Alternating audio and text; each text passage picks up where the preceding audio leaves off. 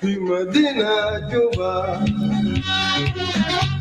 أجمل مدينة تيار بني سريع ودينا يا مدينة جوبا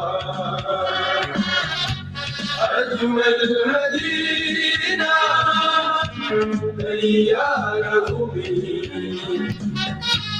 سريع ودينا اشتقنا لمونتي لماما ريجينا اشتقنا لمونتي لماما ريجينا في مدينة جوبا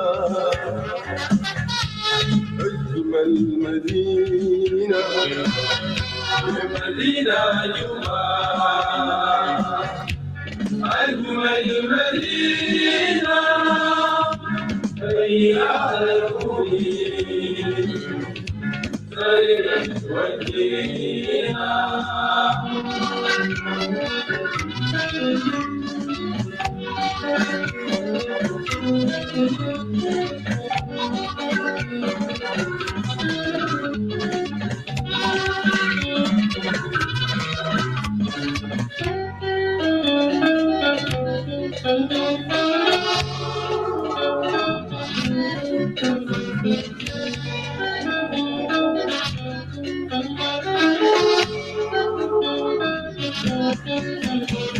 سلام بتاعكم ناس بكتوري سلام بتاعتكم ناس بملكية سلام بتاعكم ناس بكتوري سلام بتاعتكم ناس بملكية سلام بتاعكم ناس بقطنا ولا سلام بتاعتكم ناس بكونيو كونيو في مدينة جوبا أجمل مدينة تيار بني سريع ودينا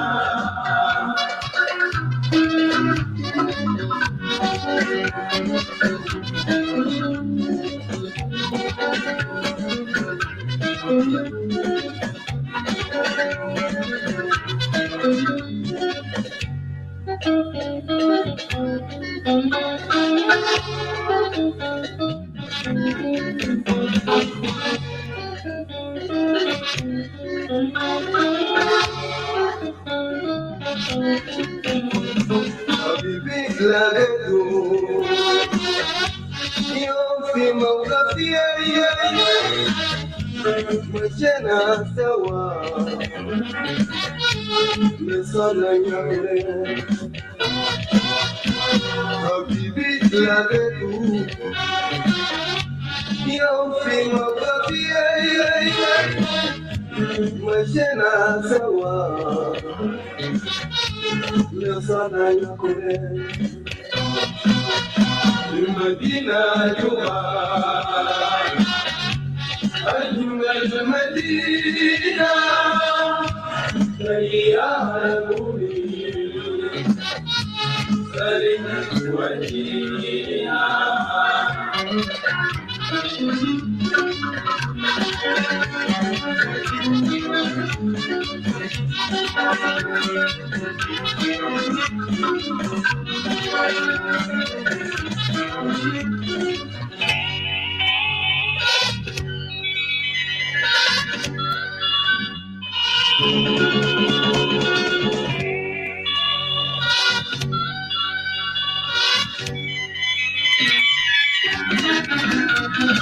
حبيبي لقيته يوم في موقفي مشينا سوا لصلنا حبيبي لقيته يوم في مطرفي مشينا سوا لصلنا ونلعب سوا ونونس سوا ونلعب سوا يوم وليد قلبي سوا سوا سوا سوا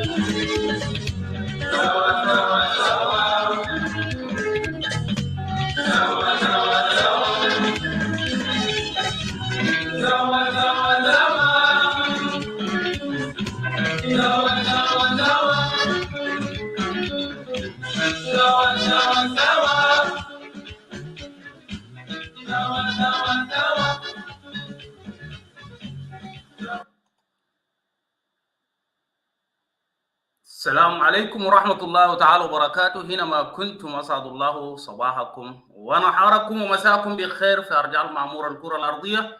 مجازي في سبيت الأنتي مقدم برنامج South Sudan is not a cup of tea.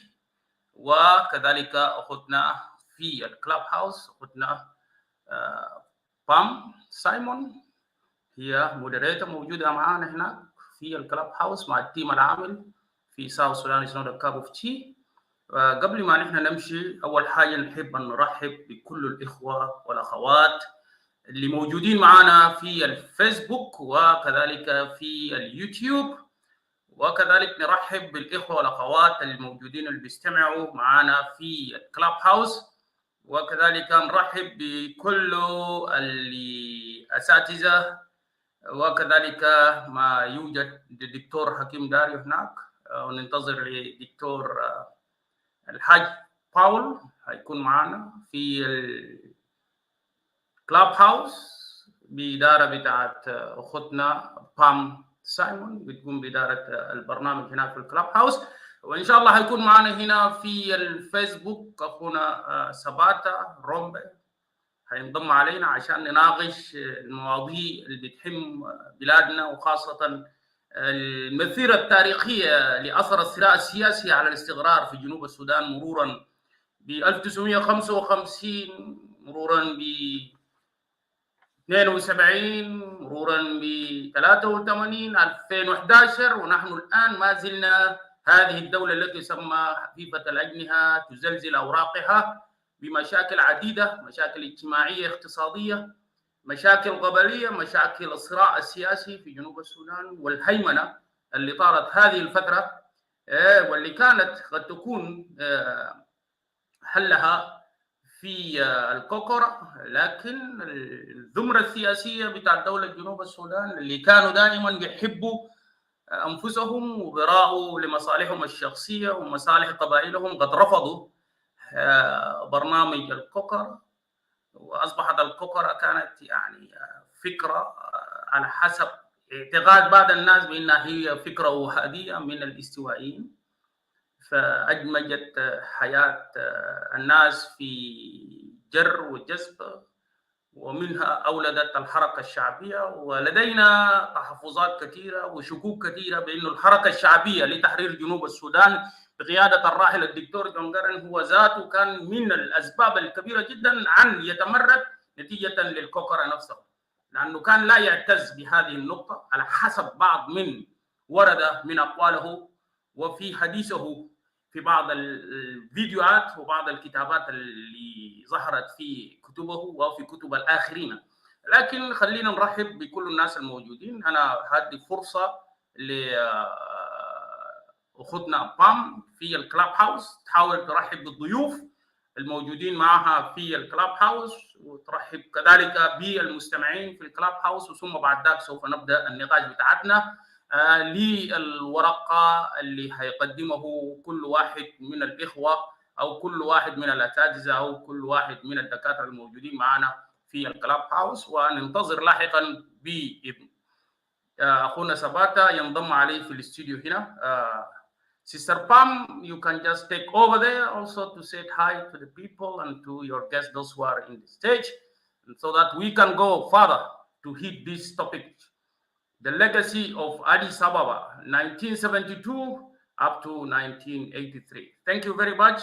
The mic is for you, my sister. Go ahead.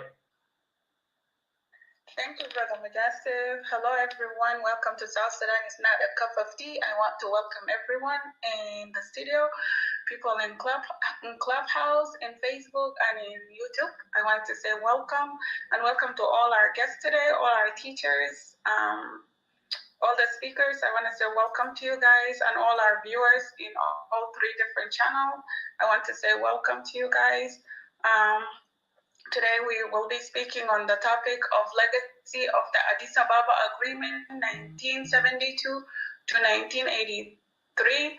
And also we have Ustaz Tito here with us. He will start today and he will start speaking about the roundtable. And then later on we will get to topic and we'll speak about the legacy of the Addis Ababa all the way to we'll speak about the legacy of John Gering or SPLM, what does it has to do with decentralization. So I want to say welcome to every single one of you guys, and I will go ahead and give the chance to Ustaz Tito, and we will go right ahead and start the show. Thank you.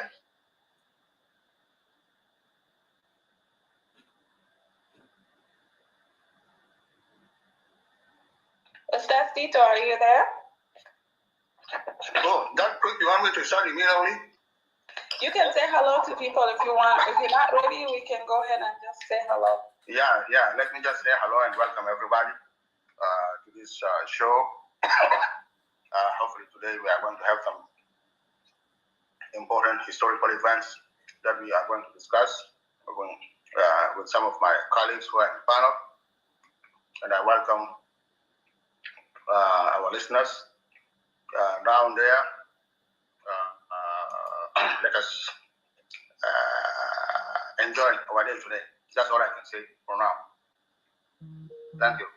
Okay, so since we're saying hello, we'll go ahead and give the chance to Ustad Daniel and Dr. Hakim after, and Lola Ku, and then Brother Sabata after, just to say hello to everyone. Brother Daniel, you can go ahead and say hello. Yes, excuse me. I just want to say hello to everyone, wherever you are. And I just want to thank Mujasif and Pam and all the panelists for showing up today. This is great. And I also want to thank the people on Facebook and those on YouTube, and even those who are here on Clubhouse. So I just want to say thank you for taking your time to come today. The topics in the past have been very interesting, and I'm sure this one will be very interesting today. Unfortunately, today I have other commitments, like I mentioned earlier. I'll only be here for 1 hour. After that, I will leave. But in the future, if you organize another one on Saturday, like last time, I will be more than willing to stay. So thank you very much, and I will be willing to share my ideas shortly. Thank you, Ustaz Daniel. I guess since will be here only for 1 hour, after everyone said hello, we will just go ahead and start with you, since you're gonna leave early, and then we'll go ahead to Dr. Hakim just to say hello.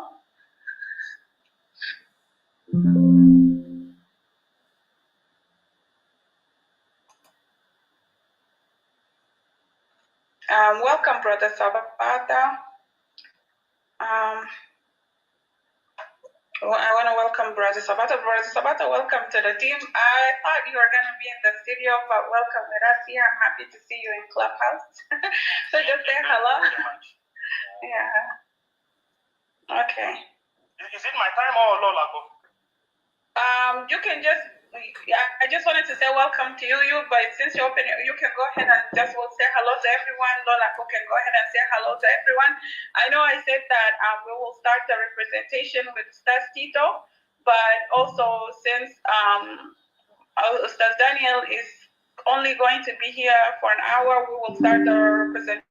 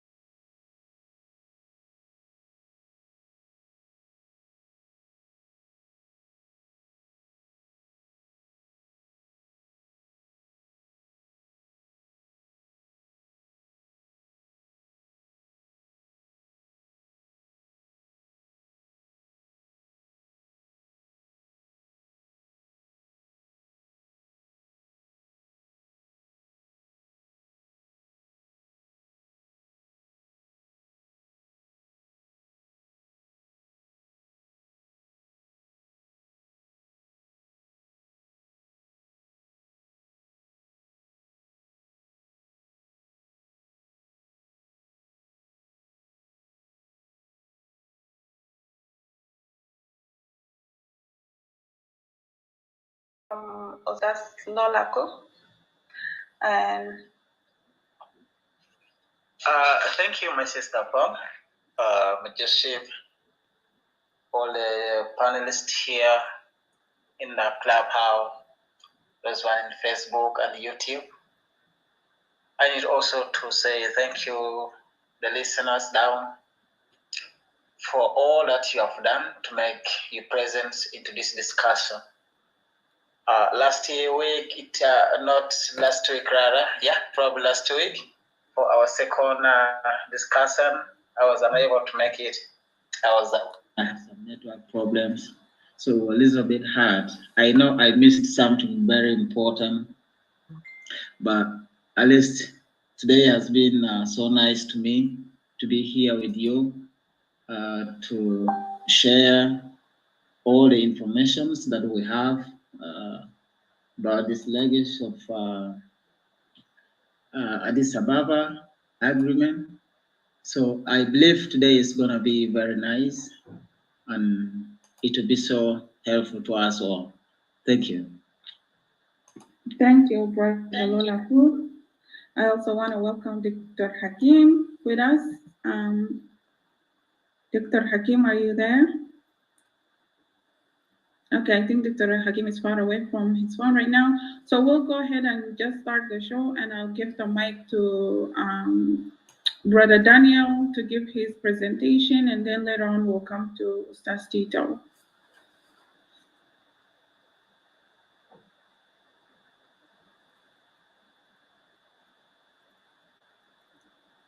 Yeah, sorry. Can you read the points of discussion quickly? I know you sent them earlier, but I could not locate them now. So if you can just quickly remind us of what we are supposed to be talking about.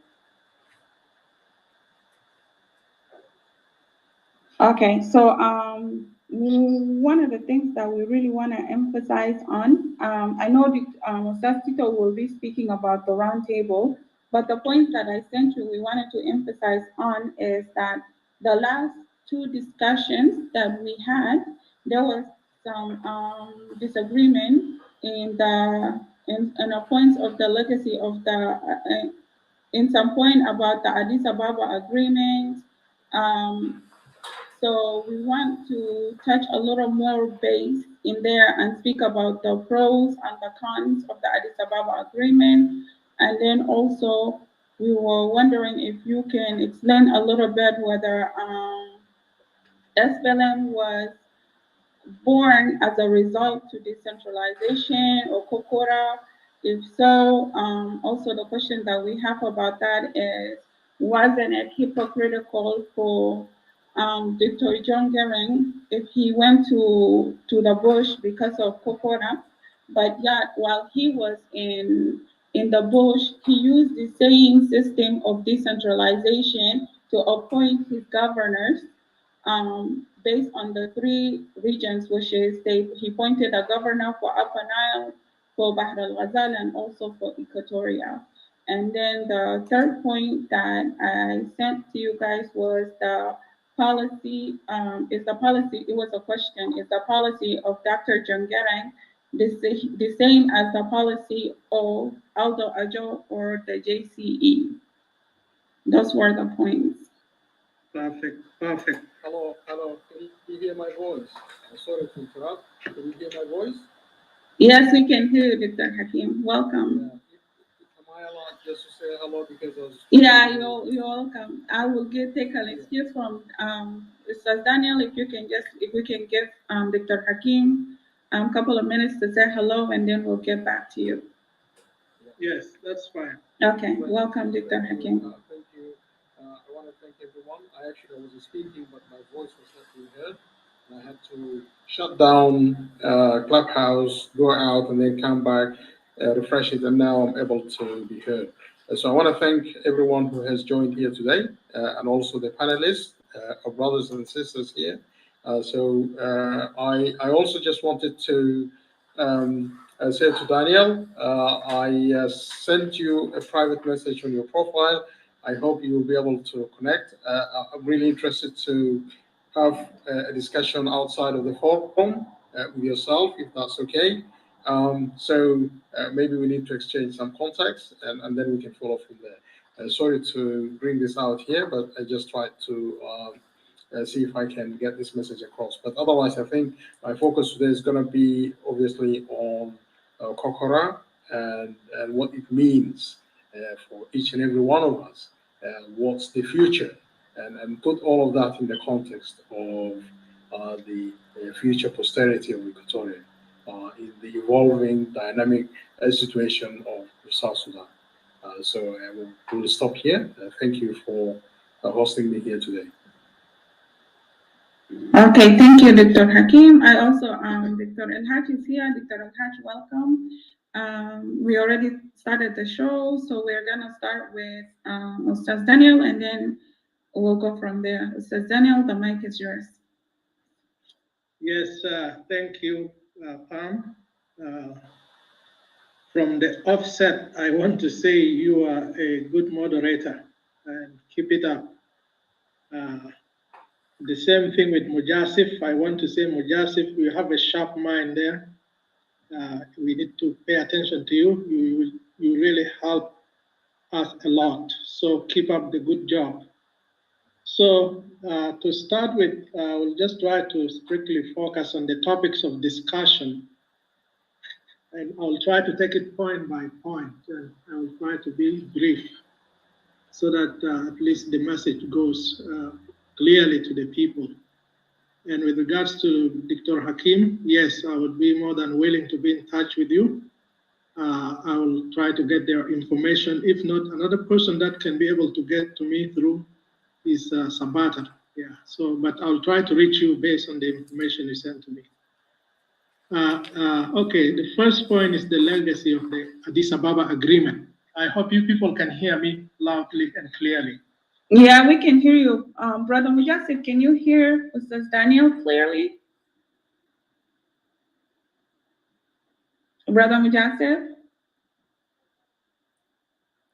I think you guys are brilliant over there in the Clubhouse, but it seems that, like, Sabata sell me out and let me alone here. But anyway, I am very happy. Everything is clear. The voice is clear, and you guys, you should go ahead. Thank you. Okay, thank you. Ustaz Daniel, you can go ahead. We can hear you. Perfect, perfect. Yeah, so this is how I'm going to start my presentation. First of all, let's start with the legacy of the Addis Ababa Agreement. You know, the Addis Ababa Agreement is, to me personally, and to many people, it was a very well written and well articulated document. And it was discussed on 3 important points, actually. I think the first 2 points last time I mentioned them. The first point was like to bring a settlement to the problem in South Sudan. And then the second one was the ceasefire arrangements, Alua Tertibata Amnia. And then the third point was about protocols, different protocols in terms of the internal security in South Sudan and in terms of the fire brigade, prisons, and all these different protocols, forestry, and so on. Yeah, so the first one is actually, like I mentioned, it's about the system of governance in South Sudan.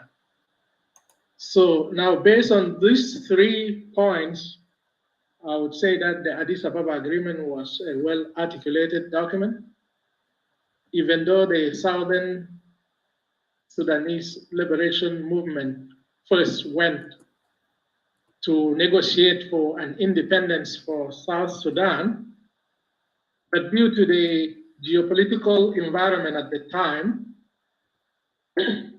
that demand wasn't actually succeeded. That demand did not succeed. And the reason is because of the surrounding geopolitical environment, like I said. At that time, Eritrea was fighting for independence from Ethiopia. And since Ethiopia was the hosting country for the agreement, the Addis Ababa agreement, the negotiations, so that question of independence for South Sudan was taken off the table. That is one thing. At the same time, the government of Sudan actually denounced the idea of independence of South Sudan altogether from the start. And like I said last time, if you are talking about independence at that time, in the Sudan, you will be considered as a traitor. And the price for traitors is actually, death, Shanakan.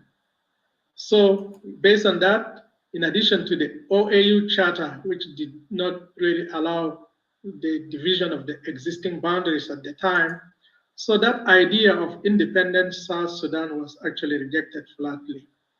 And then also they tried to negotiate on the idea of federalism, but that idea also was actually equated to independence at that time. So therefore, that idea was actually rejected flatly. So the only thing that was left was the idea of a local autonomous government for South Sudan.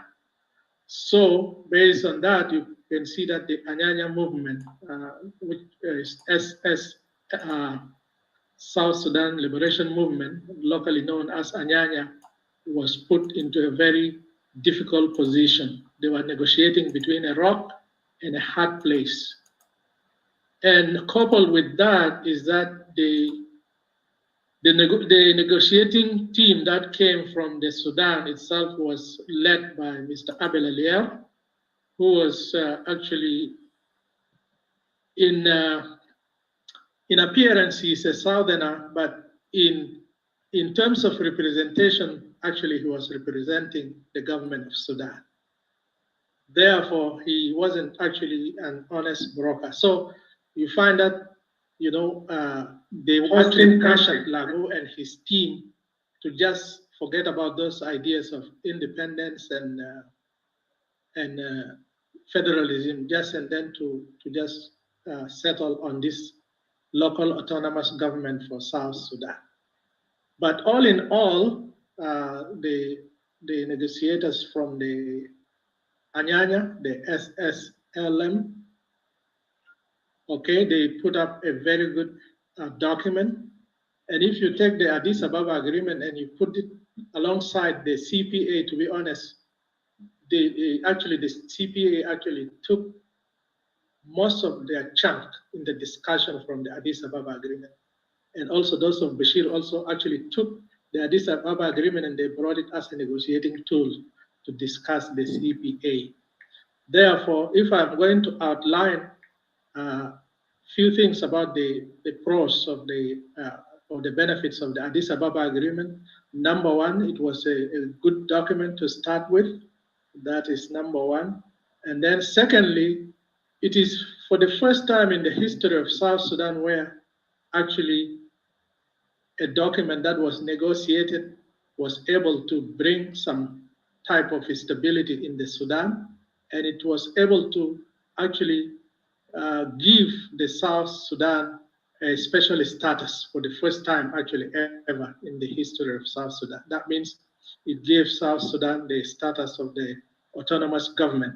And with that autonomous government came the government of the Higher Executive Council, okay? Al-Majlis al-Tanfizi al-Ali, where that Higher Executive Council was able to bring some type of stability in the Sudan, and it was able to in South Sudan. And with that High Executive Council, which was like the executive branch, it has a parliament, okay? The South Sudan has a parliament in Juba, and then that parliament have representatives from all the other provinces of South Sudan. And then there were ministers, local ministers at the time also. In addition to that, for the first time also, the agreement gave South Sudan this status of choosing their language and choosing their cultures, you know, and they have a radio and all this stuff that came with the perks of that agreement. And in addition to that, of course, I'm just going quickly, the agreement also was able to, for the first time, actually give the people of South Sudan the freedom to choose their representatives and the freedom also of democracy. You know, during that time, to be honest, some form of democracy was exercised in South Sudan. It brought unity actually for the people of South Sudan for the first time, and the unity of goal. You know, for the first time, South Sudanese were able to now articulate this idea of autonomous region, which in the future actually propelled the idea of the independence of South Sudan. And in addition to that, the Addis Ababa Agreement actually, unlike the CPA, the Addis Ababa Agreement actually gave the equal rights, I would say, and equal representations for the people of South Sudan. And it has also given a chance for all the political parties in South Sudan, whether those who are in the south and those who are in the north. It gave them an open door, open opportunity actually to come and practice their political activities in the South Sudan. You know, they did not restrict anybody. The Anyanya did not, say, we were the ones who fought the war in the bushes. They did not start pointing fingers at the other anybody. South Sudanese parties that were in Khartoum that what liberating activities in the South Sudan, conspiring against with the northerners and all this. But it gave a freedom of exercise, of political discourse to all the people of South Sudan. So there was no monopoly. And then also the Addis Ababa opened really institutions, educational institutions in South Sudan.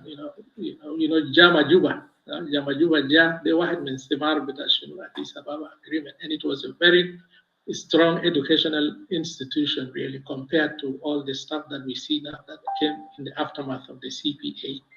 وكمان the Addis Ababa Agreement gave the South Sudanese, the Jesh, even though the Jesh was eventually incorporated in the South Sudan, in the Sudanese army, lakini it gave the South Sudan the base of the army, يعني كان بقى في ضباط يعني قويين جدا يعني مثلا زي ناس جيمس لورو يعني ناس Peter Shirilo, Nas Nicola Aboya, and so many others, and those are like people who had actually graduated from either from the police academy or from the military college in Khartoum.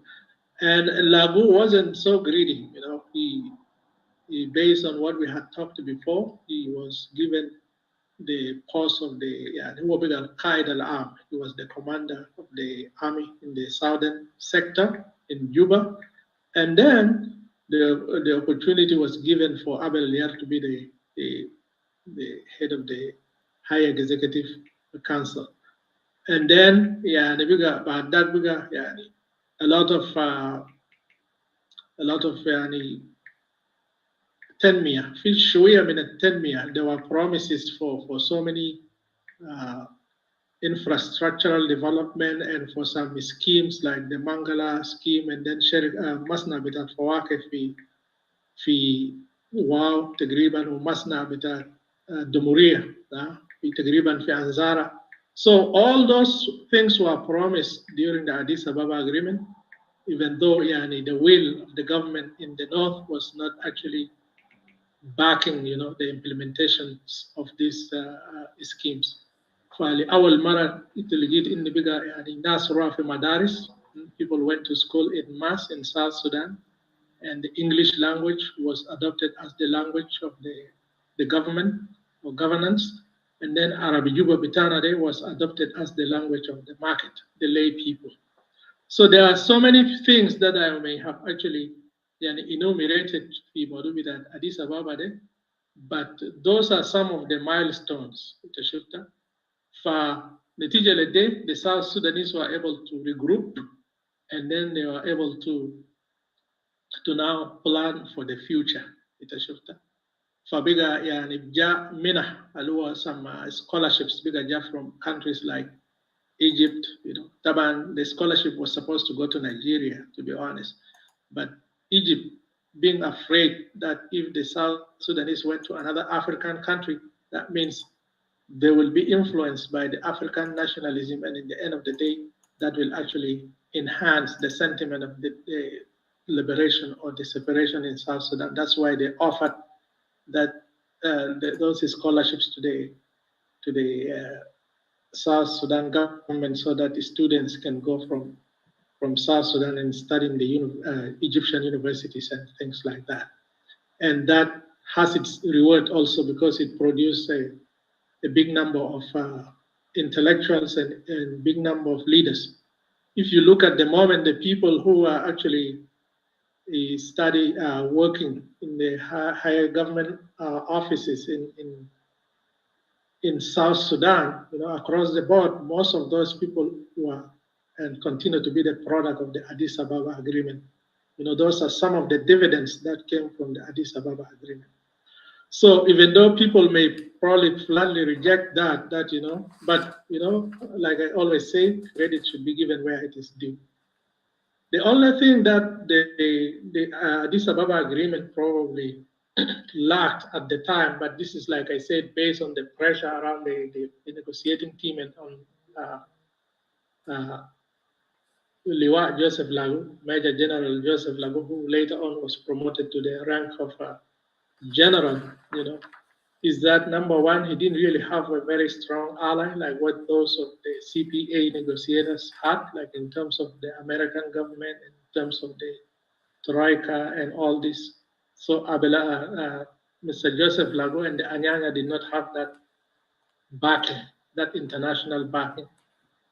Number two, the army, the close of the army, like when it comes to the army in South Sudan, the Anyanya wasn't given that status of the SPLA where they are supposed to be the army in the South. Yes, the Anyanya were able to exercise their rights as military in the South, but they were still under the overall command of President Nimeri. So there was no special status for the Anyanya, and many of the Anyanya fighters and many of the politicians considered that one as a surrender. But if you look at the environment or the atmosphere in which the agreement was negotiated, you find that actually General Lagu did not have anybody to back them militarily, even though Israel was there playing a background role, but it wasn't so strong like the backing that the Sudanese government was getting from all the Arab worlds and from all the other international actors at the time. That is one thing. Another downside that I see is that unlike the CPA where the leader of the movement was supposed to be like the president in the South Sudan during the time of the 6-year period before the exercise of the right of self-determination. The Anyanya leader wasn't given that opportunity to organize his people and to organize the South. But altogether, like I said, I would say the agreement was negotiated in good faith, hoping that all the South Sudanese would work together to safeguard the interests of the South Sudanese people.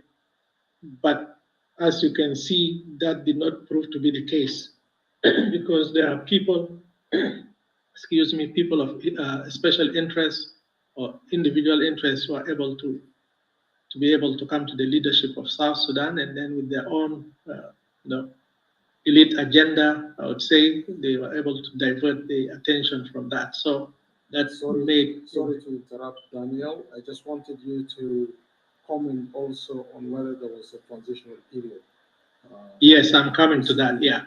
So that derailed the whole thing from the Anyanya. And then there was also a transitional period, I think, for 16 months first.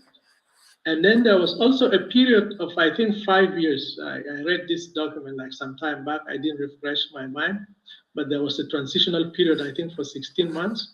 And then after that transitional period, there's supposed to be a period for, I think, between 4 or 5 years, where a referendum was supposed to be held in South Sudan, actually. Yeah?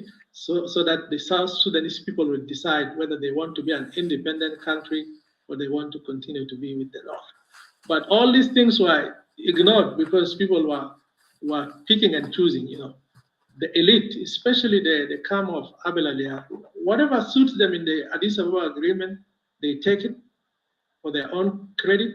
And whatever doesn't suit them, then they just, they make noise and say, what, Nimeri is abrogating the agreement and all this. And one of those is the decentralization itself, the decentralization itself. So so those are the things that I can briefly go over. If you have any questions later on, you can ask. But overall, I would think that the agreement was negotiated in good faith. If it was given a chance to be implemented really peacefully, it would have actually given the people of South Sudan what they actually fought for in the first place. And another important thing that I want to add, like if you look at the Addis Ababa agreement from 1972 to 1983, to be honest, it has given the South Sudan a relative peace in which so many good things actually happen. People like us who are speaking at this moment, we are actually the product of the Addis Ababa agreement. We are able to learn the English language, we're able to learn the Arabic language, we're able to know a lot of things. We're able to, learn and go to school with, people from across South Sudan.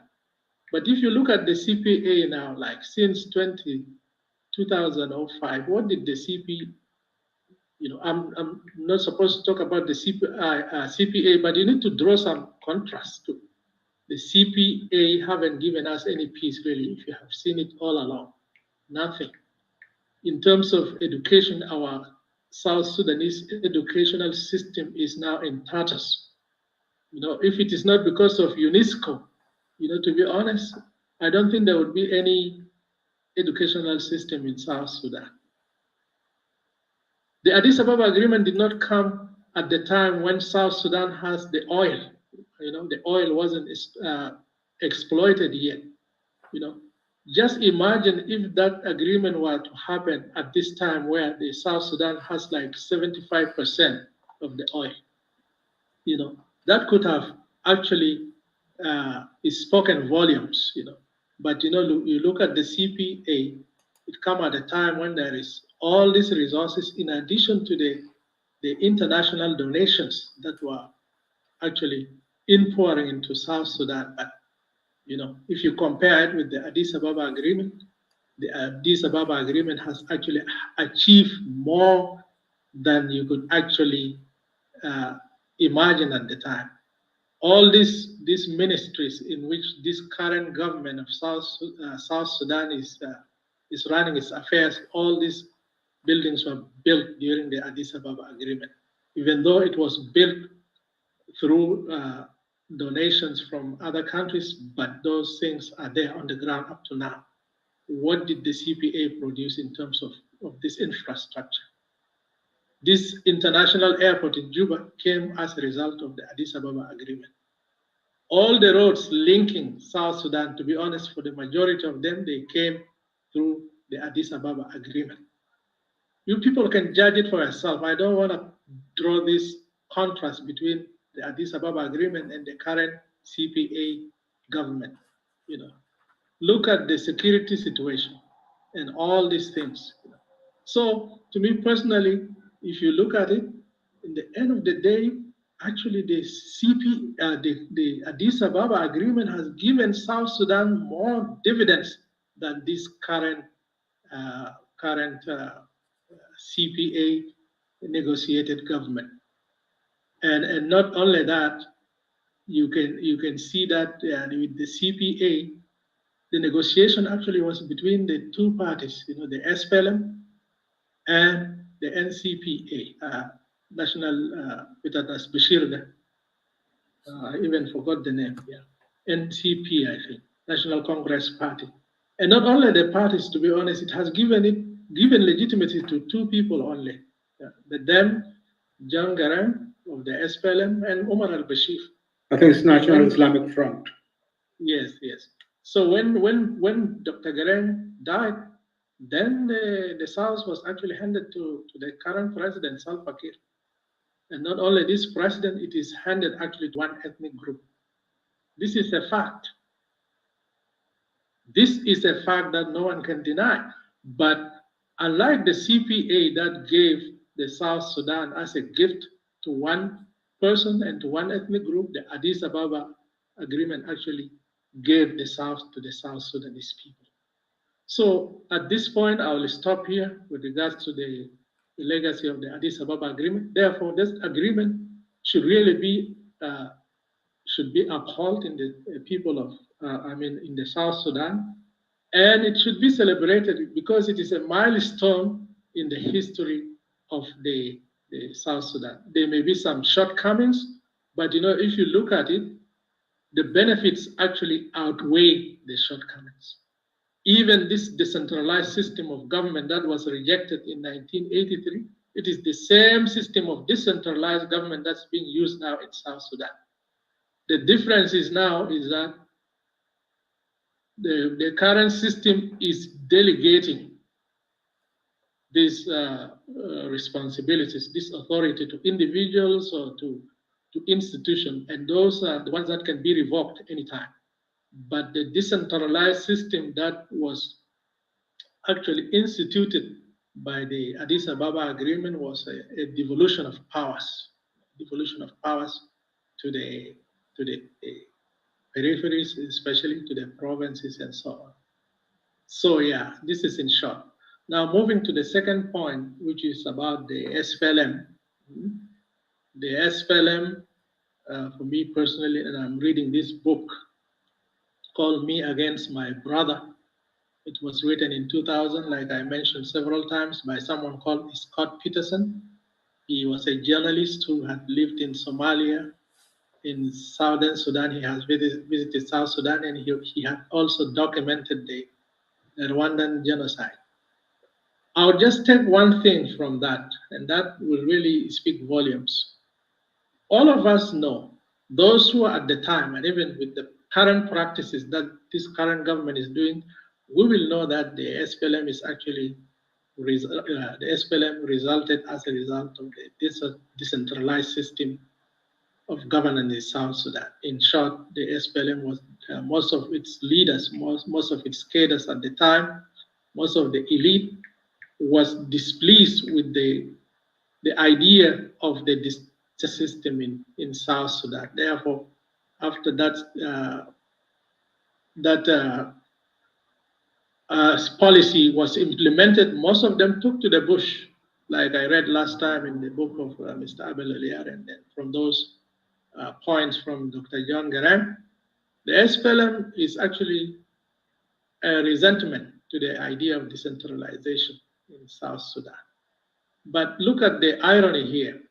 You know, after they have already rejected decentralization and they went to the bush because of that, and in addition to that, this writer here, the one I just mentioned, Scott Peterson, he said, you know, for the SPLM, Juba was like Jerusalem to the Crusaders. You know, we remember the story of Crusade wars.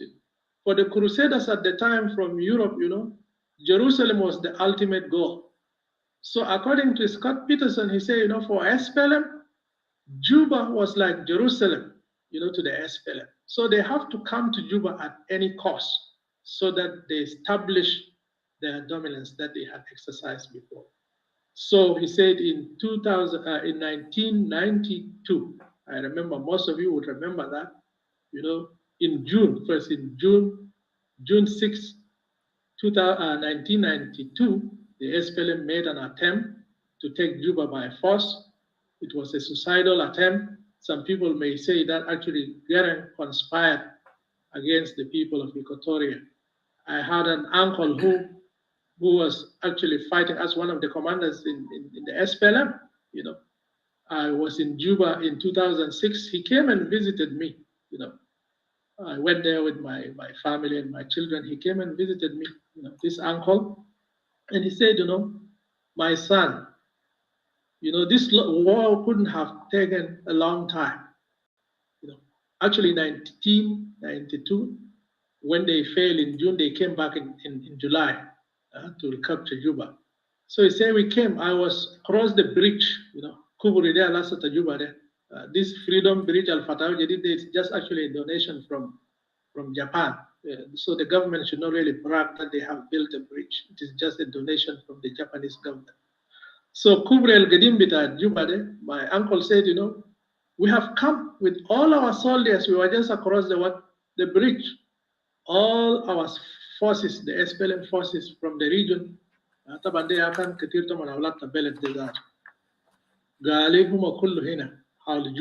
from the east, from the west, from the south.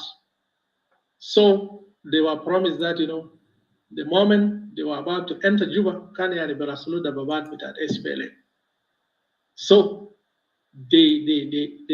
so their forces infiltrated into Juba. Yeah. Infiltrated في أحياء زي يعني كاتورا، تلابارا، كاسابا، you know, محلات دي الكل بالذات هو قال يعني عيال بتاع Eastern Band. طبعا most of them did not know the city very well. لكن الناس اللي بعرف مدينة دي بعد حوادث داك they were able to get out. So this uncle said, you know, they were around Juba. They did everything. Juba was captured actually technically. So they were just waiting for the Mudara'at bit at SPLA. Where can Masik Kubri then? Where can Masik Kubri? Everything is open. So they are waiting for the Dababat to come so that when the Dababat bit at SPLA lama yakhush, ba'ad dak, you know, then mun bag their sid, they can be able to repel Dababat Hakum al-Beji, and then they can be able to control the Matar and all this. But they waited 1 day, 2 days, 3 days. In the end of the day, Mafi Dababa, and then they were called to halt the attack, and then they were recalled to just leave Juba like that. And then people were still asking as to why reinforcement wasn't sent. لكن الجاي اتضح من كلامنا what actually appeared is that القيادة بتاعت SPLM ده شاف إن معظم الجيش اللي كان راسله في جوبا ده هم كله من الناس الاستوائية هنا. they are all from Equatoria.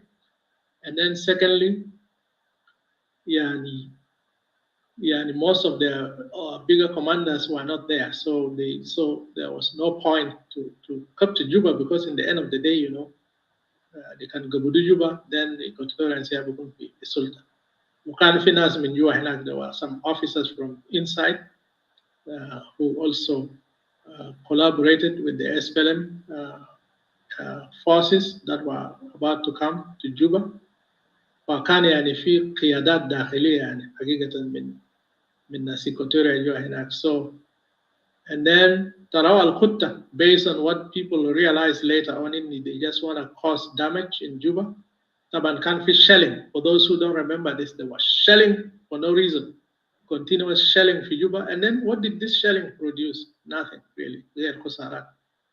And then in the end of the day, yeah, bigger NAS can be a Jatala in Juba because they wanted people to go that way. People, they want those commanders to leave Juba in disarray so that one day they will come and the SPLM will regroup them. They will fight under the leadership of Dr. John Gere.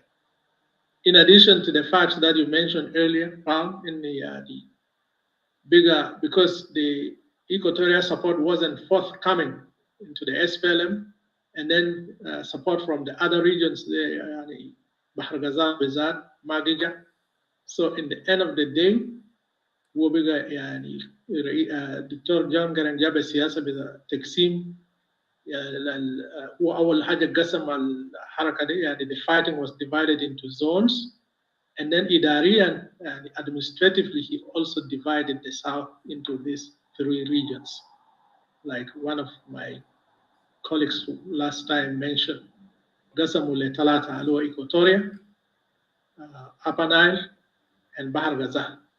And for these regions, he also installed يعني حاجة زي يعني حكام, governors. I remember Samuel Abu John. By the way, Samuel Abu John is the first South Sudanese who actually entered the military academy in Khartoum, and he became one of the commanders with Anyanya 1. And then who were Al-Qaeda, side of SPLM Shadid Bizat Western Equatoria. And due to this policy with that decentralization of the governance in South Sudan, Samuel Abu John now was appointed as the governor of Equatoria region.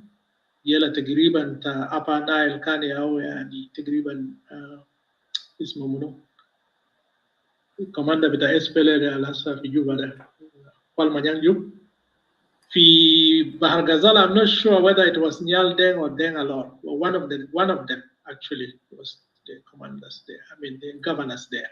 So, bimana yani, like this is a contradiction that because like something that the Dinka elite, including John Gering, have rejected, now they are adopting just for a simple purpose, is just to attract the forces and the manpower and the political elite from Equatoria.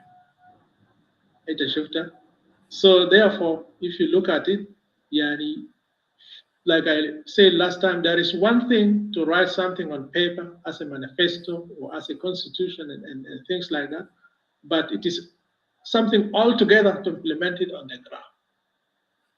Ashankida, whatever propaganda that the SPLM leadership was making, that it was a democratic movement, it was this and that, kalam de kullu, yani ma sah, that it was going to eradicate tribalism, nationalism, but Sudan, that's not true. Because Dr. Geren himself, when he went into the bush for the first time, he was actually criticizing the Addis Ababa agreement. He was a critic of the Addis Ababa agreement. He was a critic of Joseph Lago. Joseph Lago was just fighting a retrogressive war, yani harb takhallufi. Yani for him, the idea of independent South Sudan was a retrogressive idea, yani fikra bidaiya, fikra rajaiya.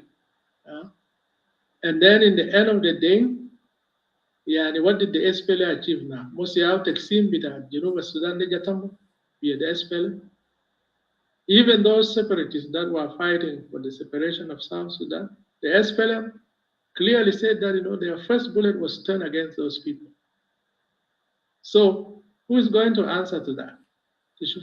So يعني لو ناس بتاع جنوب السودان حقيقة كان بيفكروا كويس, and then they know they're right, if we are not driven by emotions and things like that. SPLM were to be asked for two things. Number one, يعني يوم داك إنتوا قاعدين تناقض إنه ما عايزين شنو تقسيم بتاع الجنوب. So how come now you agreed on it and you are enjoying the fruits of it? That's number one. Number two, to be honest, nobody gave the SPLM the legitimacy to lead South Sudan. لكن طبعا الجنوبيين دي المساكين بعد مرة ما بيعرفوا حقوق بتاعهم and things like that. عشان كده شنو so many people are now saying that the country has been hijacked, and it is true. Yeah. So really the people of South Sudan need to open their eyes on this. I think there should come a time when people of South Sudan have to be given the freedom to choose their leaders, to choose the system of governance that they want, and to choose their representatives, and to choose the direction of their country.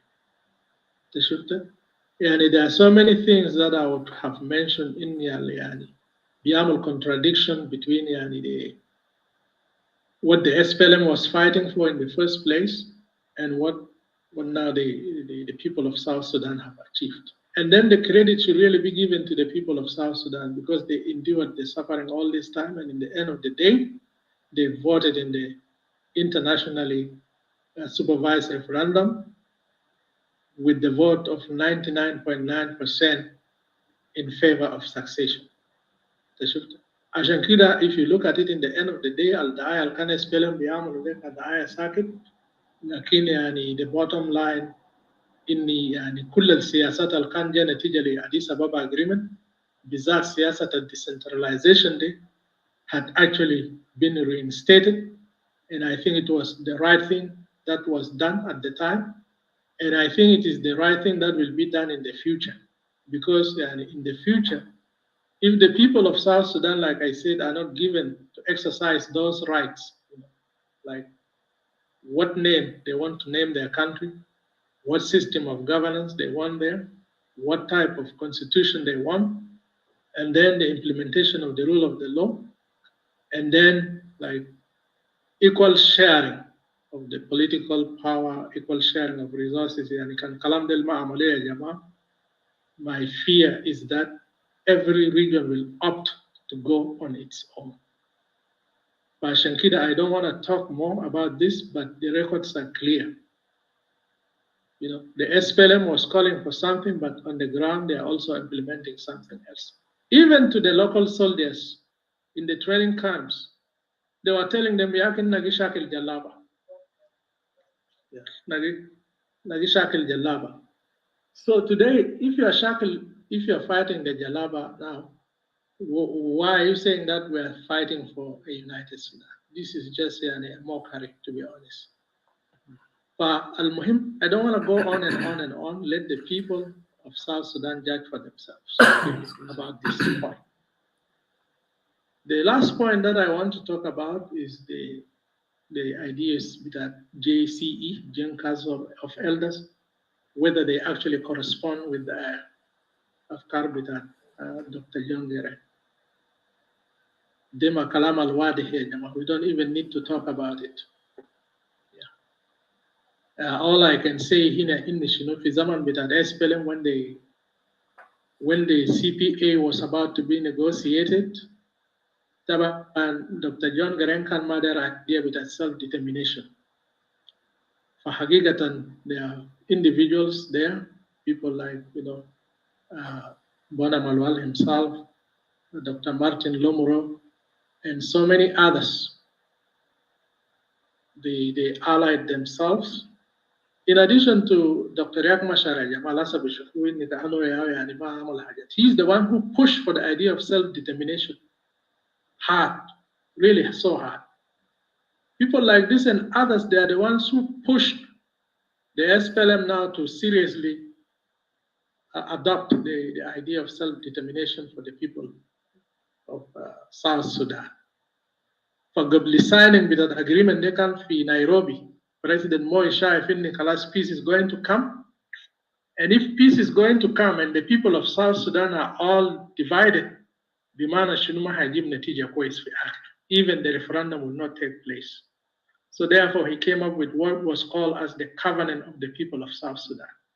The Covenant of the People of South Sudan, Dr. John Garankan Nadi, Kullal chiefs with South Sudan, all the political party leaders were called, وحتى العسكريين اللي كان عنده ميليشيات they were all called to Nairobi to sign that covenant for the people of South Sudan. Covenant ده كان بيكون يعني base the future dialogue in South Sudan, in which the people of South Sudan would sit down, talk about all these things that I have talked about in terms of leadership, in terms of governance, in terms of this, in terms of the rule of law in South Sudan, and so on and so forth.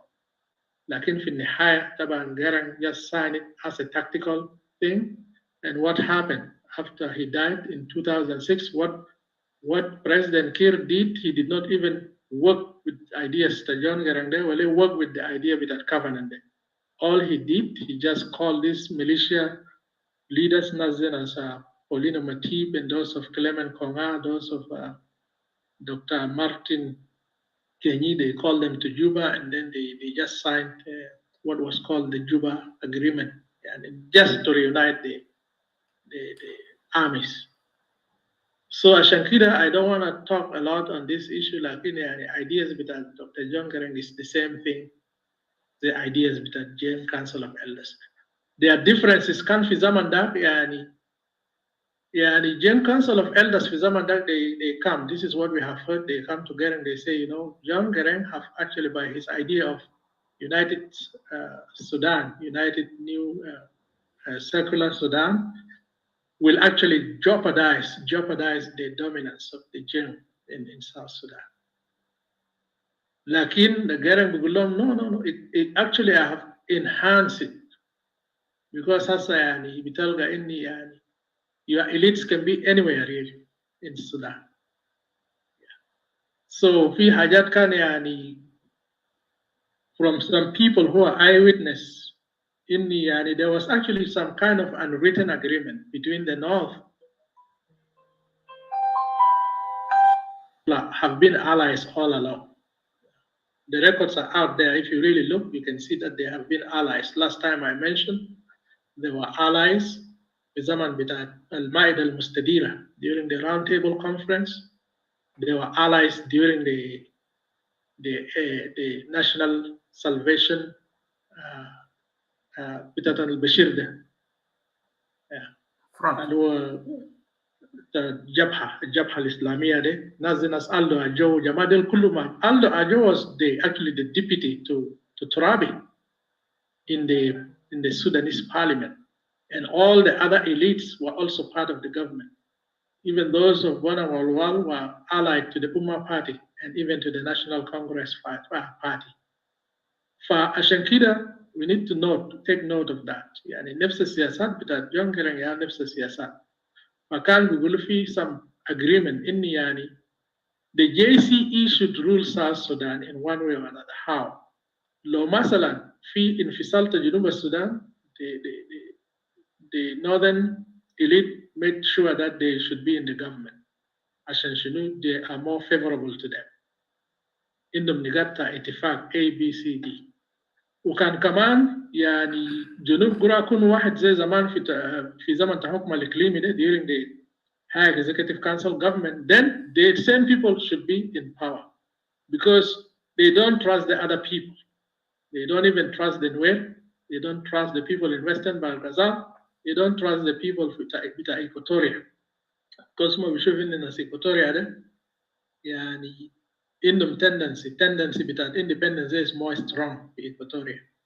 فحاسة if you hear that Equatoria بيسموه قبليين ولا ناس عنصرية ولا ناس تقاقرة, it's not out of the blue يا جماعة. دي كل سياسات اللي كان يعني دعاية بتاعت الشماليين. Yeah, because some of these elites they took it. As if you are called a musakaf, manas then be careful. Ita kan musakaf de mana tazola le yani gishaji hajat al ma kwais. You are encouraging hajat unity al fake de wa hajat bishakil. Lakin all I want to say here is that yani hakikatan if all these things were put together, ma fi zoltani indu mushkila ma zoltani. فعشان كده يعني أنا بيقول لي all the constituencies بما فيه Equatoria, this is my point of conclusion. الحرب يا جماعة كان دير جوز وكده نتكلم ببلدي كده. If you want to get married ما أنت برتب نفسك. أول حاجة بكنت شوية قروش تحت إنت كمان باينه أنت داير بنية ده منو واللي ولد ده منو يلا تباينه بيجا من وين تبكنت شوية صفات تاني بندو صفات ده ما بيكون 100% لكن out of 10 ممكن 8 بكون صح وإنت برتب أوراق تاعي negotiation team تاعي وحاجات بالشكل ده بعد ذاك بقى تبجرا يعني الأسرة الثانية ده and so on. So all I'm trying to say here is النهارده عشان جنوب السودان بيكون كويس يا جماعة ناس يرتب أوراق بتاعهم. إنت لازم ترتب أوراق بتاعك. إنت كان في إيكواتوريا ترتب أوراق بتاعك. النهارده إنت ما بتجام the queue. إنت برتب أوراق بتاعك. What worked for your region? First. And what will work for your region? What type of system of governance is there? What types of freedom is there exercise? What is so dear to you? يعني مصالح تك العليا شنو؟ أنت بترتب حاجات ده كله أوراق ده بيجي بعد ده بشوف you can منو طبعا بيعمل more alliance. شفته؟ But you cannot jump the line and then start like saying oh نكون يعني في دولة كده لكن ما في basis. So all we need to do is to create the basis for a viable country. But as we are speaking now, I don't think that base is there. ده بقى مسؤولية كل زول ويشوف يرتب أوراقه كيف يرتب بيته كيف حتى لو في اختلافات but in the end of the day you need to align your interests. But Dr. Burama file واحد. This is my file. كان مثلا وحدة ما يشتغل what can I do? Do I go for confederation? If it doesn't work, do I go for federalism? وكان federalism ذاته ما شغال. Do I go for an outright independence? وخطوات ديل ذاته شنو؟ So عشان كده هو مهم جدا لكل واحد يرتب نفسه تماما. So that when the time comes you are ready. لكن if we don't do that, that is when we will just be beating around the bush and then we will even forget some of the legacies that we have. And one of them is this legacy of the Addis Ababa agreement. So thank you, Mujasif, for giving me the chance once again. Thank you, Palm. I really appreciate all the efforts that you are doing and the roles you are giving us. And I also want to thank all the other panelists. معلش أنا كلمت كتير. I wish to be here longer. لكن يعني أنا نحرد شغال. لكن hopefully in the future كان في يعني workshop تاني I will be more than willing to follow up. يعني في حاجات كتير أنا كان داير أتكلم لكن يعني due to this time ما قدرت أتكلم فيهم. But I hope I did not take much of the time. But the topics are so interesting. They're so interesting to the point that we want to keep talking and talking and talking. Because in the process here, Jamal, we are educating our people. We're exposing some of the underlying lies so that people are well informed. And if you are going into the future, you know exactly where the country was, where the things were, and where it's going to go. So I just want to thank you. And at this point, I will stop here. So may God be with you all.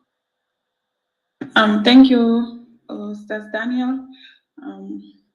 Do you think that you have a time to answer a question? Yes, definitely. Okay. I will have the time to answer a question or two. Yeah. Okay, so I'll go ahead and give the mic to Brother Mujasef. I think he have a question for you. And if any other panelists have a question for you, they can go after. Mujasef, the mic is yours. Yeah. شكرا. خلينا نسأل بعربي عشان في ناس كتار يفهموا الحاجات اللي قاعد تحصل ده، عشان في ناس كتار موجودين في الفيسبوك وهم حتى موجودين في جوبا وفي مناطق اللي بتاعت النزوح وهم بيكتبوا تحت انه هم مبسوطين عشان يعرفوا الحقائق. لكن بعدين نحن في النهايه حنوري الهدف شنو في النقاشات بتاعتنا بموضوع بتاعت مرورا بكوكارا، مرورا ب 72 اتفاقيه اديس ابابا وكده. طيب خلي نسالك سؤال واحد بس سؤال واحد. استاذ دانيال، انت حكيت كثير وتكلمت، انا ما يهمني كان اكثر حاجه النقطه اللي انت حكيته بتاعت 1982 في شهر 6 لما القوات بتاعت الاس بي ال ام تقريبا هي هاجمت منطقه جوبا، وعلى حسب كلامك طبعا انت بتقول الاغلبيه الناس اللي هاجمت او القوات اللي هاجمت مع القيادات بتاعتها معظمهم ممكن كان من شرق الاستوائيه والاستوائيه الكبرى، وكان هانذاك انه جوبا كان تسقط تماما، لكن ما كان في دعم معنوي ولا دعم عسكري لوجستي من القيادات بتاعت الاس بي ال ام هانذاك.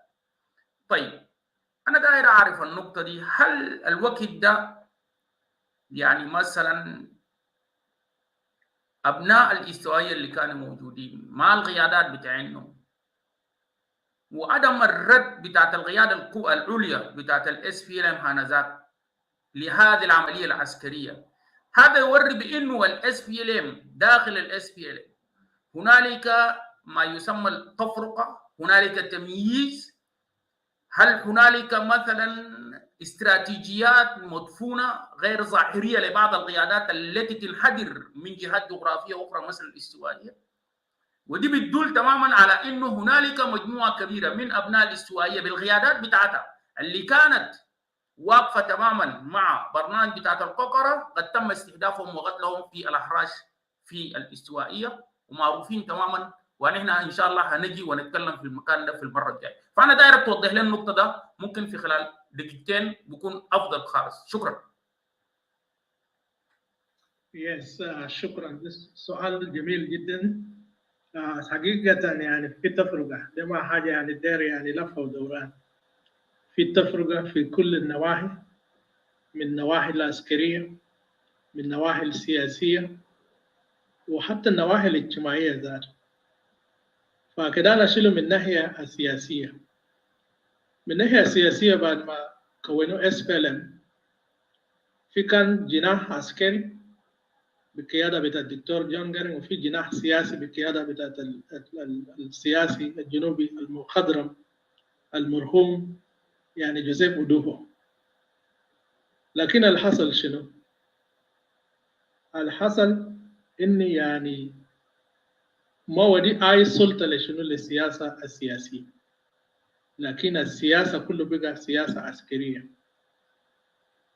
انت شفتها؟ إنما ما دايرين نتكلم في حاجات كثير، لكن كنت شفتها يعني القادة الأولين بتاع SPLM العسكريين دي ما هو كله كان جايين من إثنية واحدة. يعني they are coming from one ethnic group. ناس تانيين بيقولوا يا أخي people join the movement based on where they are, or based on who went first. لكن القيادات العليا حقيقة كان كله شنو؟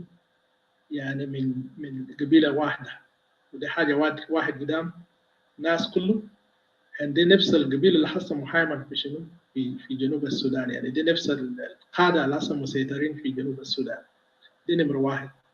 نمرة اثنين، حتى زمن يعني كان يعني SPLM جا في جنوب السودان، في جوبا بالذات مناطق استوائية، يعني المجيء كان ما مجيء سلميا زي ما ناس ثانيين كان قالوا المرة اللي فاتت. يعني الجماعة اللي هجا من مناطق تمنداري ومن هناك مشى لمناطق بتاعت ويسترن إيكواتوريا. زمن ذاك يعني احنا كنا طلبة ذاته، كنا طلبة في المنطقة ذاك. يعني من جاء عن طريق محل اسمه تورة في سكة مريدي هناك، من هناك مشى لسكة كايا، من هناك مشى في محل اسمه موروتو في كاجوكيجي. ده طبعا موروتو ده كان زمان بتاعت أنيانيا وان. ففي السكة هنا عمل يعني خسائر. مسكوا الناس، مسكوا العمل رابينج ده. يعني رابينج ده باي ذا واي ما حاجة جديد. It has been one of the things that has been exercised there. وفي يعني ترقيات ذاته ما تم. في أنا مذكر في تقريبا 2000 ولا كم كده، في بعض الضباط الإيكواتوريين تقريبا رفع مذكرة بتاعهم and their grievances لدكتور جون جيرينغ ذاته. شفت إن ياكي في عدم المساواة ذاته في الحركة من ناحية بتاعت القيادات العسكرية من كل النواحي التعليم. So they were threatened. طبعا الكلام ده كان مكتوب بطريقة مجهول because at that time it was actually I don't want to say it, but يعني الحركة الشعبية دي يا جماعة it was a dictatorial movement. يعني you don't bring your grievances up. لو أنت جبت يعني if you show yourself in the end of the day أنت بتلقى نفسك يعني رحت فيها. They raised those questions إن في ظلم. Nothing happened. تاني حاجة في زمن ترومبيك meeting على عملوا كبير ده كمان they also brought those petition again. It was turned down. So عشان كده أنت بشوف إن يعني في عدم المساواة ببساطة، يعني ما في عدم المساواة، ونفس عدم المساواة يا مواسي حسب ما هي نفس القيادات. حاجة تانية الآن داير أضيف فوق إني يعني بعد ما خلاص ناس SPLM جاء في جوبا، أنت شفتها في 2005 ده، ناس منو كان يجا في جوبا؟ ما هو يا ناس توماس شيريلو ده من يا قيادات اللي كان جابوا SPLM في جوبا، هو جيمس أجونغ، المرحوم جيمس أجونغ اللي كان بتاع chief of staff ده، وبعد القيادات السياسية جابها في جوبا. So what happened؟ وزارات طبعا في زمن الديسنترلايزيشن وزارات دي كان كله يعني قسموا لأي ناس من وزاراتهم وودوا لهم قروش يعني. But SPLM instead بيجي باحترام وبسأل يعني إني طبعا الحكومة بتاعت سنترال إيكواتوريا كان بقى يعني ماسك الوزارات دي وكل المنشآت التانيين يعني. But what happened؟ These people are evicted from these offices, from these ministries. And I was in Juba at the time. Dema Kalam al-Galian, we are making it up. People were thrown off this wazarat, of some of the offices. Biga nasta SPLM dakhal hinak min ghair agreement wala min ghair shay. Up to this point in time. يا ناس وكمان نفس الشيء حصل ببعض الأقاليم الثانية. فالحصل ناس بتاعت سنترال إيكواتوريا في زمن ده بقى جيجا الفيسم تحت أشجار. حقيقة يعني مكاتب بقى تحت أشجار، يا بقى في النهاية بقى يا عملوا صيانات في مباني بتاع المديريات الزمان ده، زمن ناس جوردون باشا والجماعة دي، يا بقى عملوا صيانات فوق، يا بقى شنو بعد ذاك بقى دخلوا يعني حكومات بتاع سنترال إيكواتوريا ومؤسساته فوق. Just imagine this. حتى في وقت الحالي we're actually talking about decentralization. حاجات زي مطارات local revenue وكده ده أفرض كان ده بيتم من خلال السلطات المحلية في الولايات. لكن زي ما أنت شايف يعني this thing is now out of the reach of this state governments. Thank you. Out of these governments. Thank you. So Thank you. Thank you very much. There is a lot of questions should be raised on this case, but we still going to hammer our hammer on the SPLM with his system that started 1983, followed up to 2011, breaking Sudan to two, and we see the same atrocities, the same chaos that happened in Kokora time, defection of Jongaren. It seems that 100% that because he's upset what was taking place in Equatoria by some of leaders, and also a lot of things that shows that the SPLM really is against the civilians and against the South Sudan itself, because killing of Mundari at that time, it seems a lot, because you cannot say that you are going to fight for the people and then you kill people. That should be written on the books. That is SPLM. It is one of the movement that, as the South Sudanese movement, killed his own citizens and is still killing his citizens up to now. So, Sister Pam, take over there. Thank you very much, Ustaz Daniel. Hopefully that we are coming up for the way forward. For the topic that will come next time, it will be part 4, and that will be the end of this discussion of Kokora, followed by the agreement of Addis Ababa, followed by 1983. That the legacy of John Garang, for me, it seems that it is the destroying of South Sudan up to now. Thank you very much, and Pam, take it over. Thank you, Brother Mujahid. Dr. Hakim, I saw you open your mic. I wasn't sure if it was an accident or you have a comment to add. Yeah, I just wanted to direct the question to Brother Daniel. Okay, you can go ahead, but do you mind raising your voice a little bit? Right, okay. I hope my voice is really, really clear. Yes, I can hear you. It's clear. Go ahead. Yeah, okay, yeah. I thought because this is a question I raised last time, and I think given all of this, what has been narrated in terms of المشاكل الكثيرة اللي تعددت لا حكيم ارفع صوتك. I can't hear you really. Okay, I'll take the thing. I just wanted Brother Daniel مع سرد عريض والطويل ده والمشاكل الكل سردت في كلام بتاعتك.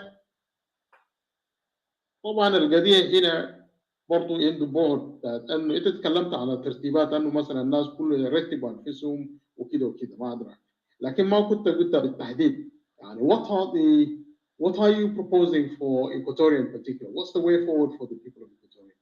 Because all of this has been focused on the receiving end, who in this case is the people of Equatoria. And my general, we are talking about the impact of all of this on the people of Equatoria. So I want you to maybe take this opportunity to just say what's the way forward for the people of Equatoria in your view. Thank you. Thank you. But by the way, I have a reservation for this question, Dr. Hakim.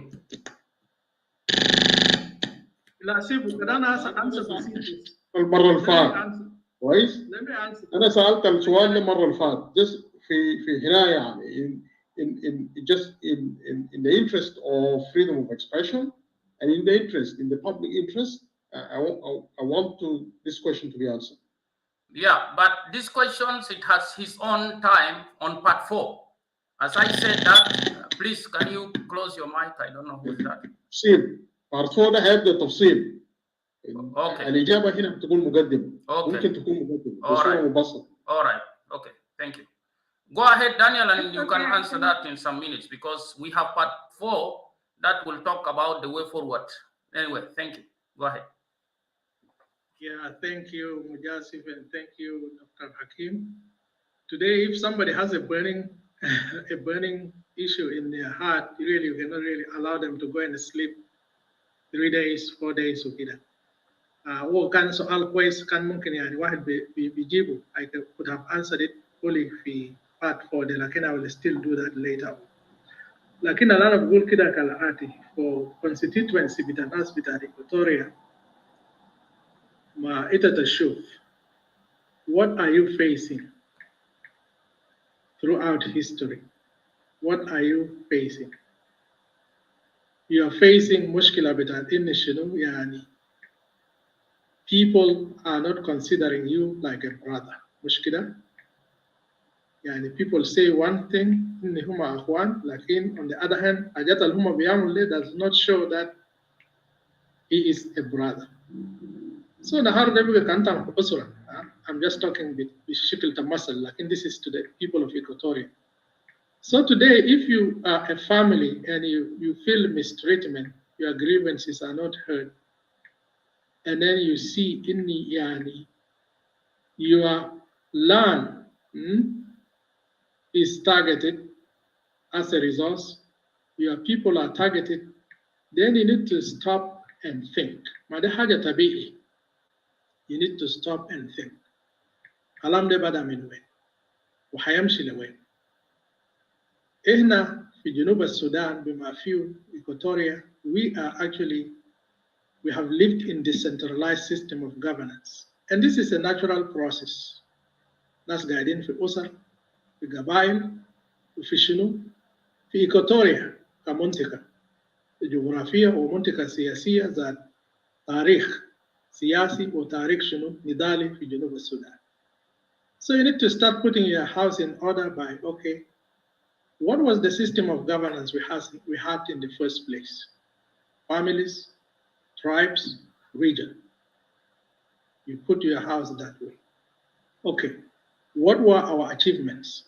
إحنا عملنا شنو في المنطقة ده؟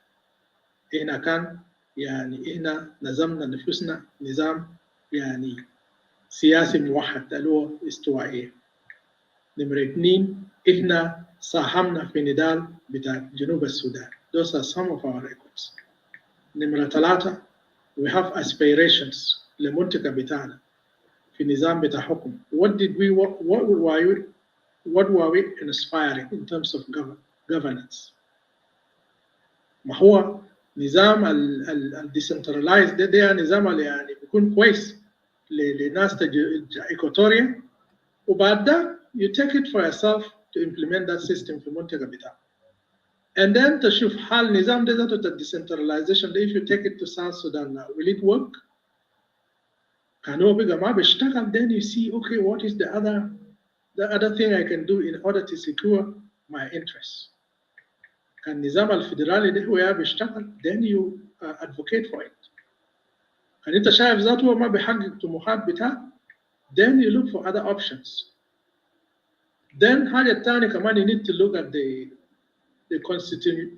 constitutionality. How are you going to achieve this constitutionally in the international law, regionally, and all this? So you do research with her. What are the precedences that were set before? في precedences a lot in the world. أنت شفتها في East Timor, أنت شفتها في محلات زي يعني كوبيك في كندا مثلا.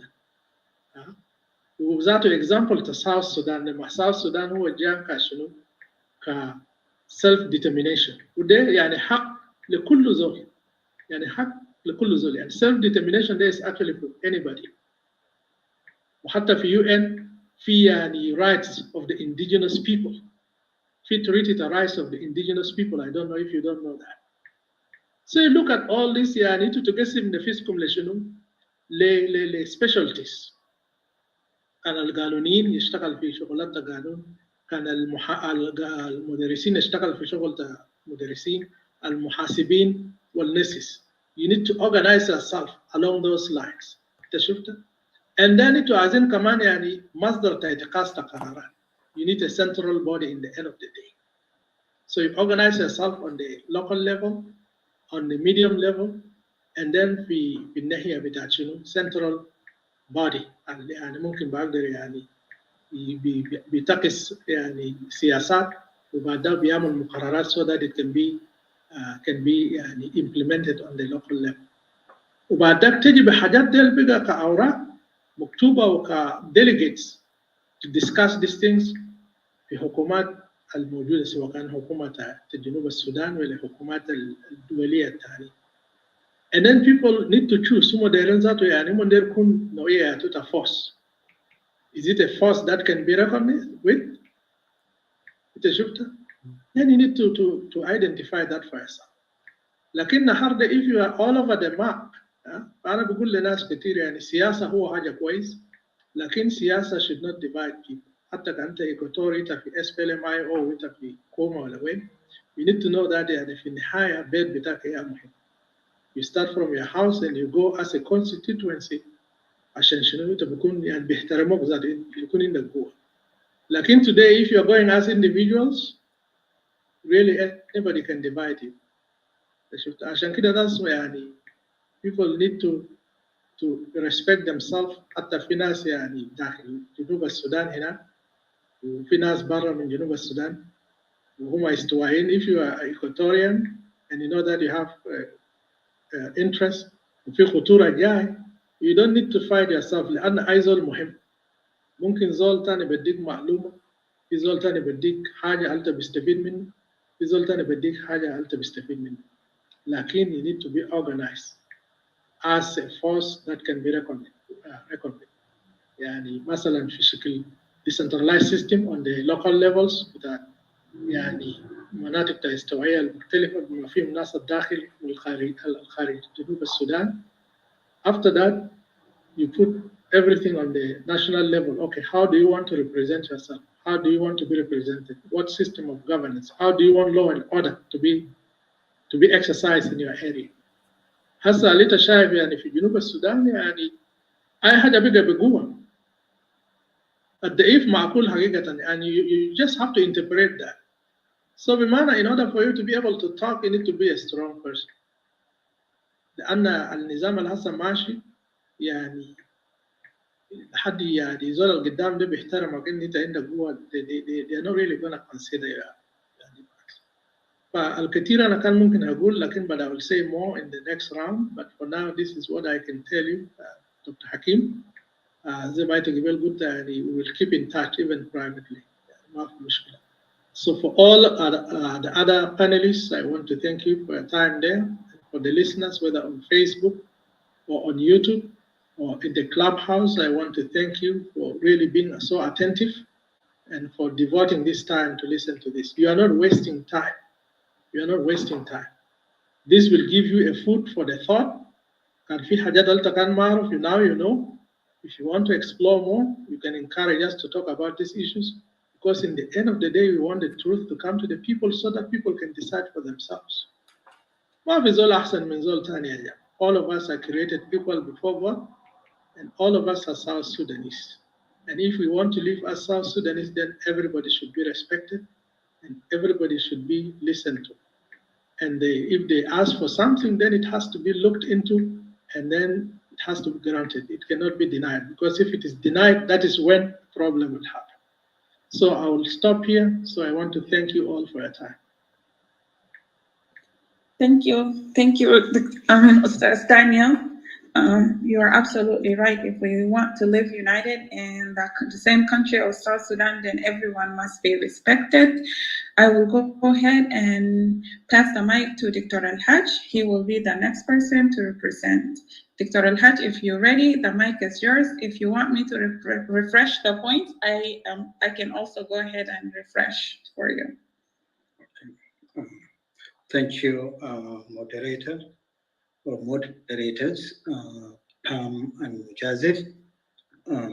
Also, I would like to say I'm honored to be here, sharing the same platform with the panelists, Daniel Soro, Hakim Dario, Tito Gazo, and Sabata Ramba. Sorry, this is not to exclude Lolako. You are included. And I'm also grateful that the audience have taken interest in the subject and they are listening carefully. Thank you to all of you. I always like to start by stating some facts so that our discussion remains within the parameters of the point that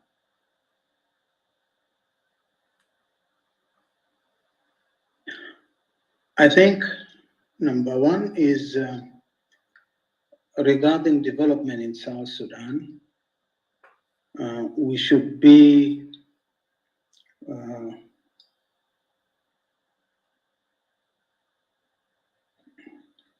in understanding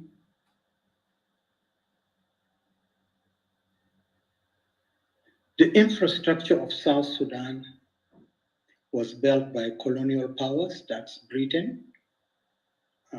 For example, all the roads in South Sudan were done during that time, and whatever that was done after by subsequent governments after independence up to now, with few other roads that have been opened up during some of the governments in the past.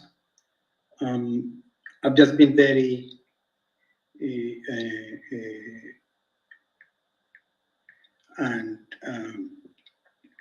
and they've not changed a lot.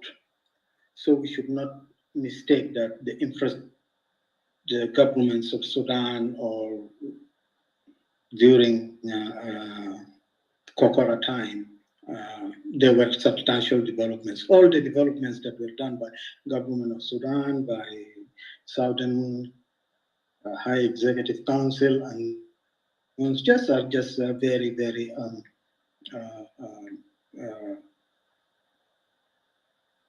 now, of course, as South Sudan independent, a lot of things have come into Juba, but not outside Juba. So most of the buildings were government buildings for staff of government. The schools, most of the schools were built by British, but others were added in by the government of Ibrahim Aboud, and those ones were specifically to promote the Islamization of Sudan under Aboud. Kalwas, a lot of primary schools, a lot of mosques all over South Sudan. But otherwise, projects like Anzara project was a British project. It was not It was not started by Sudan government or the regional government. That was started during British time, and it was started at about similar times with the Jazeera project in Khartoum. I think these are just some of the things that we should not get swayed in a sense as to believe that some developments have been done. That's what I want. Now, let me get to the topic. To talk about the agreement, we need to go back to the genesis. Presentations that the history of South Sudan, has certain milestones, and surely Tito did elaborate a lot. 1979, to me,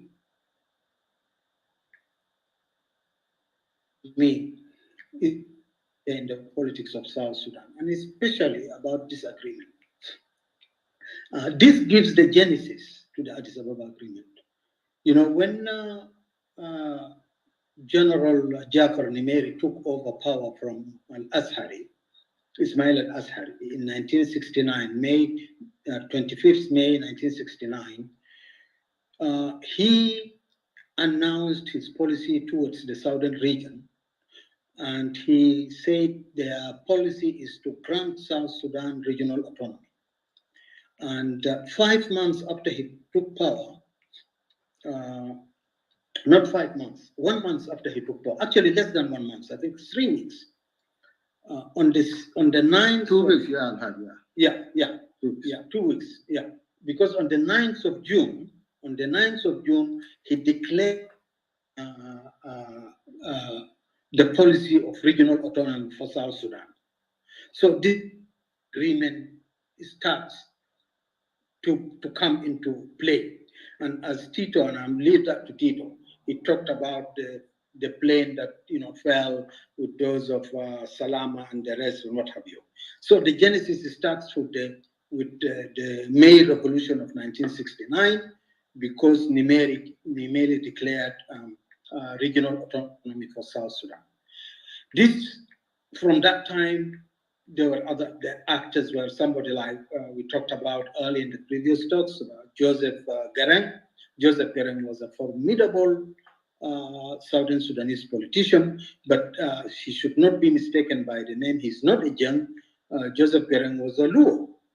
And I did refer the audience sometimes back that if you read a lot of what Joseph Garang wrote, some of them is just like in the present. You can pursue some of his writings. He used to write under a revolution in action, regional autonomy for South. And it is published. To get the real document to refresh my mind. There was one thing that Joseph Garang said in that document, which many people may not have read, and so they don't know. Joseph Garang himself, as a Luo who stayed with the Dinka, somehow like assimilated or rather influenced by Dinka culture, has this view about Dinka, which he wrote in one of his articles, or one of his speeches in the Revolution in Action. He said, the Dinka are backward and will remain in prison in politics known as tribalism. And he wrote this in the 70s, but it is now proving to be true given the level of ethnic policy and ethnocracy that we have in South Sudan. Just some few remarks. So, the agreement, I think to me, was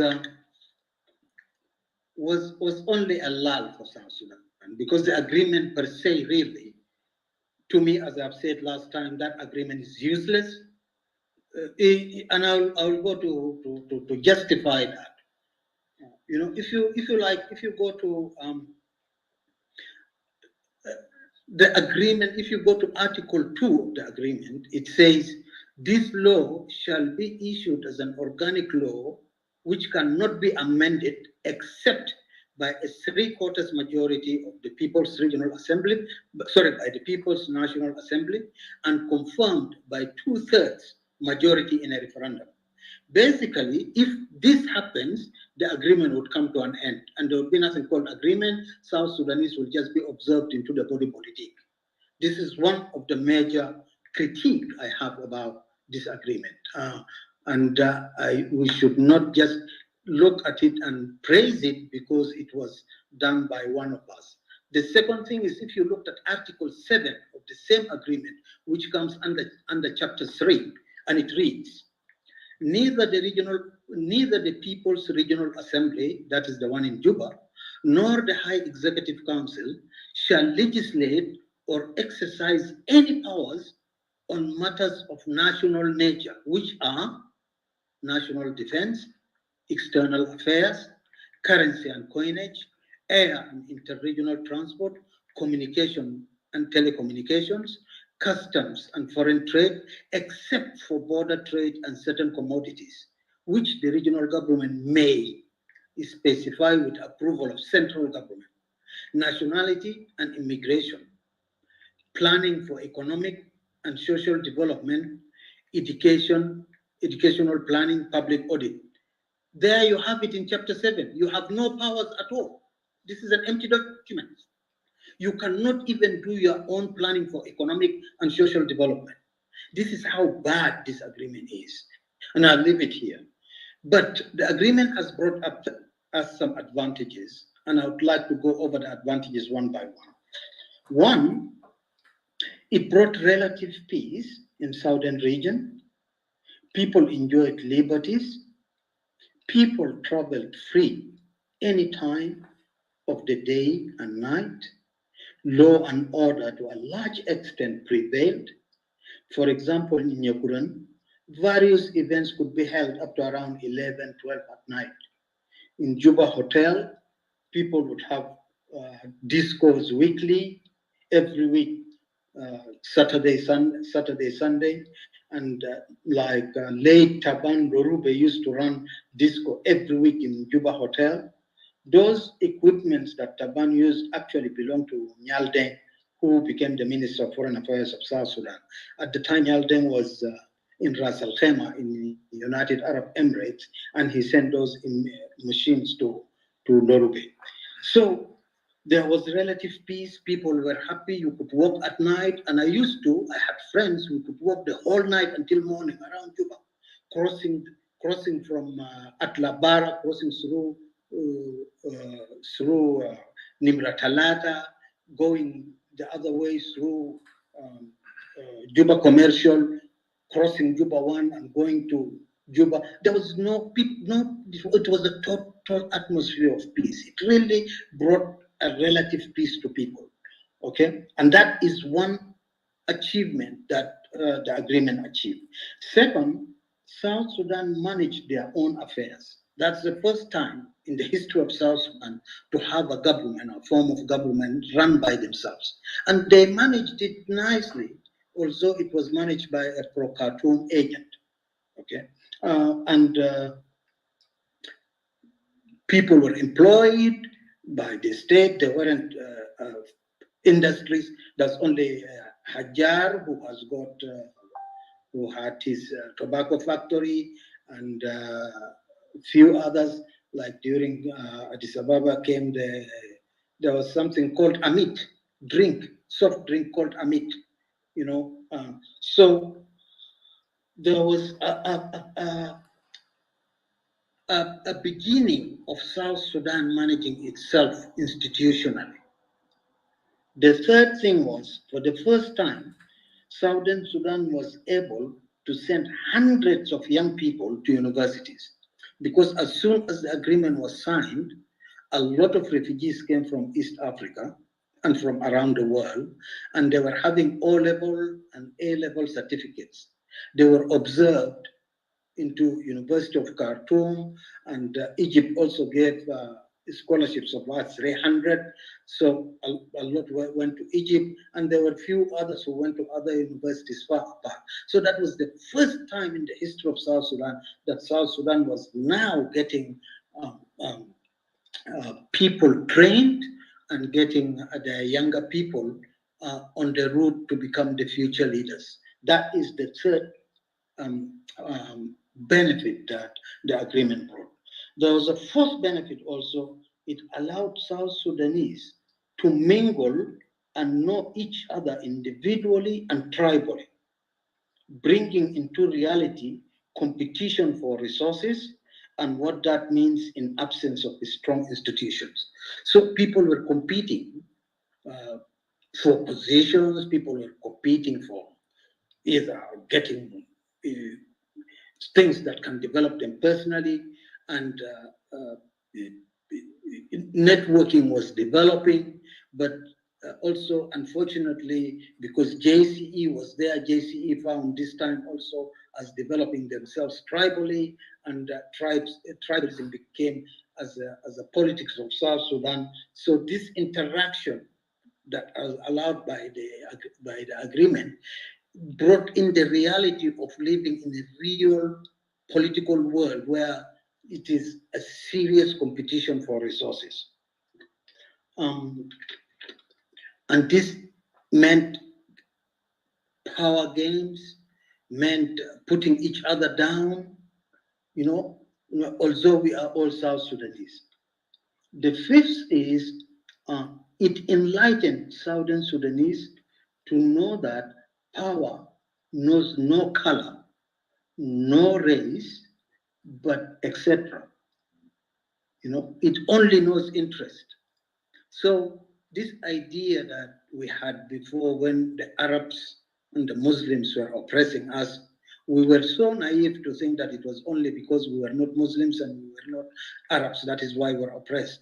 But the reality came during Kokora time when we began to know that your own brother in your own house can actually oppress you exactly as the Arab oppresses you, or can abuse you exactly like the Arab abuses you, if your values differ or if your cultures differ. And it can happen in a family. So this is the first time we began to learn real politics. And I think Addis Ababa environment allowed that. 6, it enabled Southern Sudan to train and produce competent manpower resources across the board. Although I did mention something like this earlier, this one here, I meant like the generation of Stephen Wondu, Sebit Ale, and others, they were well trained and they began to ascend and show the competence that would be equified with people around the world, not only in the standards of Sudan or East Africa, but there are of people of international caliber. So South Sudan produced people of international caliber. One of them among is Gering himself, who showed himself to be internationally brilliant and suave.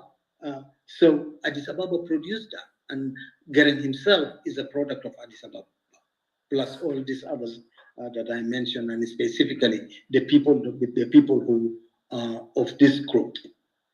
Now, these are the 6 advantages that Addis Ababa brought, and they are all welcome.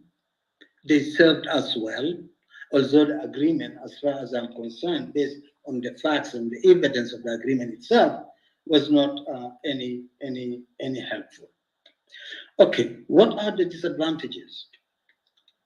The agreement rested on the goodwill of President Nimeri, personally, e.g., Article 7 of the agreement, which I read out to you, and Article 2, which I read out to you, could end the agreement at any time, and we had nothing to rely on.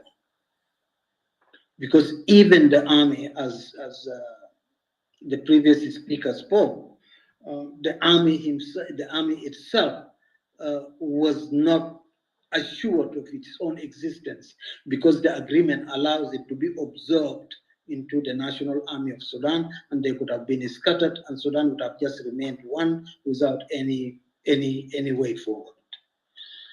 The second disadvantage of agreement has in it a self-destruct button.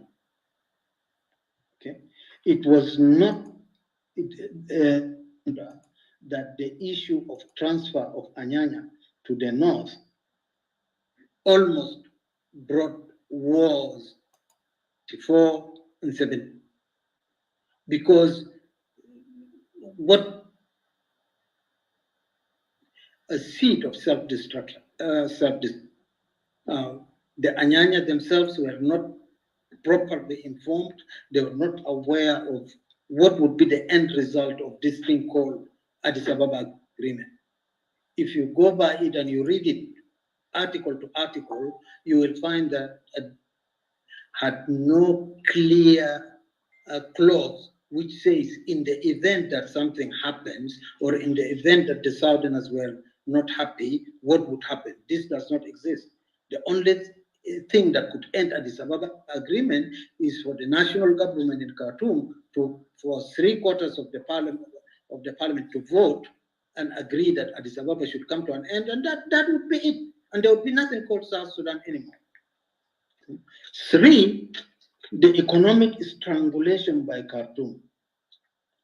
A, the issue of salaries and related payments. Khartoum, deliberately knowing that the agreement was weak, they were sabotaging people. They were not sending money on time to frustrate people and to starve people. Sometimes the steamers from Khartoum don't bring the needed foodstuffs that are required in the south on time, and basically South Sudan was disturbed. Sometimes it was deprived of all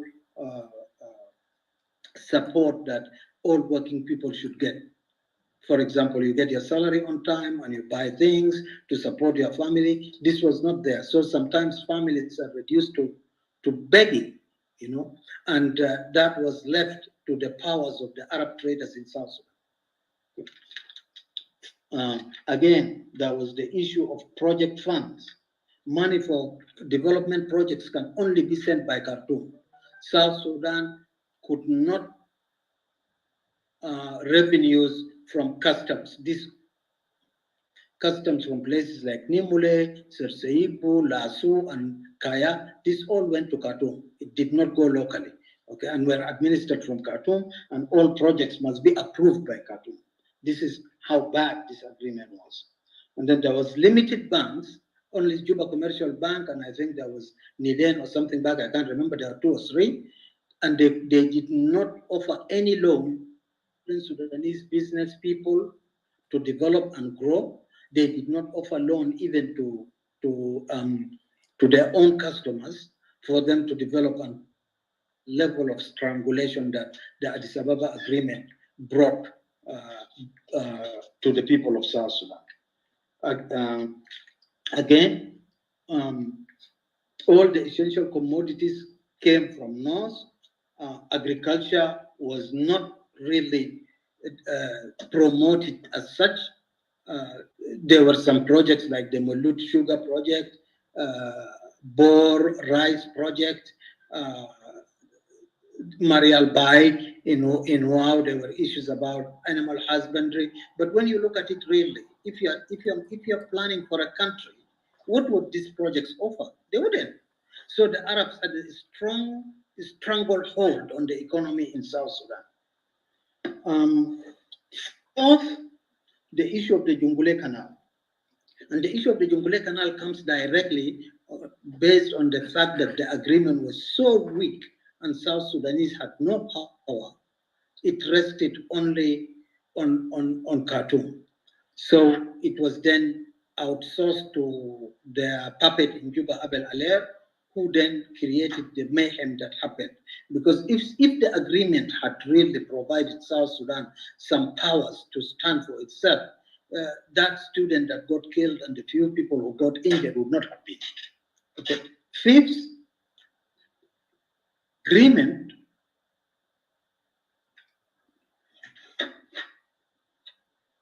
prevent Khartoum to interfere in its affairs.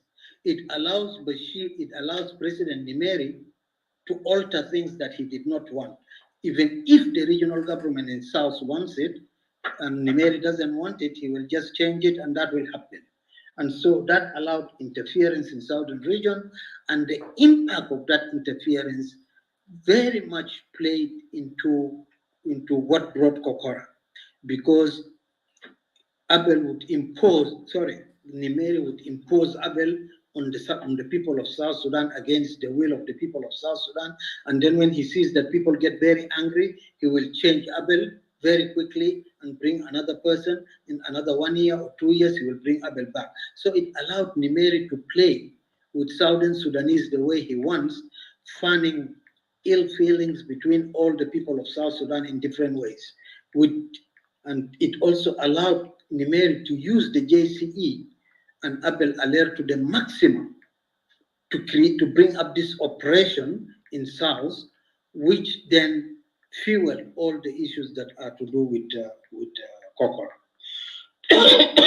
So, number 6, Khartoum efforts to redraw the borders. If the regional government clearly said that we are going to be based on 1956 agreement, the boundaries of southern region should be the boundaries of 1956. But Nimeri went out of his way to try to annex Bentiu and its wider surrounding area to be part of southern Kordofan, so that he could deprive southern Sudanese of the oil, and then for the oil to be a North Sudanese property. So, but because the agreement was weak, the government in South Sudan had no power to speak out, and the people themselves, the South Sudanese, had to resist this while the government was keeping quiet. 7, in spite of the agreement and due to its lack of teeth, Sudan entered into an integration charter with Egypt without consulting South Sudan. We were already fighting Arabism and Islamism, but then here you have Nimeri going into the Arab Charter of unifying Libya, Egypt, and Sudan without taking into consideration that the regional government actually has a problem, because these people are not Arabs, and they are not Muslims, and they are fighting the government in Khartoum. But this was all ignored because they knew very well that the Addis Ababa agreement had no teeth. 8, the psychological impact on the people of South Sudan. At the time, people were broken into two. People who were thinking about daily things like food, how to meet food, how to get money for medication, how to get what, were so demoralized, they lost hope. You will see people going on the streets talking to themselves because they are suffering and they can't meet the demands that before them. And then you see other people in the army starting rebellion, Anyanyatu in up Anyanyatu, and then later it developed to those of Pagan Amum and the rest, and also the rebellion of Frederick Agot, who later was brought back from Central Africa and got executed. All this had psychological impact of creating an atmosphere in the people of South Sudan. That was a huge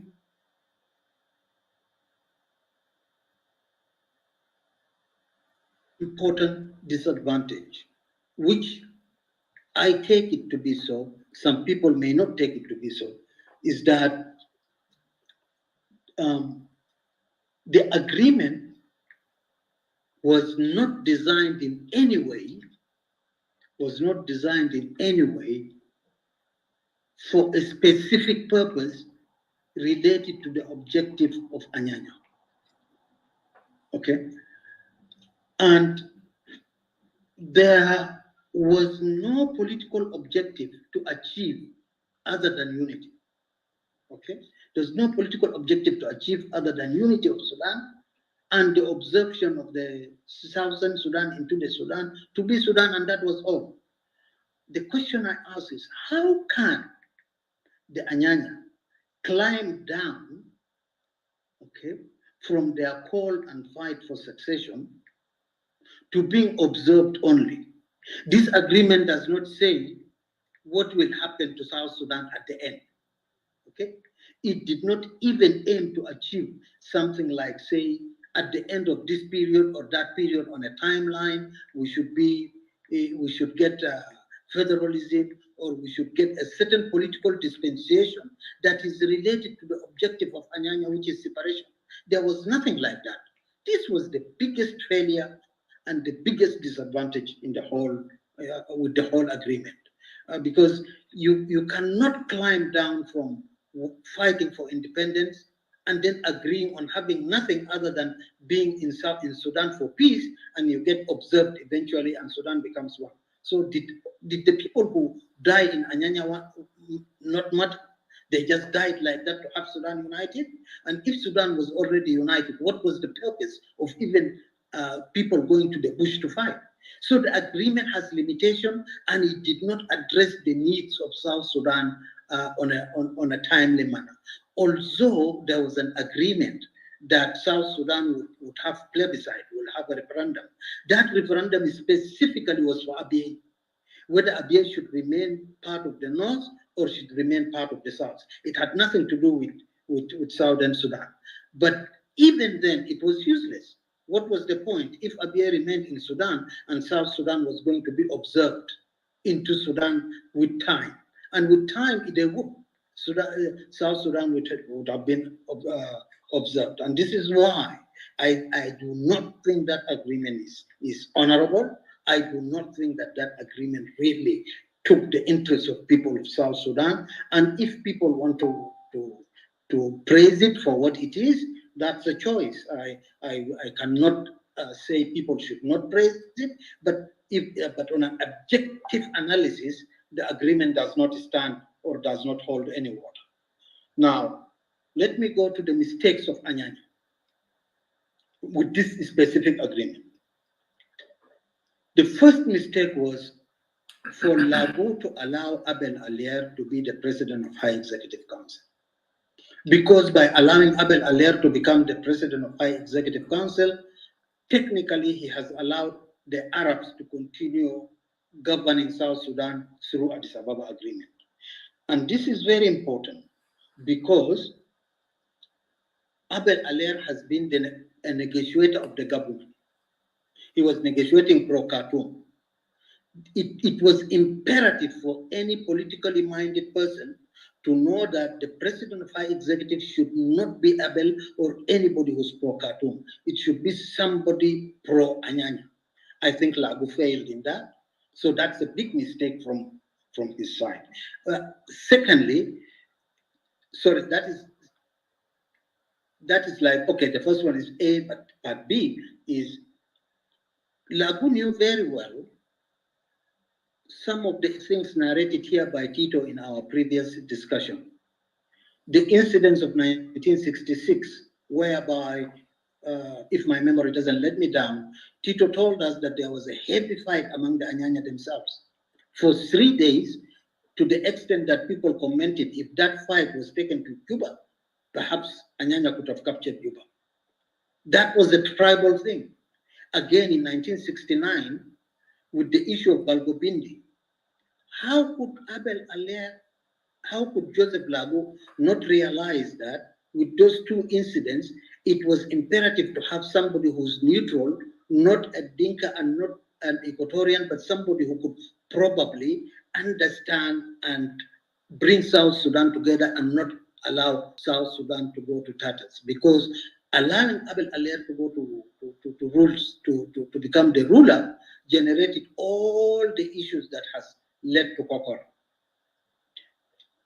2, Anyanya, like now, relied heavily on outsiders They relied on all African Council of Churches, and they trusted them to be the moderators in the agreement. During the discussion and the agreement, and they also relied on World Council of Churches. It's not true. You don't allow people, outsiders, to negotiate for you. How do you know that they have your interests at heart? Nobody has their interests at heart. And this is the mistake we commit now. We allow IGAD, and we believe that international community is in our favor. IGAD is in our favor. They will do things. No, they don't. These people have got different values. They've got different ways of thinking. Once you give them that power, you are likely to suffer. And I think this is the second mistake that Lagu committed, or the Anyanya committed. They should never have relied on outsiders. They should have relied on their own resources, or they should have relied on their friends. Get their advice, but then you do the decision yourself by turning out, not listening to them. This is one of the mistakes of the second mistake of Anyanya. The third mistake was right to the self-determination. The right to self-determination and the structure of the army. This goes to the point which I said was the cardinal mistake that a disadvantage. There was no proper description of how the Anyanya in the south can be. The figure of 6,000 troops was just amicably agreed, with the others to be distributed among the other forces in the police. Now, you are going into an agreement. You cannot go with a wishy-washy mind, not knowing exactly what you want. You need to have done your homework. And if you have not done your homework, you need to prolong the talks and get people to put down the concrete plans that you want. A, B, C, we have to get this, at the end of this we get that. This is all not there. And the right of self-determination of South Sudan was lost. It should have been part and parcel of the Addis Ababa agreement, but it's not there. So you can see South Sudan, that agreement simply people benefited from it. People benefited from it just to get a land and for people to develop. It was going to end up in another war. There was no doubt about that. So this is about the Addis Ababa agreement. And if people have questions, I'm happy I'll answer that. I now go to the issue of was at the Fed was. I think, Sister Pam, can we stop somehow here because there is some things to be debated at this moment. Some things that Dr. Elhag said and also Daniel said over here. I think is a time to debate for some point here and there so that we can agree in some points, because it seems like Dr. Elhag go further, throwing the agreement of 1972 really in the garbage. Is not good at all. And we see Daniel also give his own analysis, saying that the agreement, it seems somehow it was okay. It seems Sabata is not totally agree with some points here and there, so that it is the time to debate in some points, that to ask Dr. Elhag. And I would like Sister Pam to open the debate, on this. Yes. Mujaz, if you could just help. I think if you let me finish, I'm just about to finish. Okay. If I finish that, and then so that I don't, because I think the points that I want to make with regards to whether the agreement whether Geren was against the agreement or pro is very important. Okay, good. If you can allow, Yeah, we allow that, but the problem, because it will be a huge thing. It will be, a lot of questions will be about Gering also and about the agreement. I don't know, but let's go finish, and then we go in the debate maybe for three different angles. Anyway, this is what I can see. So you can finish. Thank you. Okay, thank you very much.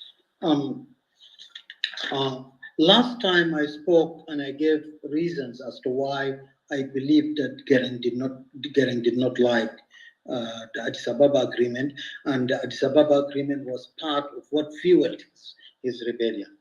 Now, I need to make a caveat here. SPLM, SPLA, the rebellion started before the redivision of the South. But people must not mistake it that because it started before the division of the South, therefore Gering did not get angry with the agreement. Because at the time the SPLM went to the bush, it was clear that South was going to break up into 3 regions, and it was just waiting for a matter of time. And in fact, when it came in on the 5th of June, 1983, then Nimeri issued that declaration. But definitely Gering was against the dissolution of Addis Ababa agreement. The dissolution of Addis Ababa agreement, or the abrogation of Addis Ababa agreement. Because Gering, in his book, The Call to Democracy in South Sudan, in Sudan, and that's edited by Mansour Khalid, on page 7, this is what he wrote, and I'll read it to you. Okay. In between quotes, open quotes. Again, at a personal level, if there was one thing that made me go the extra mile in my opposition to Nimeri, it was his dismantling of Addis Ababa agreement and abrogation of the process of natural integration. That agreement, with all its limitations, was our greatest achievement. It was the cornerstone of national unity in diversity, paving the way for permanent peace. This process, though stifled in its infancy, has gone some way within its historical context in recognizing the root cause of the North-South conflict. To me, who was present at the creation of the agreement and participated in its formulation, Nimeri's decision was the deepest cut of all. Mind that, Nimeri's decision was the deepest cut of all. It was not only a demolition of a dream, also an undoing of laboriously stitched national unity. This is what Gering said. And whoever wants to argue can get the book and find it for himself. And my analysis from this is damn clear that he was against the Addis Ababa agreement. But also, Arop Modud Arop, in his book, Sudan's Painful Road to Peace, a full story of the founding and development of SPLM-SPLA, published by Book Search, and I refer in 2006, and I refer you to pages 55 to 56. This is what he said, and this regards the feelings of the Dinkas. He said, in addition to the suffering described above, that is the suffering of the people being told to go away from Equatoria. Okay, the regime of the political, the regime, instead of releasing sufficient funds to help the people going to their new regions transport and rehabilitate themselves, did not provide any money to facilitate new policies. The central government just told the regional authorities to divide the assets that were jointly held in the former southern region. Movable assets such as cars, furniture, and case might have been easy to move around, but fixed assets such as plots of land, houses, public buildings, and offices were definitely hard to divide. However, heads of departments and their officials found themselves shamelessly fighting over these things. There was no doubt President Nimeri was out to destroy the South, and the resentment were meted against the North through mass exodus to Ethiopia border to join the new rebellious forces, then already launching the revolutions. So you can see that all the people who went to SPLM straight away after Kokora from June 1983, they all went to SPLM because they were angry with Kokora. Arok Modu has put it here very clearly, and this cannot be disputed. To the other reasons that I previously gave. So there is no doubt that SPLM was manned by people who had visceral hatreds towards Equatorians for the issue of Kokora, people who have visceral hatreds towards people from Bahar Ghazal who supported Kokora, visceral hatreds towards people from Upper Nile who supported Kokora. So Kokora provided the fuel for the Jung and JCE to now go to the bush and come back to fulfill their agenda of born to rule and being supremacist in South Sudan. So I'll leave it here so you can go ahead. Other things I can slot them later during the discussion. Thank you very much. Thank you, Dr. Elhaj. I will go ahead and give the mic to Mujassif. I think he have interjection or a question for Dr. Elhaj. And then after, I'll give a chance to Sabata. Mujassif, you can go ahead. You know, it's a huge topic with different angles of questions to be answered by the presenters. That's why it will be, it will be very tough when we mix questions here and there after all this. But I am not going to ask any question right now. We would like to finish all the presenters, and then we can go later on for the questions, because it seems we follow up like that. Thank you. Okay, but Mujassif, I think there are some things that are very important that should be clarified, given there are people who are listening to these discussions, and there will be people who will be consuming the information straight as they come out from the authors of the statement. And things that I think needs to be clarified actually are huge that Dr. Paul has mentioned. Dr. Paul started his presentation by first talking about the article, the second article of the Addis Ababa argument, in which I think, and Dr. Paul is here, he would correct me if I'm mistaken, I think he misunderstood the second article, which says this law shall be issued as an organic law which cannot be amended except by a 3/4 majority of the People's National Assembly and confirmed by a 2/3 majority in a referendum held in the 3 southern provinces of the Sudan. Now, I think this actually article protects the law itself. And when we are talking about the law here, it is actually the self-government. It is a law. The argument itself is a law, which I earlier mentioned in our previous discussion, that it got amalgamated into the Constitution of Sudan. And now there is a provision that protects this law from the majority northerners who are sitting in the National Assembly in the north.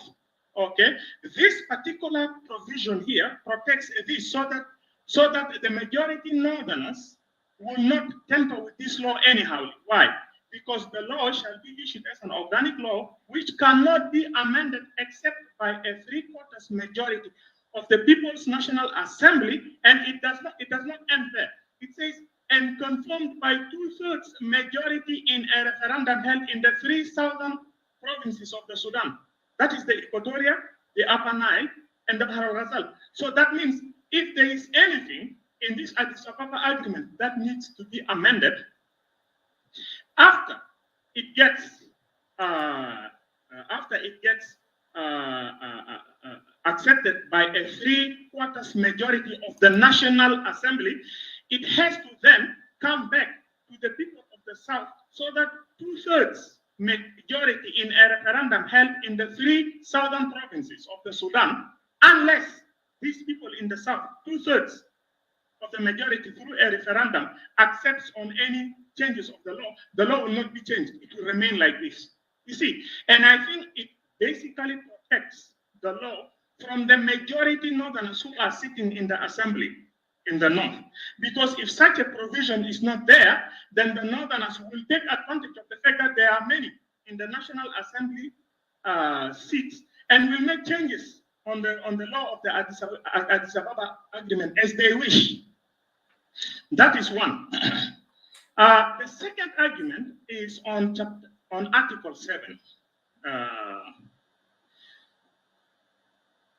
Article 7 says, neither the People's Regional Assembly nor the High Executive Council shall legislate or exercise any powers on matters of national nature, which are national defense, external affairs, currency, coinage, air and interregional transport, communication and telecommunications, customs and foreign trade, all right, except for borders, blah, blah, blah, blah, nationality and immigration, planning for economic and social development, education planning, public audit.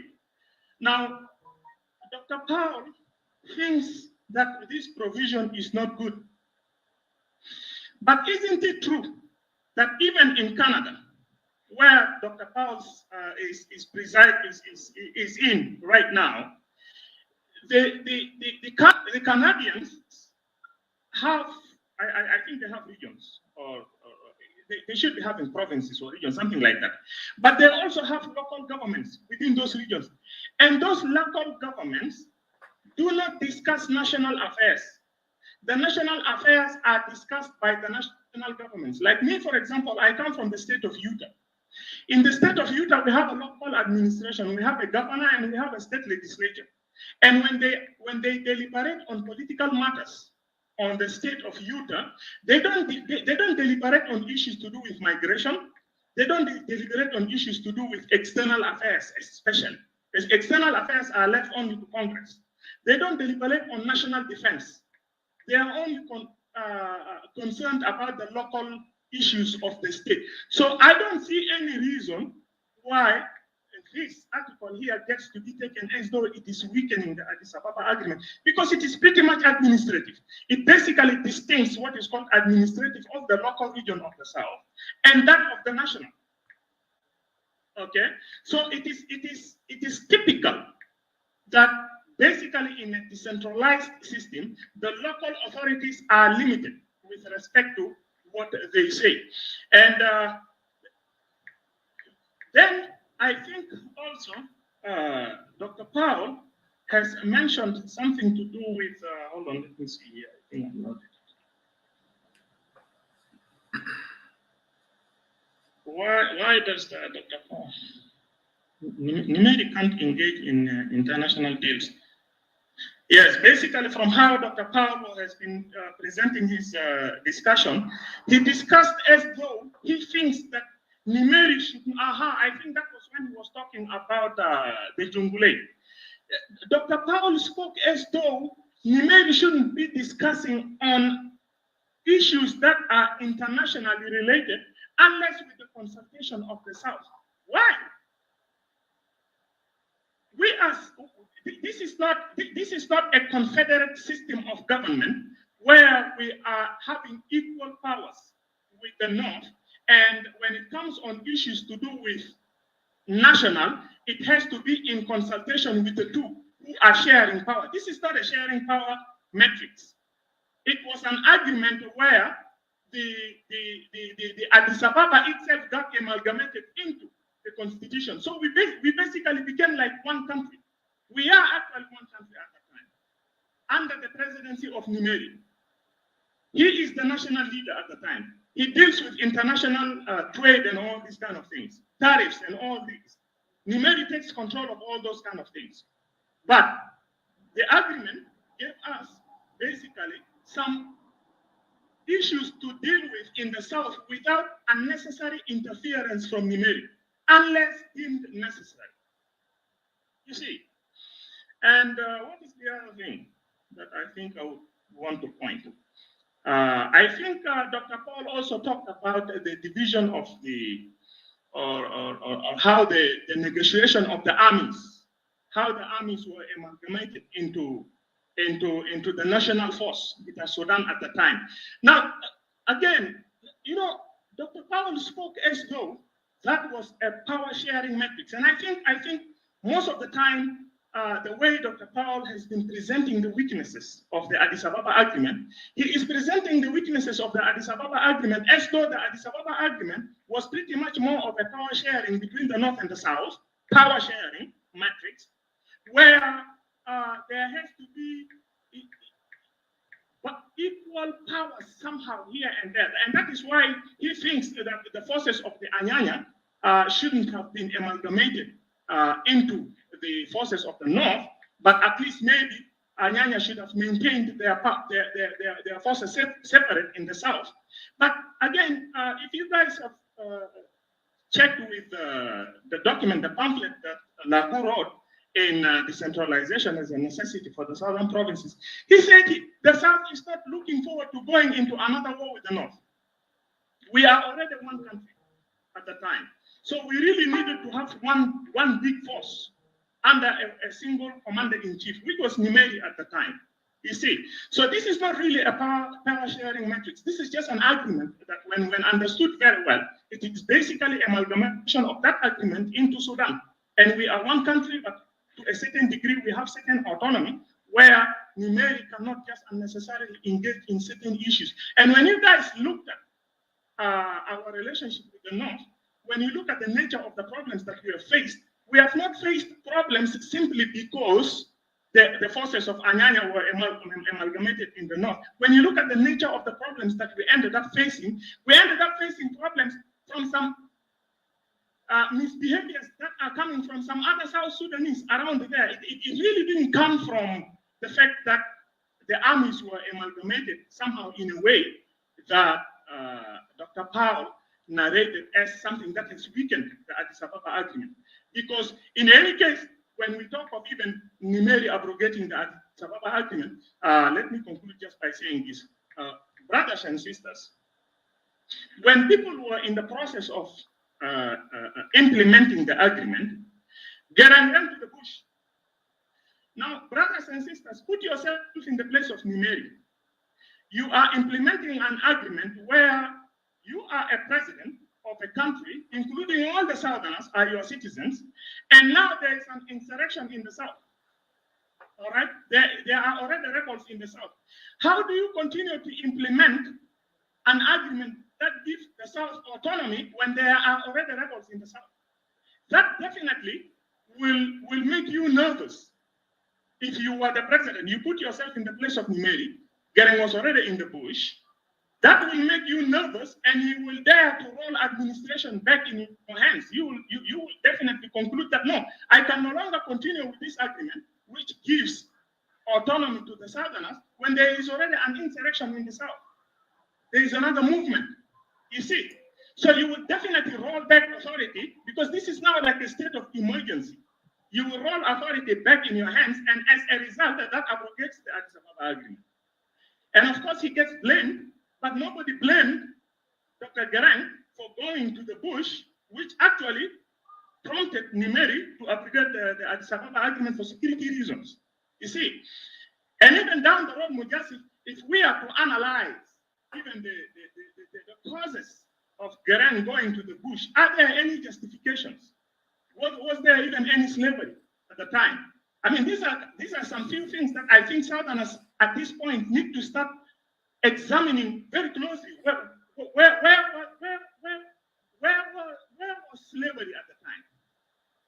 All right. Where was jihad at the time? Where was marginalization at the time?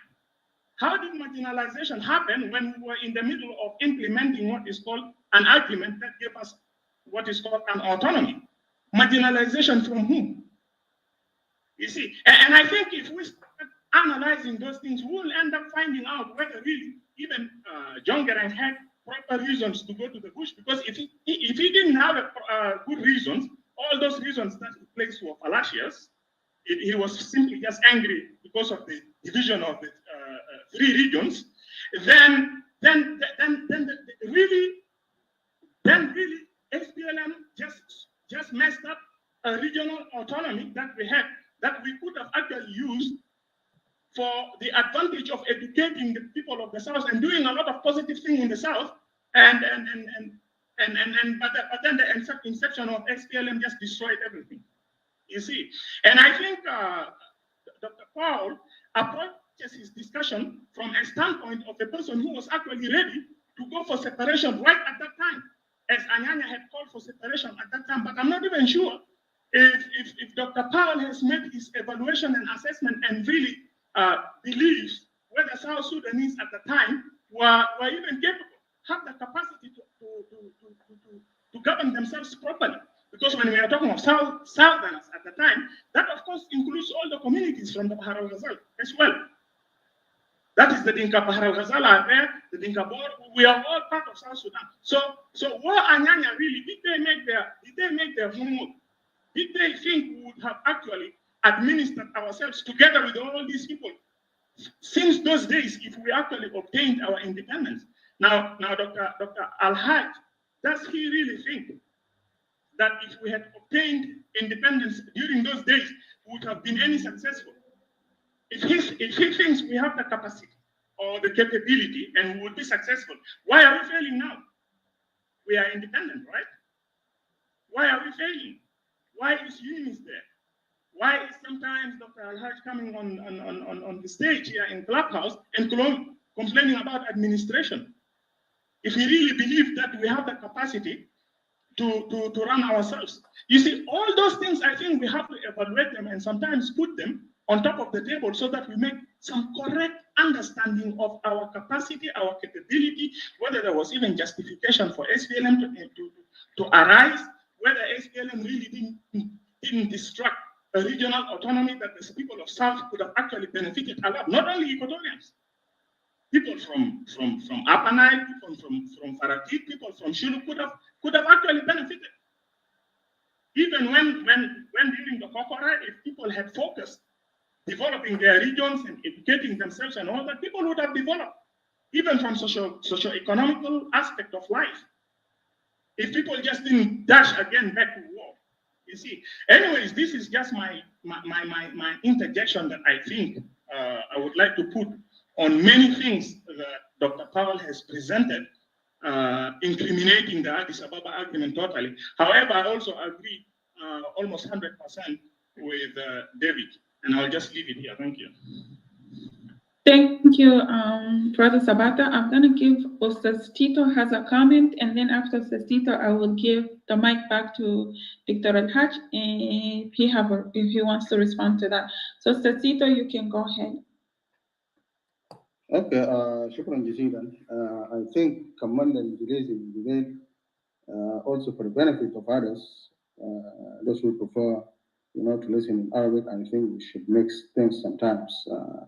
لأن فعلا في ناس هم دايرين يستمعوا لكن احتمال يعني ما بيفهم الإنجليزي كويس، بيفهم الإنجليزي بسيط. فدائما احنا يعني نكون flexible شوية عشان النقاش مهم جدا. It's very important to all of us. We are discussing the past. If we understand the past, then we will be able to make a good judgment now and in the future. فده أول حاجة أنا قاعد أتكلم فيه. الحاجة الثانية أنا بعرف how much time left for us يا ومجاز. أنا هنا هنكون for how long? That's my question before I proceed. We want all the speakers to speak. Yeah, Tito, like right now, it's not your turn to give your representation because Dr. Elhag has to respond to Sabata. Yes, so yes, I get to the point right now. That. If you have a comment for Dr. Elhag, you can go ahead. Otherwise, Dr. Elhag can respond. Thank you. No, I'm just making a comment. I'm not going to do presentation. And also, I'm suggesting to put off my presentation because actually now we are very much into Addis Ababa agreement, and this is not an easy discussion. It's going to take a lot of time to discuss about pros and cons, articles and this. And once, even if I do my presentation later on about roundtable conference and its resolutions, not compatible because this will be two different things, and it's going to take time. Let us take issues one by one. حسي خلاص تعالوا بدأنا في اتفاقية أديس أبابا. Let us continue with it. If there is a time left, أنا ممكن نعمل presentation بتاع roundtable conference. I have no problem with that. لكن أنا بشوف إن إحنا let us continue to discuss with this لأنه it is a huge and vast topic. However حاجة أنا نقدر نقول كمان بتاعتي كالآتي. أنت عارف في 95 لما التجمع الوطني لإنغاز الوطن بتاع ناس المرغني وناس أقل وردان لما مشوا عملوا اتفاقيات أسمرة مع ناس قرن والتجمع وافق على حق تقرير المصير لجنوب السودان لأنه أولريدي كان تقرير المصير وسبب الدسكشن. فعمر الوردان قام جا في واشنطن دي سي هناك عملوا له سيمبوزيوم اللي هو ندوه. فالشماليين سالوا قالوا يا اخي يا دكتور عمر الوردان حسيتوا في التجمع مشيتوا وقعتوا على مقررات أسمرة المصيرية لحتى غير المصير. انتوا حتطلعوا من الكلام ده كيف؟ إذا الجنوبيين يعني بقى شافوا إنه دارين ينفصلوا زي كانوا توافقوا على مبدأ بتاعت الانفصال. الرأي بتاع الدكتور عمر الوردان كان بسيط جدا وساذج. قال يا أخي ما أي حاجة ناس ونسوا ناس اتفقوا عليه هيتنفذ. يعني not anything that people agreed upon is going to be implemented. ده simple. أنا جبت الكلام ده عشان يديكم منتاليتي بتاع الشمال بيفكر تجاه الجنوبيين كيف حتى لو كان معاك. التحليل بتاع دكتور الحاج تحليل علمي، تحليل سياسي. يعني it is a political analysis. There is something in strategic planning called advantages and disadvantages. And you'll be given a subject. You talk about the advantage of that subject and disadvantages. يعني انت بتدي راي الكويس والبطال في الآن الواحد. So I think what Elhag did was a critical analysis to everyone, and then that is his opinion, like I said. And then everybody has their own opinion, how to analyze things. But أنا أقدر نقول اتفاقية بتاع Addis Ababa in my own perspective was a truce. TRUCE. العربي بيقول له هدنة. يعني truce, the two warring parties, you agree to stop fighting and to lay down conditions of genuine peace. Truce can last for a month, 2 months, 6 months, whatever. I don't need to talk about it. At Addis Ababa, a lot of Southern Sudanese, they knew Salamja, but was not a perfect peace. That's for everybody to know. Shimali, they knew in what Hassan da, they don't call it between Shimali and Junub. That means majority of them, they were not actually in favor of what happened in 1972. Excuse me, the voice is fading. I can't hear. You can't hear me? Now it's okay? Hello? Dr. Hakim, I'm not sure what's going on with your mic. Do you mind leave the room and come back, because we can hear Ustaz Tito very clear. I'm not sure if the rest can as well, but I can hear him very clear. Okay.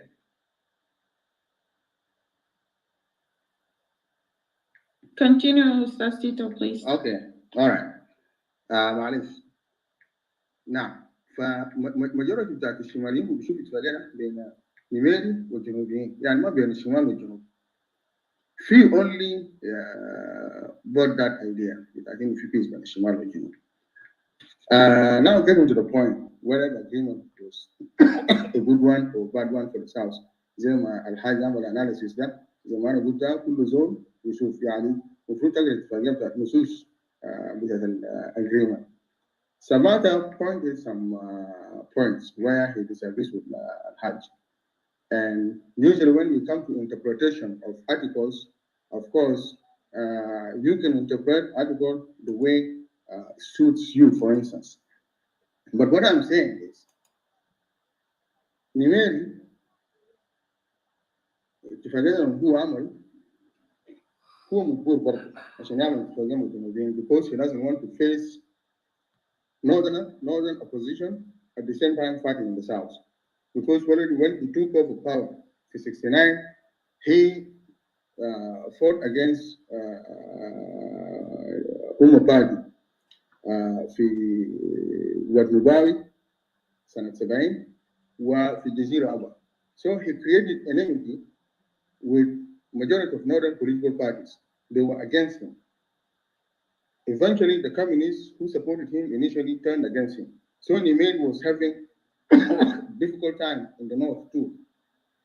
He cannot fight two wars at the same time, So that's why he went, to make an agreement with Southerners.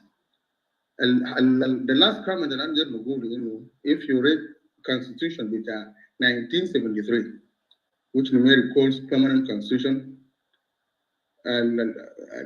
في clause في دستور بتاع 73 بيقول انا بس بذكر النصوص العربي بيقول يجوز لرئيس الجمهوريه كويس اللي بيسمع عربي يسمع الكلام ده كويس ده في الدستور بتاع السودان الدستور is above anything لان حتى Addis Ababa agreement ده was incorporated في الدستور بتاع السودان بتاع 73 لكن الدستور بيقول في السلطات بتاع رئيس الجمهوريه يجوز لرئيس الجمهوريه حل مجلس الشعب القومي وحل مجلس الشعب الاقليمي ودعوه الناخبين خلال 60 يوم لاجراء الانتخابات. That means the president had power under that constitution to dissolve the People's National Assembly and People's Regional Assembly and call for election within 60 days.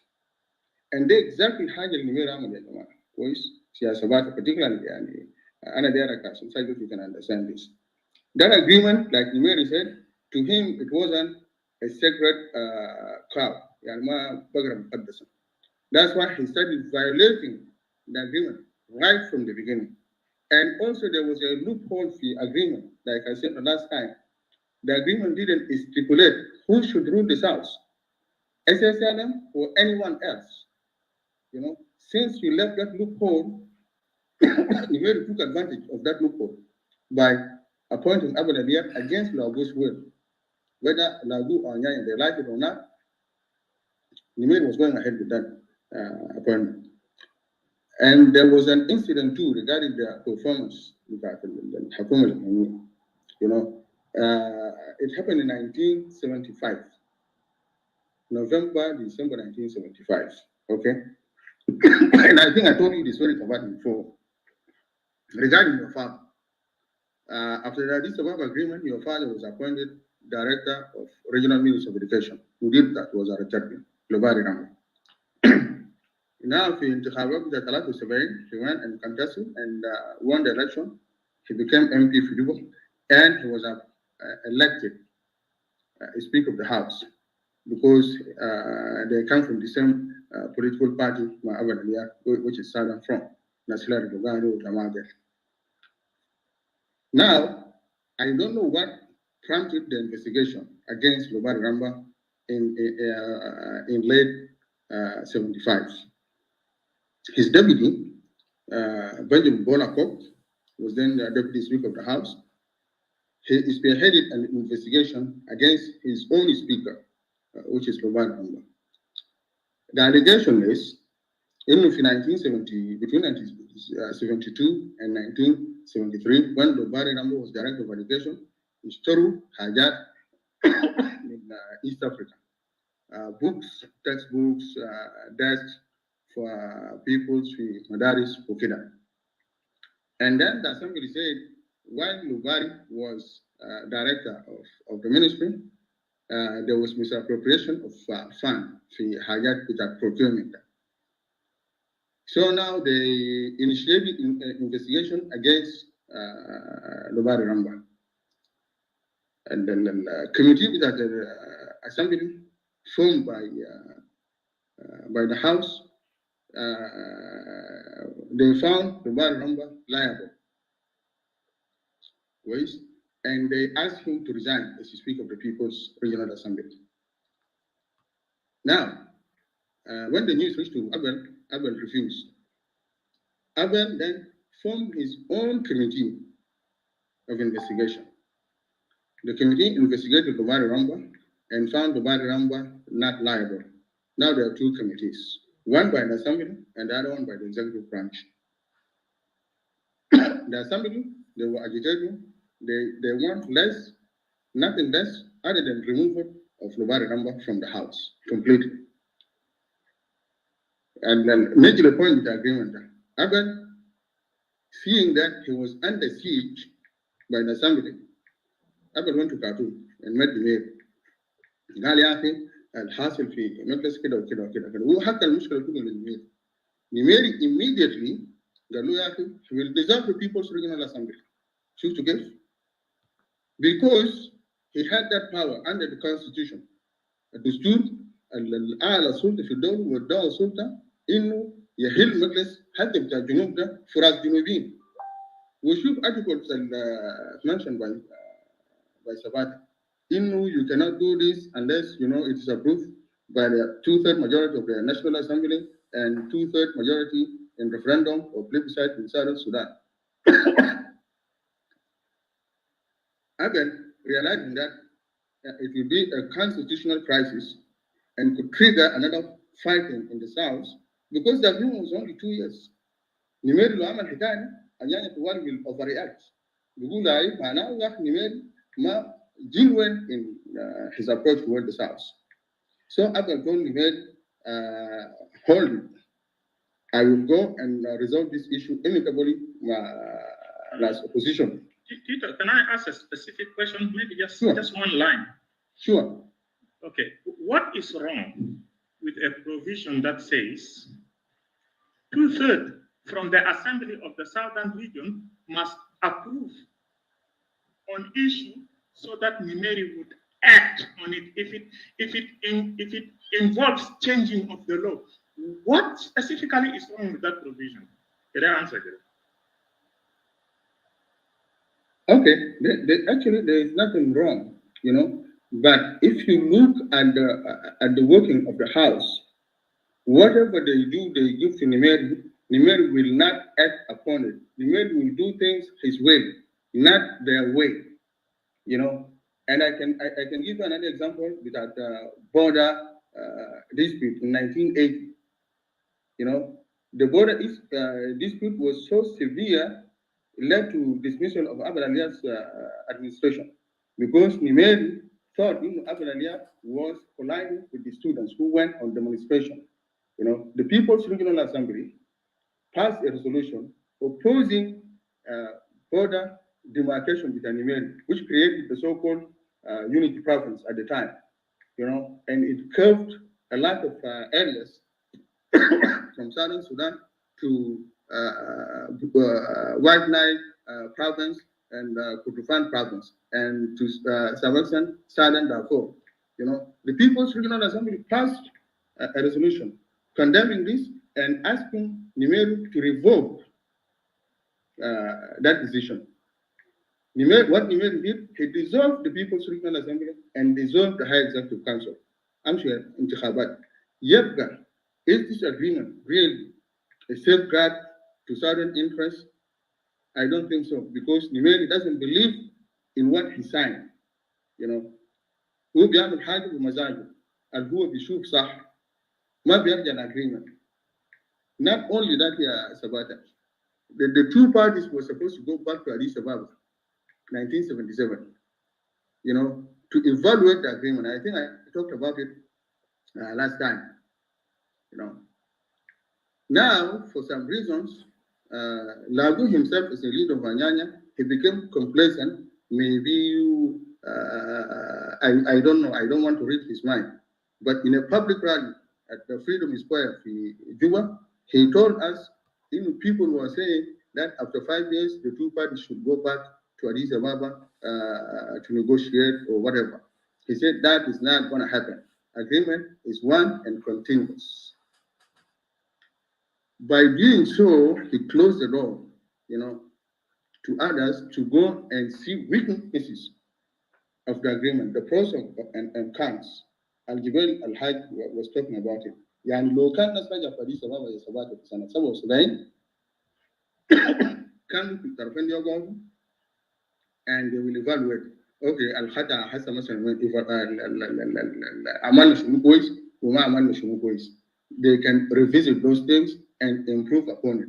But once that thing was not done, it's done. Addis Ababa was done. Nimer was doing things the way he wanted. In Tikhabat 87, I told you last time, Nimer sent Abu Ghazal from Juba, from Khartoum, 24 hours before the election, with a specific instruction that he told him, do not contest the election, period. Abel can walk up, Abel walk up. Abel Jalan, he turned it into his resignation. Nimer refused to accept his resignation. So it's about that. What I'm trying to say is I'm not,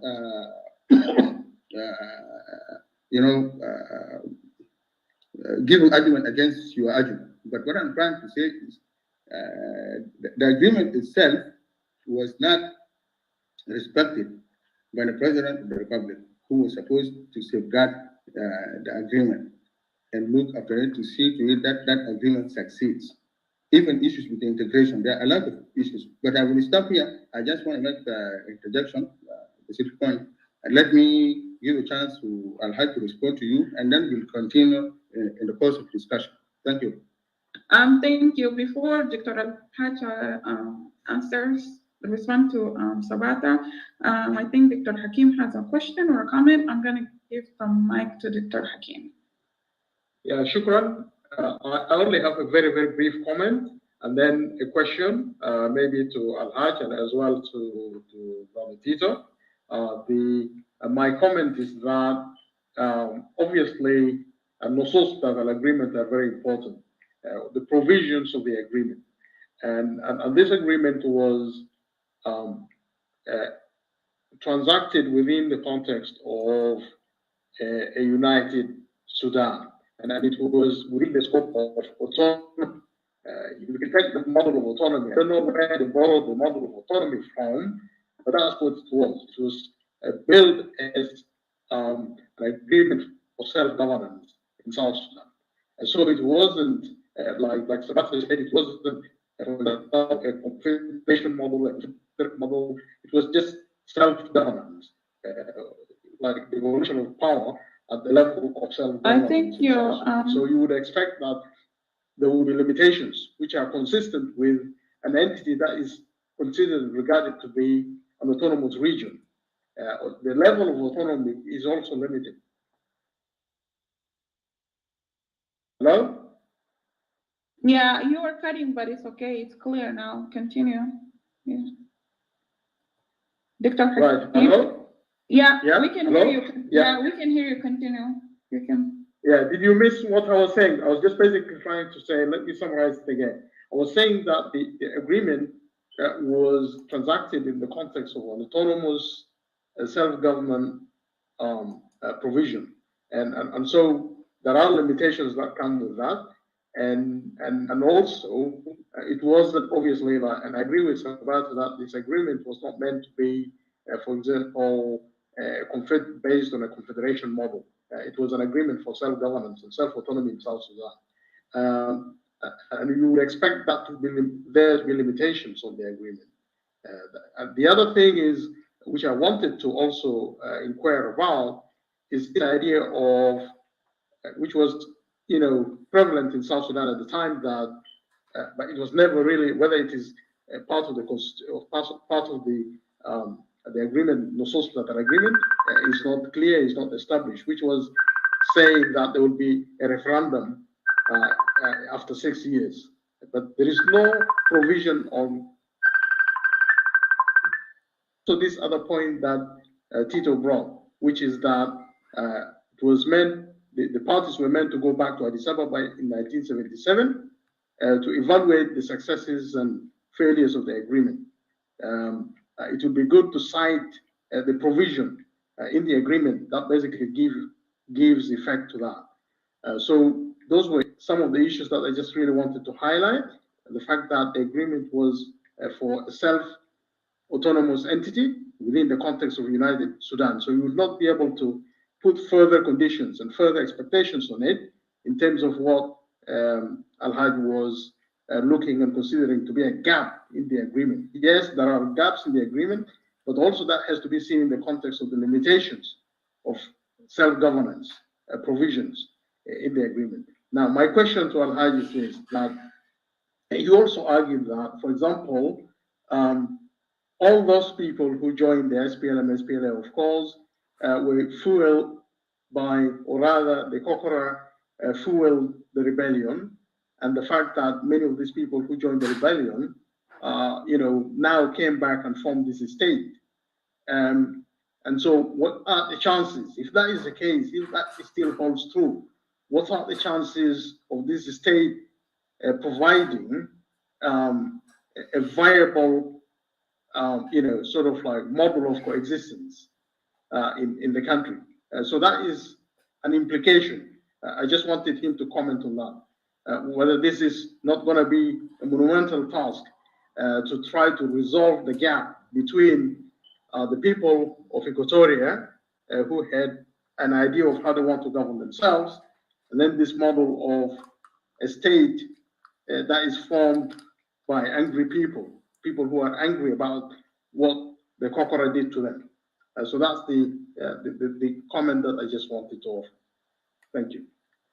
Thank you, Dr. Hakim. So now I'm going to give the mic to Dr. Elhaj to answer the question of Dr. Hakim, and if he has a response to Sabata introduction, you can go ahead, Dr. Elhaj. Thank you. Okay, thank you, moderator. I will deal with both questions, and I'll comment on what Sabata has said. I'll start with Hakim because that is fresh.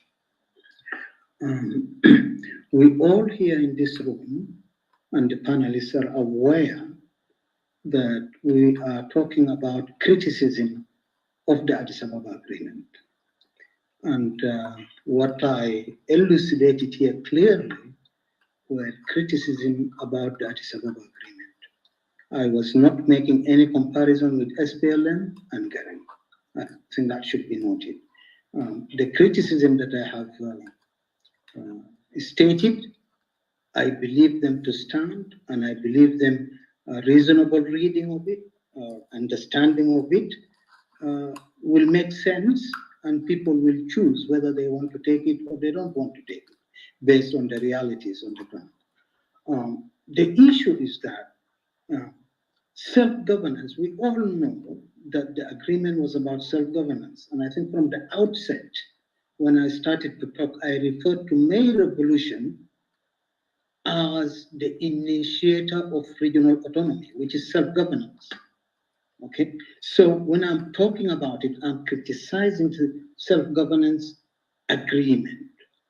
And what I'm saying here is that even if it is understood differently and it is self-governance that people are dealing with, the agreement itself does not even guarantee the safety of self-governance in South Sudan. It didn't guarantee that safety for self-governance as it has been articulated by Tito here, and as it has been stated clearly in the Constitution with those parts that I say, especially Section 7. If Article 7 is understood, and I believe that there are lawyers among the listeners, and if this is taken to any legally minded person, and I'm not being arrogant here, I did law, I left law because I could not pay the last year when I was doing it in Metropolitan University in London, and anybody can check that. Okay, I do understand reading of the law, and I do understand what I'm talking about. This chapter 7, this article 7, and I would wish to repeat it so people can understand clearly. It says, neither the People's Regional Assembly nor the High Executive Council shall legislate or exercise any powers on matters of national nature, which are basically all the things that are listed, the South cannot deal with them. Okay, this to me makes the you can read to us what have been listed, so that we'll also know. Because when you leave it vaguely like that, it kind of puts people off. You can read those things so that we'll also understand whether it is right for the regional autonomy not to engage in those things. Okay, I'll do that, sir. I'll do that, sir. Article 7. Neither the People's Regional Assembly nor the High Executive Council shall legislate or exercise any powers on matters of national nature, which are now national defense, external affairs, currency and coinage, air and interregional transport, communication, telecommunication, customs and foreign trade, except for border trade and certain commodities, which the regional government may specify with the approval of central government, nationality and immigration, planning for economic and social development. Now, this last one I say, planning for economic and social development, and then educational planning, public audit. If you don't have the two before the last, how do you plan for yourself, especially if you are self-governing? How do you fund that? Because the powers there says clearly you can't. The power says there clearly. And anybody, give this to any lawyer, they will understand it the way I'm understanding it. Because it's plain clear. You cannot touch any of the listed things. But in the listed things, as a regional government, we should be having the right to plan for economic and social development. We cannot plan for our own social economic development. What type of an agreement is this? We cannot plan our educational system. What type of an agreement is this? He referred to Canada. I'm sure the people in Quebec do planning for their own economic and social development. That is why they have French allowed. But we did plan for our economic development in the South, German. We did plan during the Kokora. We had some grains being produced locally from territories, Mahalatse, Masalan, area Takujulu, area Takakwa, Gijibu Hajate Kulukan Juba, Nasbafra, Nasabede can give you Hajate in wholesale. Hakuma Tanuk Makenga, you guys don't do that. Well, in Sudan, it is the Southern South decided to institute English. Yeah,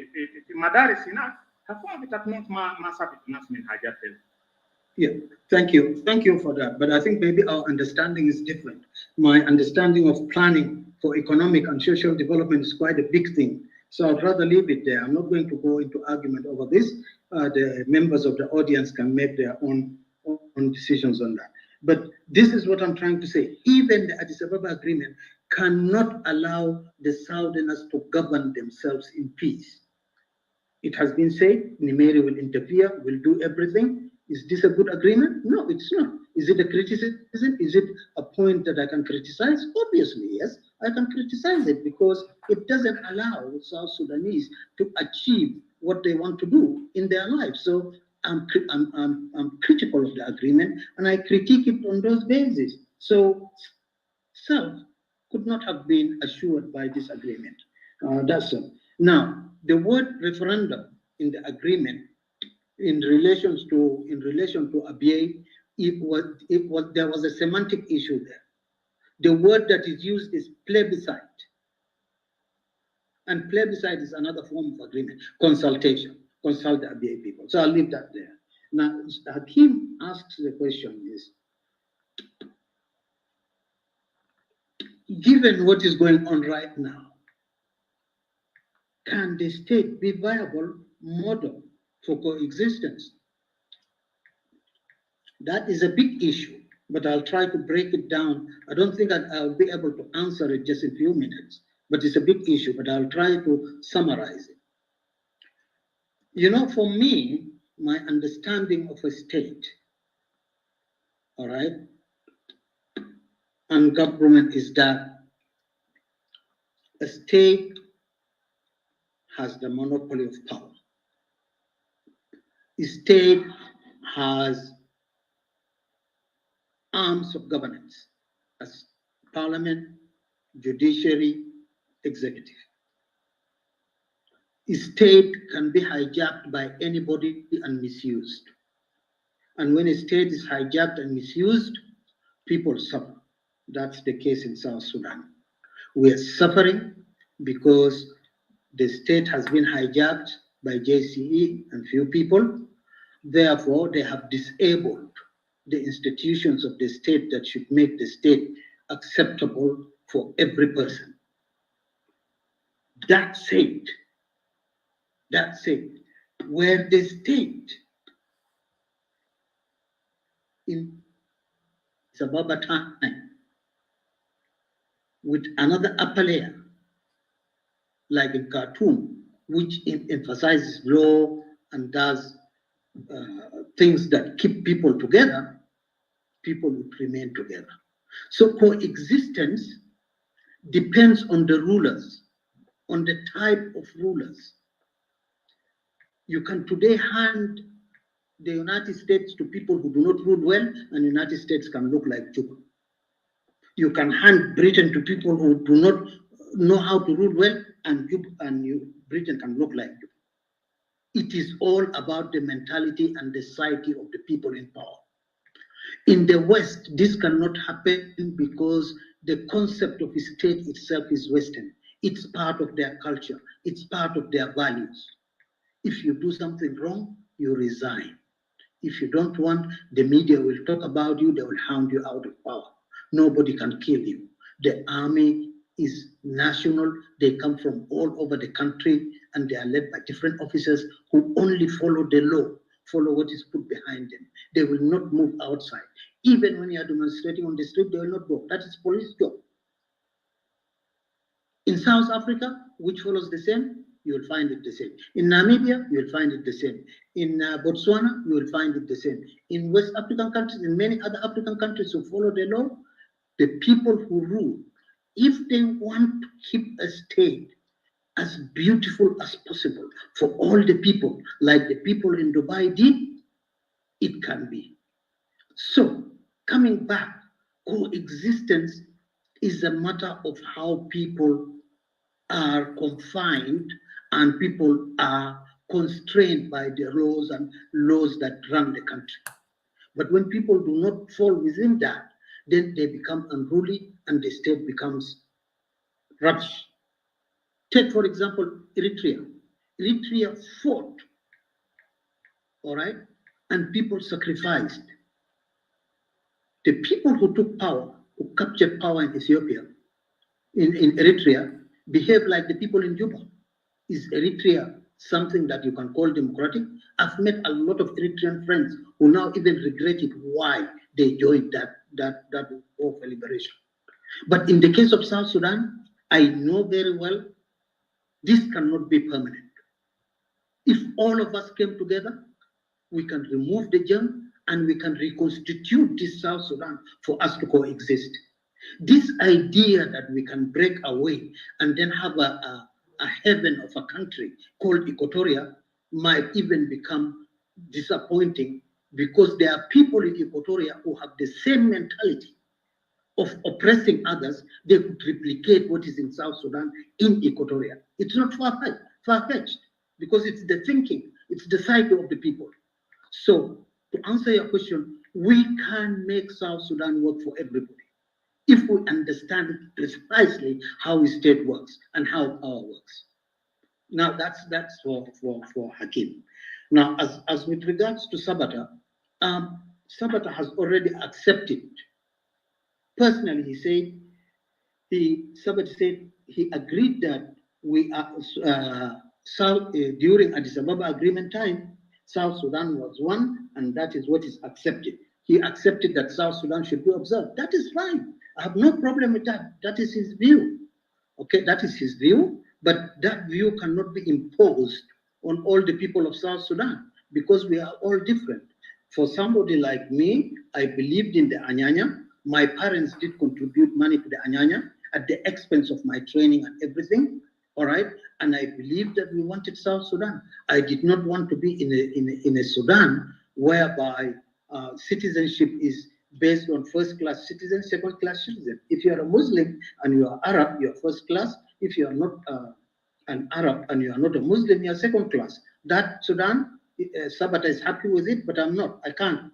And that's why I'm so critical about the Addis Ababa agreement, because we could not have fought, sacrificed life, and then all of a sudden end with an agreement that could not even achieve the bare minimum in order to allow us to talk. Now, Sabata says nobody was marginalized in South Sudan, in Sudan. Well, I don't know. I personally, I experienced the incidents of Juba. I was a victim of 8 July 1964 when we were killed in Juba by Sudanese troops. I was also a victim in Torib when I was in Palataka Junior Secondary School. We were a victim of an attack, and was it not somebody called it's an officer from Wau, Omar. I can't remember his name. Omar. His wife was a Kakwa called Cecilia.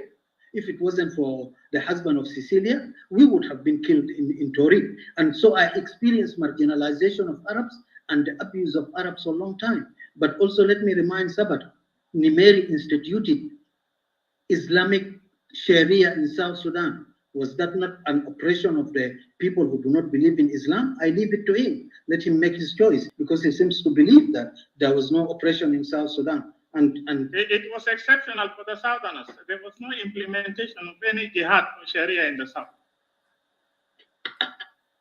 Yeah, I leave you with that. I'm not going to argue, but I'm just saying the marginalization and the oppression. If Nimeri can change the government at will, and that is not considered as oppression, I leave that to you, and I leave it to the members of the public to decide. You know, I leave that to the design. It's not a case of winning or a case of saying others. We just present to the public and let the public make their mind about it. It's not about a case of win-win or lose-lose or win-lose. And it's a case of we are exploring events that happen in South Sudan so that all of us can learn from it. And in doing that, I believe that evidences and facts are very important. I'm happy, and I can always say, even things that don't sit well with what I believe, if they are facts, I will say it, because you cannot hide facts. You are not going to sit on top of facts. But the beauty of it is, when you accept your weakness, as I would accept my weakness if something is against my position, it actually allows me to think deeper and improve my position. And this is what I do in these discussions. From the beginning, when I was challenging people who were refusing the issue of Kokora as very bad, some people thought that maybe I was a separatist, but they didn't understand that facts and truths are very sacred. You can't play with that. And that's what my position is all about. And so I've already answered Hakim with the issue of whether we can coexist. Obviously we can. And the issue of whether South is oppressed or not oppressed, I'll leave it to the public. Thank you very much. Thank you, Dr. Elhag. I will go ahead and give the mic to Brother Mujassef. I think he has a comment. After Brother Mujassef, I will give the mic to Lolako.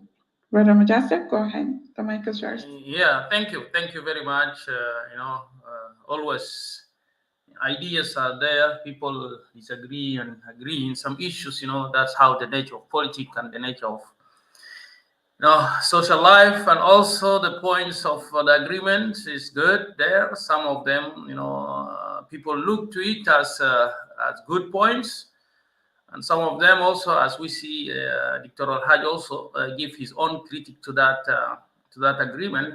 He have his right, his analysis about those issues. That's fine, but I would just want to say to our brothers and sisters, the listeners down in the clubhouse and also in the Facebook, that we are not going to have the presentation of our brother Ustaz Tito. That would let it in the time. We'll come for that, and then we'll postpone that presentation of Al-Maid al-Mustadir. It will be any time. That way we see that it's necessary anyway, because we are already moved forward more than that. So I would like to thank Dr. Elhaj about his presentation. That's great. And also the comment of Sabata and Daniel over there. As we said that, of course, we have, our brothers and sisters, the listeners there, they are the one who can pick up what is correct and what is not correct. The argument is always there, and everybody analyzes in the way how he can analyze his political, view. That is great. But there is some things that we cannot say it. Yeah, I agree and disagree when there is facts. The real things that we cannot, play with it. Those things that somebody will know that otherwise you want to, to bring some philosophical, analysis in some issue that who is not in place. That is the point. What I would like to say to the to my brothers and the sisters, those who are listening, and also, the question that can be raised for some of you here and there, so that we can go more further. Anyway, I don't have more than that. I will just want to say, Brother Tito, we accept that your presentation cannot be today. Maybe we'll see next time how is it, and I will let Sister Pam to continue on with the, with the guests, those who are in the clubhouse. This is what I would like to only to fix it and to say that, okay, we can go ahead with the discussion without the presentation of Brother Tito. Thank you very much, Pam, for you. And I don't have question for the moment, but willingly I'm coming for some question for Dr. Elhaj as well to Ustaz Tito later on. Thank you. Thank you, Brother Moses. I'll go ahead and give the mic to Lolaku. If he has some comment at this time, Lolaku, you can go ahead. The mic is yours. Thank you. Thank you, Pam, and all the listeners in the clubhouse, those one in the Facebook, in YouTube, and all the panelists for the presentations and the positive arguments that you have been going through. I wanted to repeat it once again, that in the last discussion, I was unable to take part in because of some few challenges. And for our first discussion, we were purely discussing on Kokora. But I think in the second discussion, some few elements comes in now to analyze the agreement. Up to today, we are deeply making analysis on Addis Ababa agreement. And all the analysis we're making today on this agreement, we have no any need to defend the agreement if there are some loopholes, nor we don't play the agreement if there are positive things that the agreement has stipulated. Because all the discussions we are making today, it's preparing us for another stage in our life, either in this generation we are in or in the next generation to come. And I purely wanted to say, when I was listening, or I heard of this Addis Ababa agreement, I do understand that agreement is an agreement. And if we need to talk about this Addis Ababa agreement, let us not look only into Addis Ababa, but let us also look around and compare with other agreements. The agreement may fail because of the terms and the principles, or because of the attitudes of those who implement the agreement. And Addis Ababa is one of the documents that might have failed in many areas.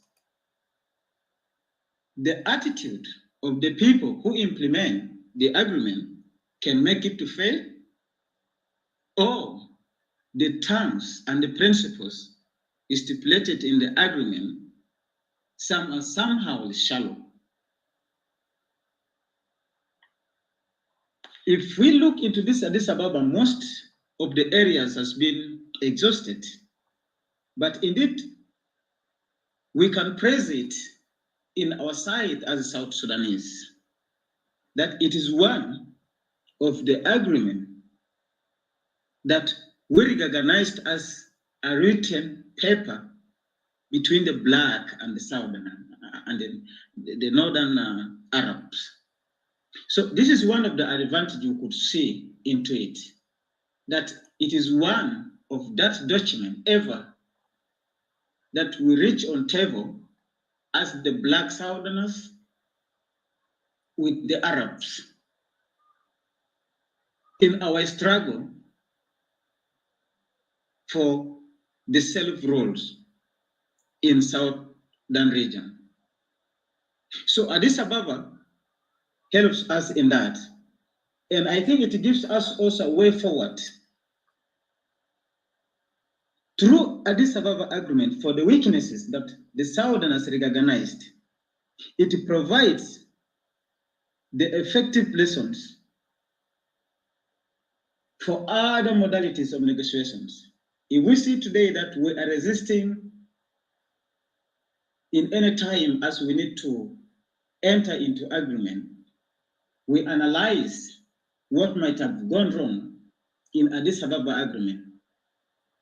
And it helped us either to talk about the modalities or the principles that need to be included into the agreement.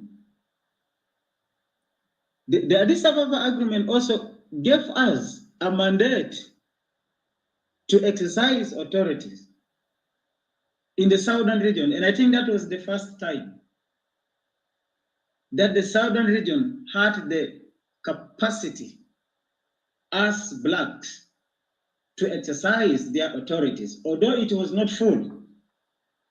But somehow, through the agreement, we as southerners, we had at least the offices that were led by the southern people.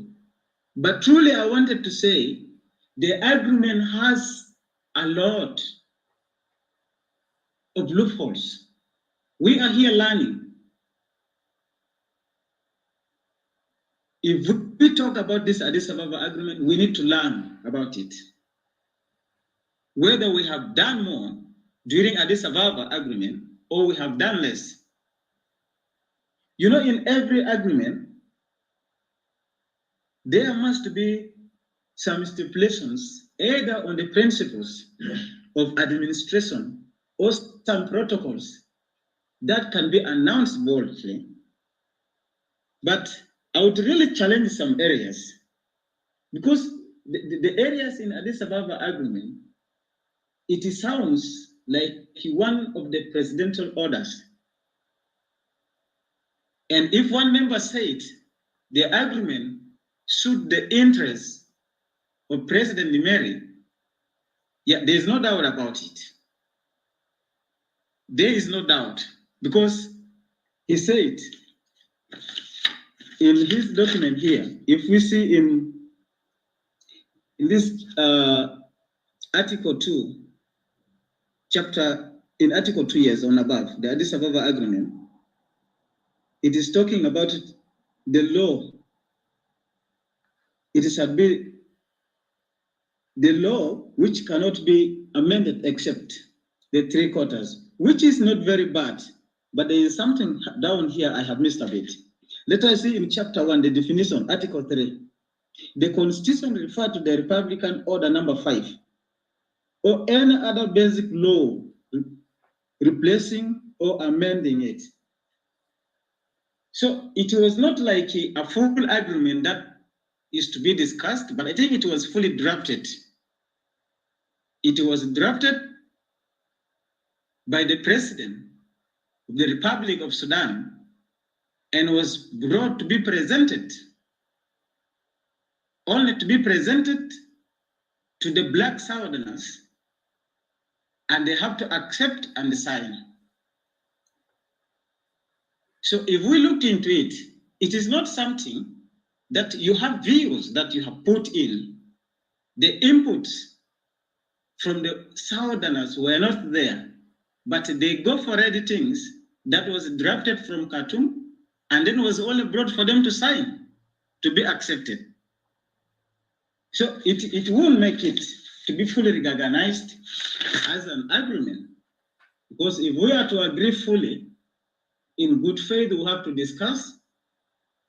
You have to accept my grievances, and it won't be put as an order, but it will be something that is legislated properly, and it is satisfy the interests of both sides. So when we see also in the areas of the joint legislation, because there is one thing we need to bring it closer and understand. The ideology of Southern Sudan Liberation Movement was the separation. They were the separatists. Their target was to separate from Sudan. And I don't think they won't have the idea either of power sharing that will take them until the time of referendum. That will also give them a chance to negotiate during the interim period to fix some areas that would help them to break through their interests of separation. They would have that. If it is true that the southern region were given the autonomy, then they would also consider in their ideology of separatism that they need to have the joint assembly that will bring the southerners and then the northerners to discuss the issues that may hinder the implementation of this agreement. The way the president is the head from the southern regions to the northern regions. So this could be one of the things that the agreement should consider, so that it gives them power also to negotiate and present their issues. Otherwise, most of the things I'm seeing, like in the agreement, the legislators from the People's House in Southern has to present their issues to the president, and then the president decides. But they don't have time to come and discuss their issues together as Sudanese. So the mandate was given just halfway to stand on few issues, but most of the issues, they were sidelined. So that was why in the first discussion I was asking if one among us was not behind all the complications. Because if it was something real, as many of us also went up to take guns, then Abel Alier would be the first person to identify that this is not an agreement and we will not accept. But I think it was, a game that was drawn just inside, and we all got problem and we messed about it. If we also look fully, the autonomy of the southern region was not fully. If we see in the chapter 2, the article 2, in the protocols, if we see in the last part of the constitution of this agreement, we still realize there are other issues, the protocols on intern,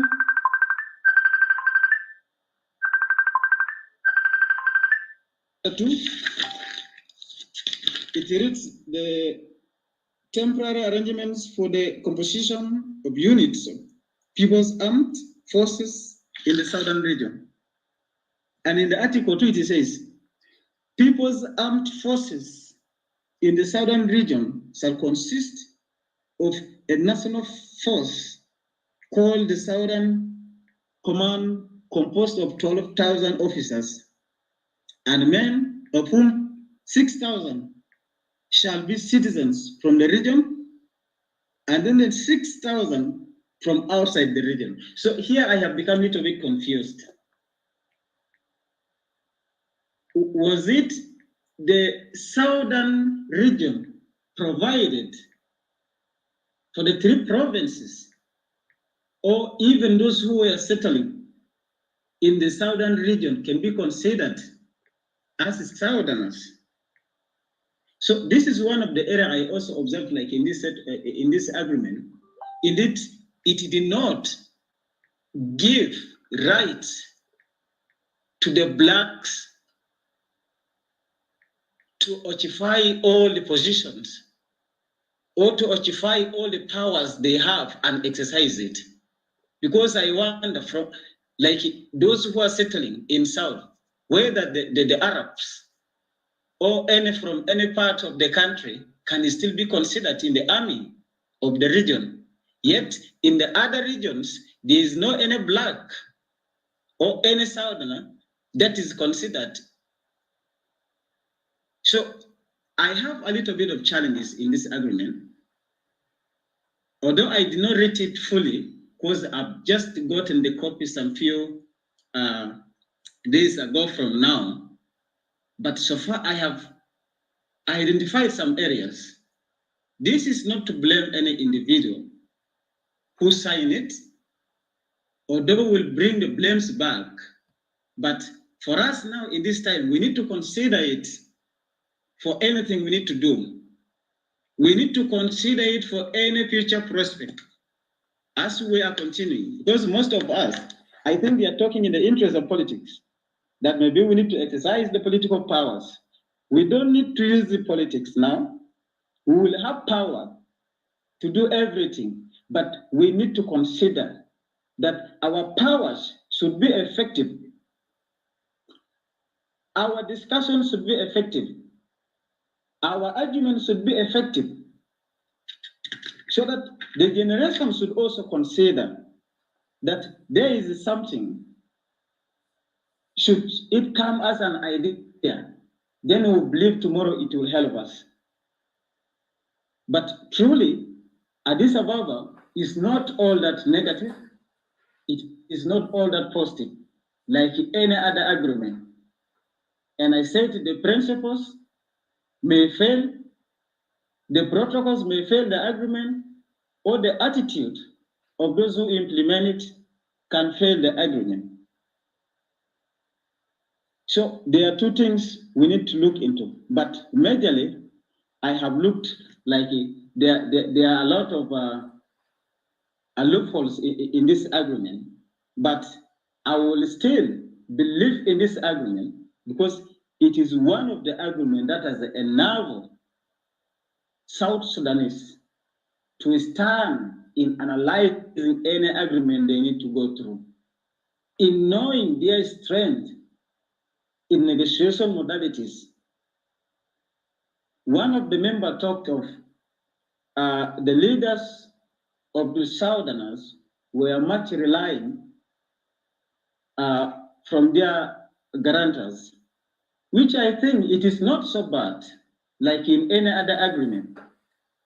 Because I know, like, if we see the CPA, we realized there are many people who wants to sign in Machago's agreement. They have to sign as guarantors. So having a guarantor is not a problem in an agreement, but consideration of input is the problem. If we go with what we have, we discuss our issues, it will help us. And this is where I can still honor this agreement today, that it has shown for us the route. It has shown us ways on how we can discuss the agreements. The second question to explain the SPLM, if it was born as a result of decentralization.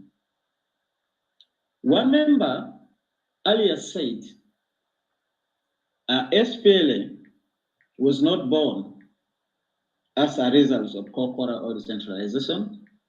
I don't know if I picked it right, but I understand the army that were existing during the Addis Ababa agreement were not called the SPLA. And I think Garang was not part of them. They were called Anyanya too. So their reasons, I'm still to make more research if they were really existing, because they challenge the agreement or they have their desire. But what I understand in Anyanya 2, there was no one who really came up openly to criticize the agreement. So, but Anyanya or the SPLA, SPLM, to me, I can really believe, in my perspective, it was the results of decentralization or the Kokora that was introduced by Lago. And the decentralization or the Kokora was not just like that. You know, many Sudanese, even South Sudanese, even up to today, when we find that we are still fighting,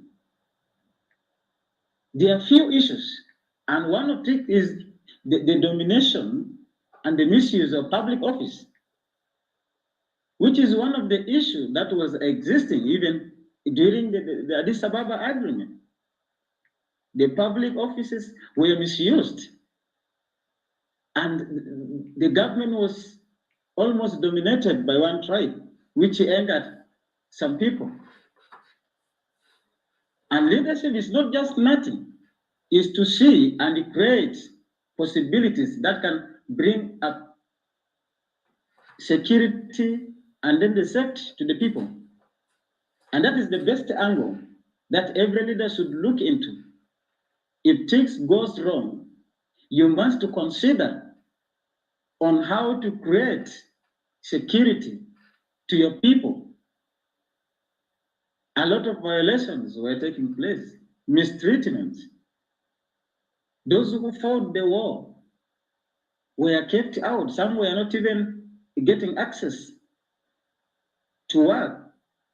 Then for how long should that continue? It is better we go for decentralization, which was misunderstood by other people. And I can believe and agree that SPLA SPLM was born as a result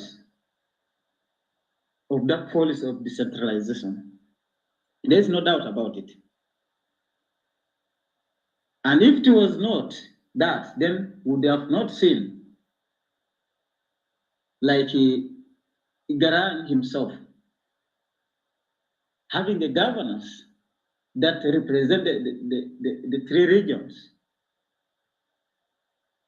So the only thing he wanted to make it so unique on his time, like he was making it over for his understanding that he knows better. But all in all was for administrative purpose. There is nothing less than that. And if we also looked upon, even in his time when he appointed the governors, he did not appoint anyone from Bahar Ghazal to be a governor in Equatoria. He put those governors Equatorian in Equatoria, and person from Upper Nile Greater Bahar al-Ghazal in Bahar al-Ghazal. He did not make a mistake. So Kokora wasn't an issue, and I believe that the decentralization or the Kokora issue gave birth to SPLM. Coming to the policies of John Garang, and then the Aldo Adjo or the JCA. You know, the difference can only be that Garang was using his political power to blackmail most of the issues. But Aldo is implementing a plan that was drawn. If we see during these 21 years of war in Sudan, how many unique things that Garan did to his fellow Dinkas? There are many good things he did. How many people have gone for studies? Most of them are Dinkas. There's no doubt about it. Even if we see on this, the Lost Boys, was the Jeshamer all the Dinkas? There were many, all, even in Equatoria. We have Mundari boys who were among the Jeshamer. But how many people got chance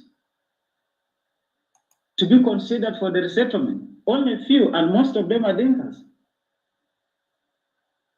The promotions. I heard of Tingli coming to Equatoria. What kind of violations did they come with? Provoking people. Did they do the mobilization the way they did in Equatoria? The mobilization they did in Equatoria was different. It was just like a mobilization of revenge or what kind of thing. It's not like anything you come and you speak to the people, then people join. But women were raped, the men were killed, and people were displaced in high number. So always implementing agenda that Garan drew himself with his Gen Council. But Gen Council, of course, now they think they are in peace, whether by force they can impose it. But Garan was doing it tactically because it was time of war. People may change their minds and they will run away from him. Because he knew if the Equatorians will not be there, there is no war that will be fought successfully. If the Darfurians did not come, there will be no success. Although I wonder if Garan really had a desire to fight for the whole Sudan, or he was mobilizing support. But I greatly, to my analysis, I would say he used most of the things as umbrella. But he knew that because they spoiled the first agreement, so let them go with the policy of having Sudan, the secular Sudan, so that most of the people will come in, even the Equatorians themselves. So those are a few things I've looked, but I really need it to be discussed in a good faith, that we looked into this agreement, we analyze it. It is not a blame on any person for now. It has gone, but we need to just to use it to build our own strength. We need to use it to build ourselves. That whatever goes right in that agreement, if we use it, it will help us to benefit. And whatever goes wrong, if we identified it, we will have to fix it for anything we need to discuss from now, regardless of anything, regardless of any camp, where we belong. But the reality is we need to know the truth on what we are supposed to do. So this agreement has shown for us ways that can help us to build our political plans. Unless if there is anything later, I will add. But I believe all that we are discussing has a point. Thank you. Thank you, Brother Lolako. I don't know if Brother Mujasif has a comment or introduction. Otherwise, I'll give Brother Mujasif. Do you have any comment or introduction? You know, we will not have more. We'll leave Dr. Hakim to also give his remarks here and there, and then we'll open general questions, because I think we exhaust, because we reserve the presentation of Tito for the next time. Thank you. So Tito can only get questions from the public, and like the rest of the presenters. Thank you. Okay, so Dr. Hakim, I will pass the mic to you to give your presentation before, and then after we'll open the hand raising button to take questions from few viewers. Dr. Hakim, the mic is yours. Can I check my voice? I hope you can hear me well. Your voice is a little low, so if you can take your AirPad off, and then maybe let me take it off. Yeah. Yeah, unfortunately, I have to hold this on my hand, and so I was a little bit struggling with having to hold it in my hands. But I hope this is clear. Loud and clear. But you can put it down, Victor. You can put it down. I think it's not a problem. I misplaced my this pad where you put the forms on. I couldn't find it. I normally just use my ear tags here. But anyway, next time. Yeah, I just wanted to obviously looks like the discussion has focused more on the Addis Ababa agreement, its evaluation, and then my expectation was that I was meant to be focusing on discussing the bit on Kokora and the lessons from the Addis Ababa agreement. But the little that I wanted to say in terms of Addis Ababa agreement, and I think I wouldn't want to go into details. Many of you have already covered the limitations of the agreement from different angles, but it's obvious and very clear that the Addis Ababa agreement fell short of the objectives for which the liberation struggle, the South Sudan liberation movement, stood for. And I think it's because there were many pressures internationally and the geopolitics that forced the hands of the Anyanya to settle for something less than what they wanted in the first place. And as a consequence, there are limitations, in terms of, the powers that were vested in the regional autonomy. But it was very clear and obvious that the national government, had responsibility for matters that were considered to be national, including particularly on the provision on any changes to the constitution, or rather, changes to the agreement itself, which required or stipulated that it should receive 3/4 of the quorum in the National Assembly, and also in terms of the South, that it should be subject to plebiscite, to referendum. So this was, I think, you could say,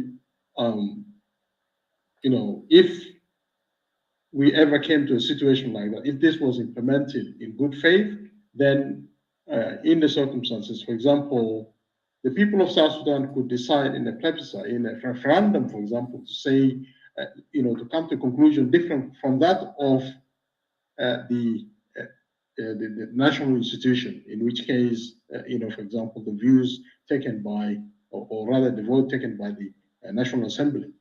So we did not come to, to this point. There was never an opportunity for us to get to this point. So it was quite legitimate in the circumstances. This is hypothetically.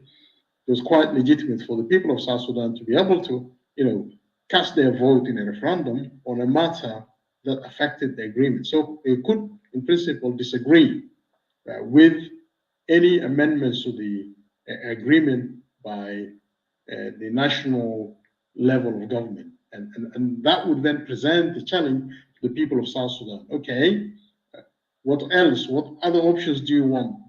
Are you going to be able to exercise? Because, there are limitations. And then that would force the question on South Sudanese themselves as to what to do next.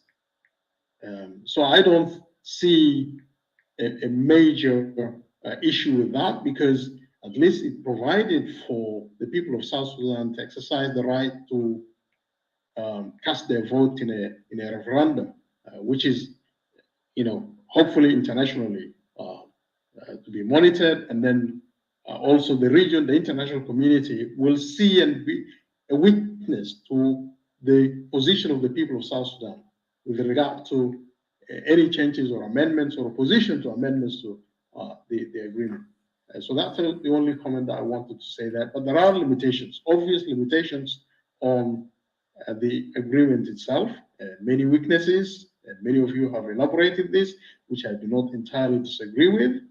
But I think it provided a respite in the circumstances for the people of South Sudan to exercise a degree of self-governance, which has to a certain extent also proved that very soon we were not able to prove to ourselves that we could not be a cohesive society to ensure that we had the will of our people and the consensus to continue to maintain the autonomy of South Sudan in a united form without issues of oppression and so on that other people have spoken about.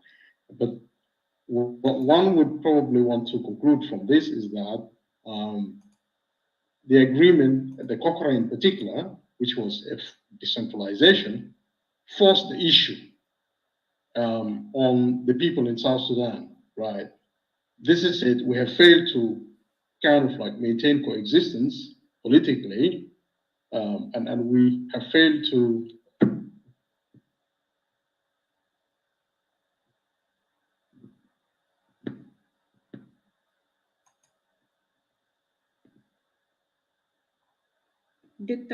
Dr. Hakim, are you there? For some reason, we can't seem to hear you. Right. I don't know why. Now we can hear you. You went silent for a while, but we can hear you now. Oh gosh. Right. Yeah. This is very bad experience. Only for about a minute, not for too long. Right. Yeah. Okay. Yeah. Okay. I'll conclude my comments on the Addis Ababa agreement, and if it's okay, then I'll just really focus on the lessons from the Kokora. Yeah. Go ahead. So what I was saying in the in the minute that passed, I was basically saying that the agreement, the way we implemented it in good faith, in as far as we had a regional assembly, we had a high executive council, we allowed ourselves to exercise a limited degree of political power in South Sudan, which worked for a few years, and then we were distracted by the emergence of corruption, the emergence of nepotistic attitudes, and dominations and bond rule and all that, which weakened our unity, weakened our cohesiveness. The politicians should have had this at the forefront of their thinking, that our people should continue to maintain their unity. That should not be made subject to undue influences, corrupt influences, which only weakened our unity as a people, leave alone that we were trying to still look at the journey ahead. So when decentralization, or rather the Kokora, happened, in my mind,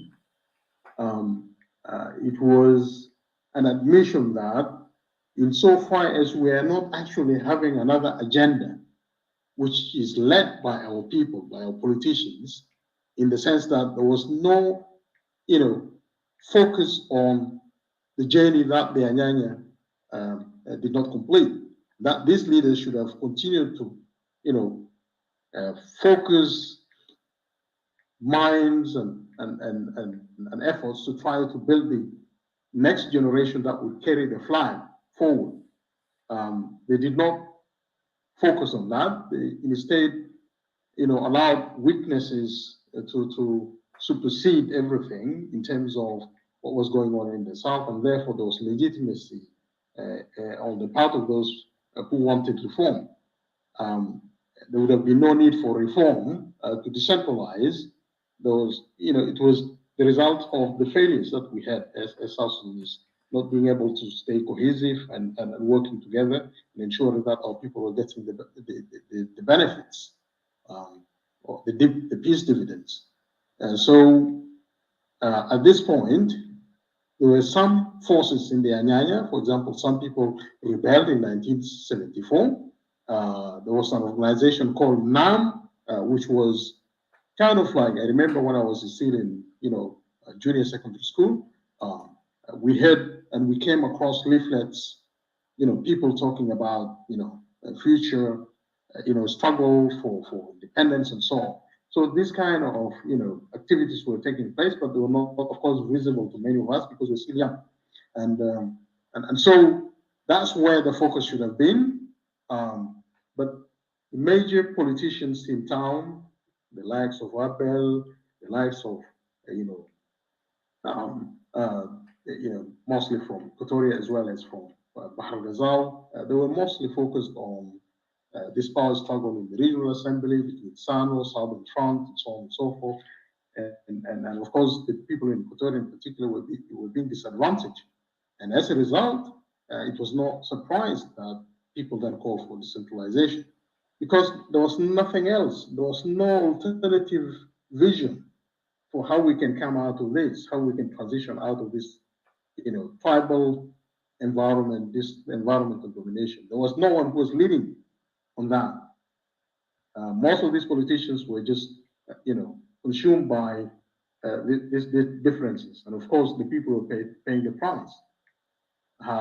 So what I wanted to say is that the Kokora did not stop anyone from molding an agenda to continue to push and lead the people of South Sudan towards the promised land.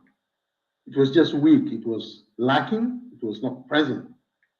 So the immediate agenda was then to provide for some stability, and it was right for the people of Equatoria to demand that they administer themselves and that they take charge of governance in Equatoria.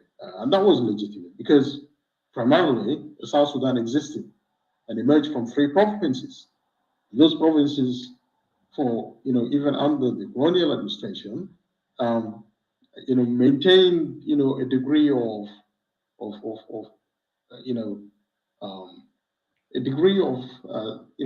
autonomy, so to speak.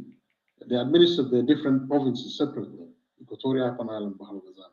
So going to that model was not something new.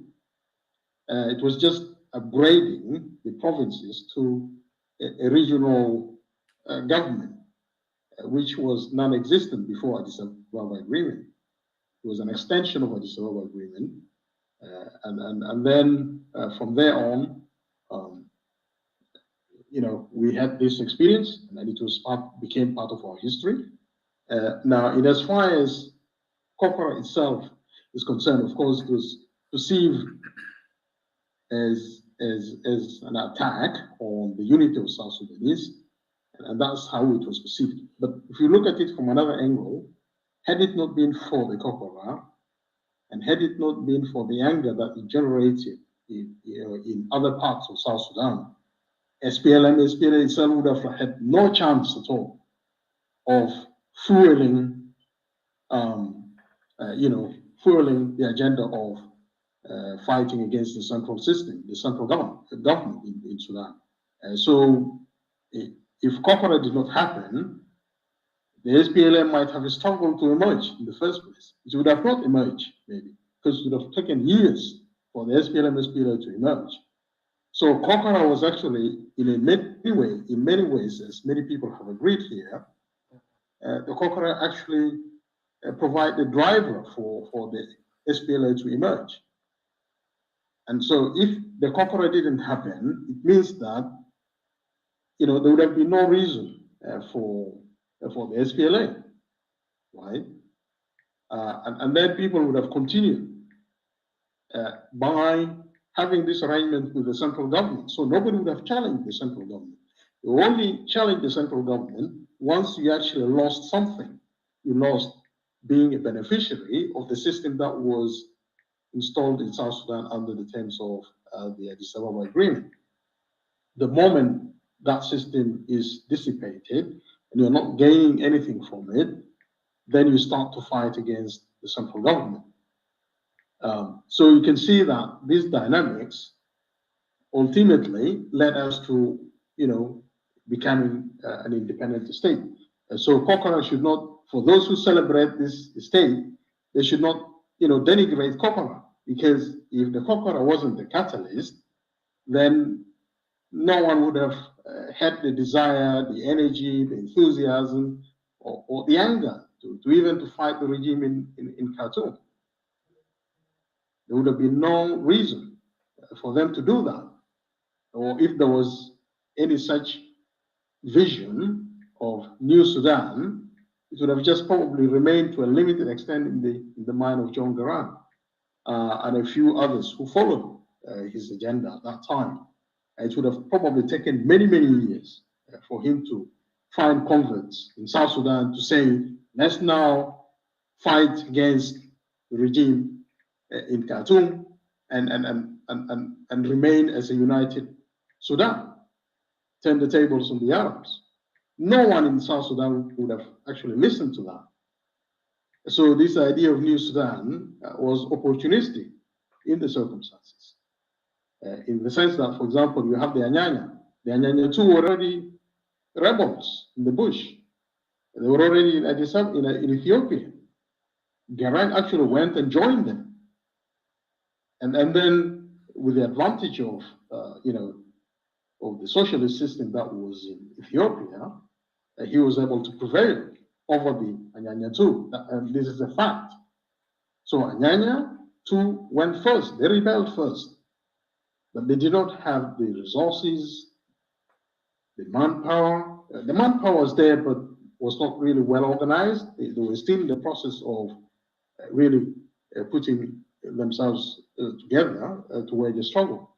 And they started to challenge the system in Sudan, but in terms of the agenda that was not finished by the Anyanya. So the simple conclusion here is that the Kokora played as a catalyst. It played as a catalyst that propelled the SPLM-SPLA to emerge. And this emergence of SPLM-SPLA was also opportunistic because those who opposed the Kokora and went and joined the SPLM-SPLA did not really believe in the vision of New Sudan. They were simply looking for a way to challenge the system because, they were being kicked out of Juba or Malakal or Apanal and so on. And I think, in a sense, the SPLM leadership was quite fortunate in that it was able to utilize and employ the circumstances, the geopolitical circumstances, as well as the internal dynamics in South Sudan, to then stage a struggle against Khartoum in an effort to bring a new Sudan, and all of these factors combined to make the SPLM-SPLA successful in its early, phases to begin to challenge the system in Sudan. And I think, even those who are completely against the Kokora should see the benefits of Kokora in that it provided the fuel for the SPLM to emerge. And that this opportunity would have not probably arisen had the Kokora not come about. And that was the time when a question was forced on the people of South Sudan, on all the people of South Sudan, to say, if we are happy with the Addis Ababa agreement the way it was, then let's just have a system in which we can administer ourselves. You go to Equatoria, you go to Upper Nile, you go to Bahar Ghazal, so that we avoid the frictions, we avoid the domination and so on, because we don't have another agenda. You know, who else is in town with an agenda for us to go for something ambitious? There was none. Abel Alier was not, you know, leading the people to, you know, to bring about separation of South Sudan. Lago wasn't also doing that. So what was the plan? What was the game then? What was the plan? What was the game plan? The game plan was nowhere. NAM, I suggested, I mentioned NAM, because NAM was, we heard about NAM as an organization that was, you know, working behind the scenes and wanting to, you know, to reorganize our people, but it was with limited success.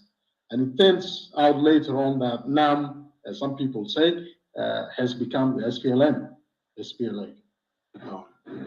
So that's as far as the comments on the Sababa Agreement and on the emergence of SPLM, SPLA are concerned. Now, if you also look at, there's a book that has been published recently about Africa's Red Army.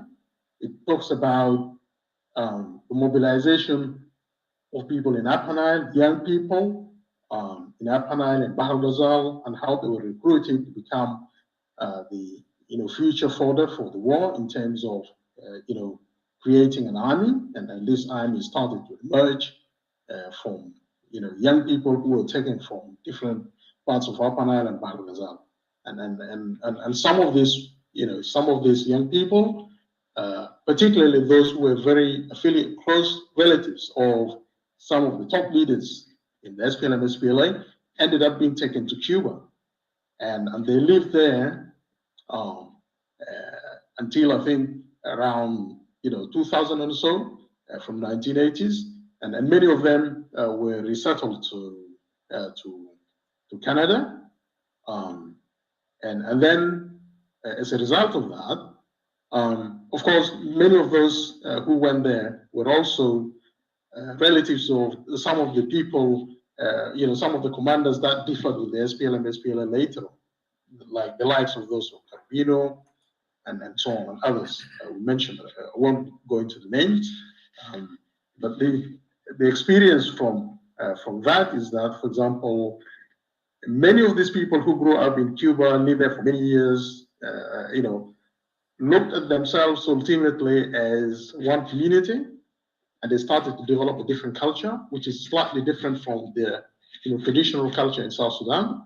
And when they, resettled to Canada, then they started to interact with South Sudanese, and then they started also to face some of these, you know, challenges of divisions within our society.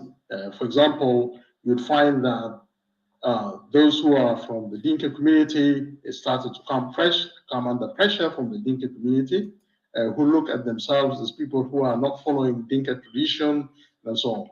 Likewise, the Nuers among the group were also being challenged by their traditional heritage, that they are not, you know, compliant with traditions. They should not live together with the Dinka, or the Dinka should not live together with the Nuer, and so on. These are some of the dynamics that expose us as South Sudanese, that we're having, you know, we're having a lot of challenges to try to come to terms with having coexistence with ourselves in a state that can, you know, stand for all of the people of South Sudan. And so if you look at the agenda of the Joint Council of Elders, and so what's happening in South Sudan now is that this, you know, earnest determination to create a joint state. And many of you have already spoken on many occasions how this is actually mapping to what was taking place back then in the 1970s, when the Addis Ababa Agreement was being implemented. When we started to have this, you know, fault lines between, you know, Equatorians, the Dinka, the Nuer, and so on and so forth. We have now seen this emerging again. These fault lines have started to emerge again in South Sudan. And this is obvious in the institutions, the decision-making processes, even in the agreements that have been signed in recent years.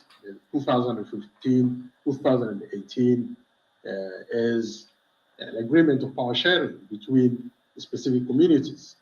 And therefore there is no fairness, there's no system of fairness. Look at how many, vice presidents we have, and how many of them come from this or that ethnic group and so on.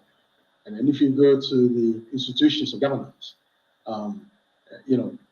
they are all appointees of people who are affiliated with this political organization. So there's no focus about the people, but it's a focus about power sharing between elites. And people do not have trust in that these elites will actually create the state that we all want, for all the people of South Sudan. The fault lines are still there, and there are many, many writings in the wall, leave alone publications that have really generated a lot of debate. For example, ethnocide and others, the discussions that has been going on in the media, the social media environment, and also the fault lines that are visible in terms of implementation of the agreement. Nobody wants any agreement to be successful. That would empower, the people to participate in decision making. And then we are now faced with a situation where we are going to have to go to an elections next year on the basis of a constitution that is suspect, a constitution that is made by people who are not even elected. And that is the kind of a state that we want to live in. And it will be very difficult to change this kind of a state or reform it for as long as, there's still an agenda of Jane state building. But that would be another subject that we can talk about. So the key issue here really is, let's look at the Kokora. Let's take the lessons from the Kokora. And the issue here which is missing, the big elephant in the room here is that the people are divorced from the political process. It is the SPLM and the elites and the ethnic elites who are in charge of exercising political power to corrupt, impunity, to kill, and to determine priorities, for us. And that has gone on for the last, I don't know how many, 17 years or more than 10 years now, since South Sudan became independent. You cannot really say with certainty that this system would reform itself in the near future. It would be at a very, very high cost. And in particular, for the people of Equatoria, the lessons are very clear. The people of Equatoria in 1983 or 82 called for decentralization. We had the Kokora, and then if you look at the history, the Kokora itself is not a bad thing, because in the NCP system, for example, that followed, the Kokora was really developed further to become the 10 states Kokora. And you'll also see later on that from the 10 states Kokora, we had the 32 states Kokora. The 32 states Kokora completely demolished Equatoria.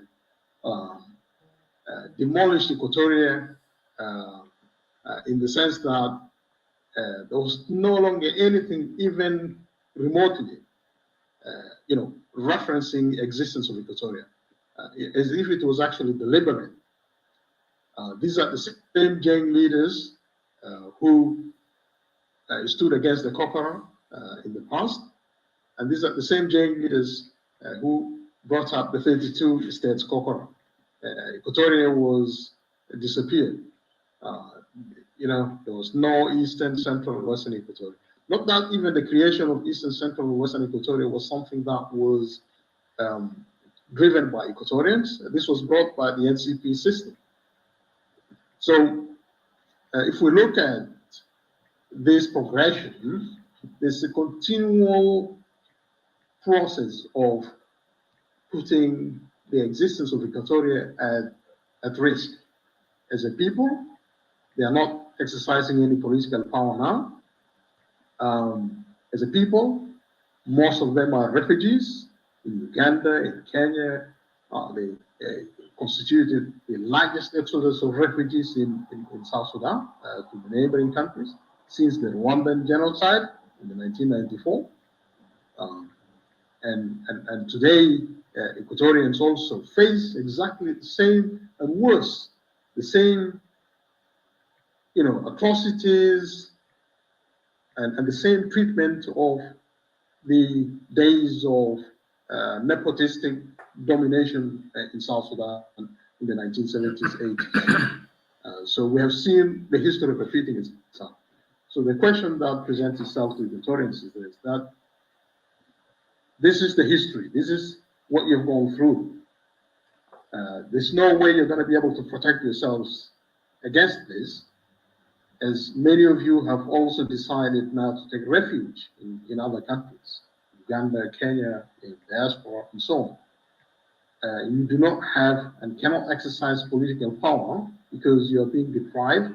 The state does not actually protect your rights. And the state is all about the preservation of the rights of the people. And these rights are not enjoyed by the people of Equatoria. So your existence is more or less threatened. And so the consequence of this is that you cannot really say that let's all come together in order to stop and reduce, and remove the system. There's a role for that. We can do that. We can put all of our hands together to remove the system. And that's one of the options, but it's not the only option. You have to organize yourself as a people now. Equatorians have to organize themselves as a people, like they did in the 1970s towards the copper. Because that's the only way you're going to have a voice as a people, to be meaningful, to be seen, to be acknowledged. But if you're going to be organizing yourself just as individuals or as a political organization, a party, it's not gonna make it, because the assessment is that the voice of the people is far more stronger than the voice of just a single political organization. Because this is a question about the existence of the people of Victoria. There are fundamental rights, inalienable rights that each and every people should be entitled to exercise. And we do not consider that this system of SPLM is going to allow that. I don't want to go into the calls for example, for federation, to several conferences that were held in Juba by the people of Equatoria in the form of a popular consultation, calling for a federal system to be instituted in South Sudan. And this fell on deaf ears. And then you had the copper, the Kier's copper, the 32 states copper, which was brought by Salva Kiir through a presidential decree. And so you can see that the tendency is to marginalize the people of Equatoria. So the people of Equatoria are the ones who are at the receiving end of this, without prejudice to our people in Upper Nile or people in Bahar Ghazal, who are entitled to exactly the same rights, to exercise political power, to select their own representatives, to make decisions for themselves. They are entitled to all of these rights. And so the people of Equatoria are entitled to the same rights. In my view, I look at the people of Equatoria as a sovereign people, the people of Bahar Ghazal are as a sovereign people, the people of Upper Nile are a sovereign people. And so, in that context, sovereignty should flow from the people to the institutions of government. And that's the only way you can preserve the rights of the people to exercise that political power. So you cannot maybe be in a better position to go and persuade everybody else in this generation to go to Upper Nile, to go to Bahr Ghazal, and persuade people to come together to wage a struggle that would save all of us. You can do that. Go ahead, by all means, go ahead. Go and do that. We're not against alliances with the people because they suffer more or less, some of the challenges that we are facing in Equatoria. But there's also an element of, bringing the people to be part in this process. The people to be at the center of this. So for us to be able to, promote this model, Equatorians need to look at themselves as people, as one nation, that their interest is joined, and that they should, like they did in 1980s, they should also organize themselves, have a voice, a legitimate voice of people, and be able to exercise, rights which belong to them. Because the regime that we deal with is an illegitimate regime. It's not elected. And SPLM does not provide an alternative. It's not the alternative. Like Elhag said earlier on, they hijacked the state. I agree with him on that. They hijacked the state. And the argument, on the part of many others, like Elhag, would say that let's all come together. Let's remove this and just bring a new government. And that the government would then, ensure that there is, rule of law in the country and due process and everything. But that takes also institutions. Dr. Hakim, excuse me. I think you are going more further about the way forward, and you know that we have part 4 for these points. I don't know if you can really conclude on this, because otherwise, part 4 will be, I don't know how it will be, because the way forward where you are putting now, it will be for part 4. Please, can you just conclude on this point? Thank you very much. Yeah. To be honest, Mujazid, I wasn't aware that there was going to be another part 4, because the last time I asked a question on this, and my understanding was that today was meant to be a discussion about the way forward. But I think if it's okay, but the problem is only we try to find you in the in the clubhouse, but you don't follow us. 3 of us, we don't get you, so that we can put for you the guidelines of the discussion. But anyway, nothing bad. We go for it, and then everything will be scheduled in the way how we can help ourselves so that we save time. Thank you for understanding. Right. Okay. In that case, I think I'll probably pen that to the focus on the way forward, because I was trying to summarize it and putting everything together. But we can put that to another session.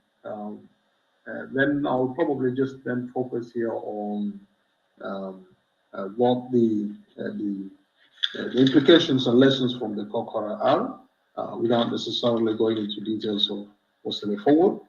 I think the first point that I would like to stress here, in as far as the Kokora is concerned, first, it did not constitute a negation of the struggle for the independence of South Sudan, like I said before.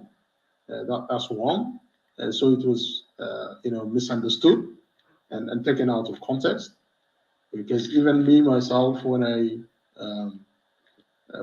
was back in the days at the university, when we were having discussions about this, I quite well remember that the burning issue for us in Equatoria at the time was that, look, we don't have something different to address the situation that we have in the country, in South Sudan. There was no leadership that was describing something which was an alternative, better than the nepotism, better than tribalism that we experienced. So, and we felt that our people in Equatoria were right to call for the Kokora, so that it can force a question on others to start to think, what's better than Kokora? What can we do that is better than Kokora? Shall we go back to organizing ourselves to face the enemy and to create a new state? Or were people just comfortable for as long as, the system was there to allow them to dominate and forget about the agenda of a state, a new state? So in Equatoria, there was a feeling always that is supportive, or there was a sentiment always that is supportive of separation from Sudan. And then you can see the results of that when people voted in the referendum. All of us in South Sudanese, including Equatorians, voted for, secession from Sudan. And so there was always this sentiment embedded in all of us that we want to have our own state. And so Kokora was not meant to be in opposition to that. Kokora was a measure to say, I think our leaders have forgotten really what they should prioritize. If they haven't yet got their minds, on what our people should follow, then it's better that we decentralize, we focus on administering ourselves until we can find a formula for when we can come together and then continue the journey that the Anyanyas have started. So that's really the main focus for me, that by supporting the Kokora, it was not meant to be that, no, South Sudanese cannot unite around another agenda, because this was an administrative devolution of Addis Ababa agreement to the different regions so that we can manage ourselves. And I think I still believe that when the people, for example, form themselves into a region to administer themselves, it is for the best of interest of the people in that region. If that is what they feel, if that's what they want, it's their right. It is their right. We should give that right to them. Likewise, the people in Upper Nile who may be against Kokora cannot impose themselves or impose their model on the people of Equatoria. The people of Equatoria cannot impose their model on the people of Bahr Ghazal. This agenda of one nation will come when it's time, when we have the institutions to be able to do that. But it failed,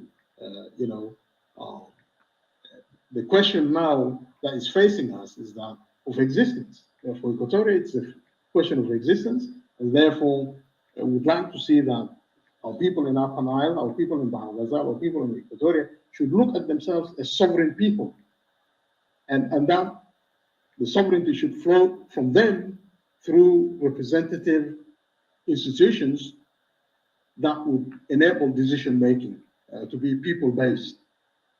And this is not feasible now.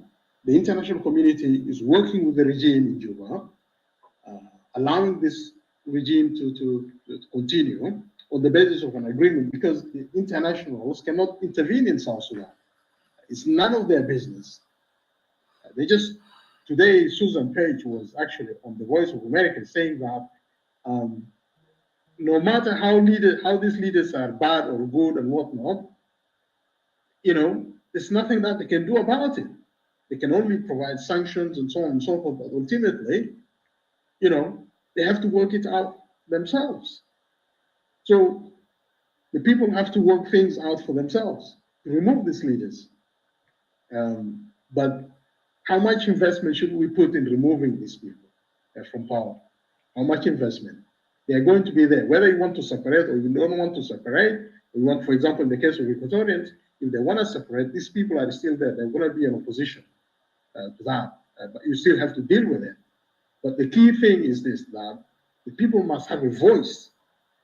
That's all I'm just saying. The people must organize and have a voice, and that voice is what would be seen to be legitimate.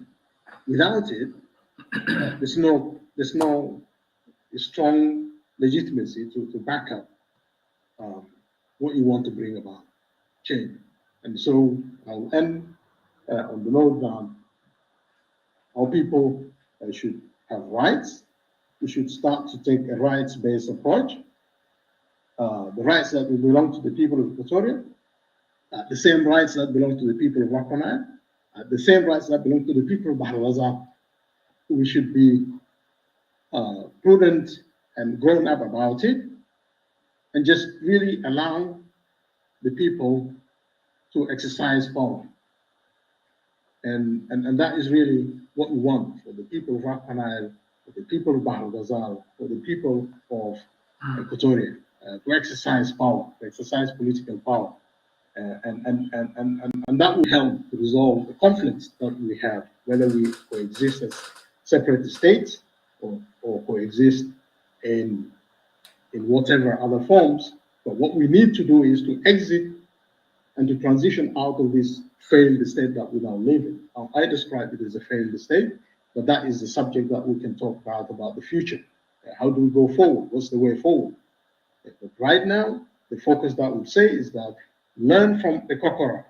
The people of Equatoria exercised a voice, their right to want to govern themselves. And that hasn't changed. And that hasn't been lost on anybody. So that is what the message of the Kokora is saying. Equatorians wanted to govern themselves, and it's a good thing. Why not? Why is it bad for Equatorians to want to govern themselves? That's what the Kokora is saying. And that's perhaps also, maybe if the people of Upper Nile and Bahr el-Ghazal do not want to govern themselves, then they cannot impose that on Equatorians. And I think it would be better to understand this dynamic without prejudice. Thank you, Dr. Hakim. Because prejudice is the one that brings conflict. Thank you. Thank you. Yeah. Thank you. Sister Pam, I think you over there, because we have also some people to ask questions and it start to be, more on this and there. But anyway, I'm going to close the Facebook and the YouTube. We will continue in the Clubhouse. So finally, I would like to say thank you, and I would like also to welcome everybody in the Clubhouse to join us after, we are going to close the Facebook and the YouTube. So thank you very much. And Sister Pam, can you take over there? Thank you. Bye-bye.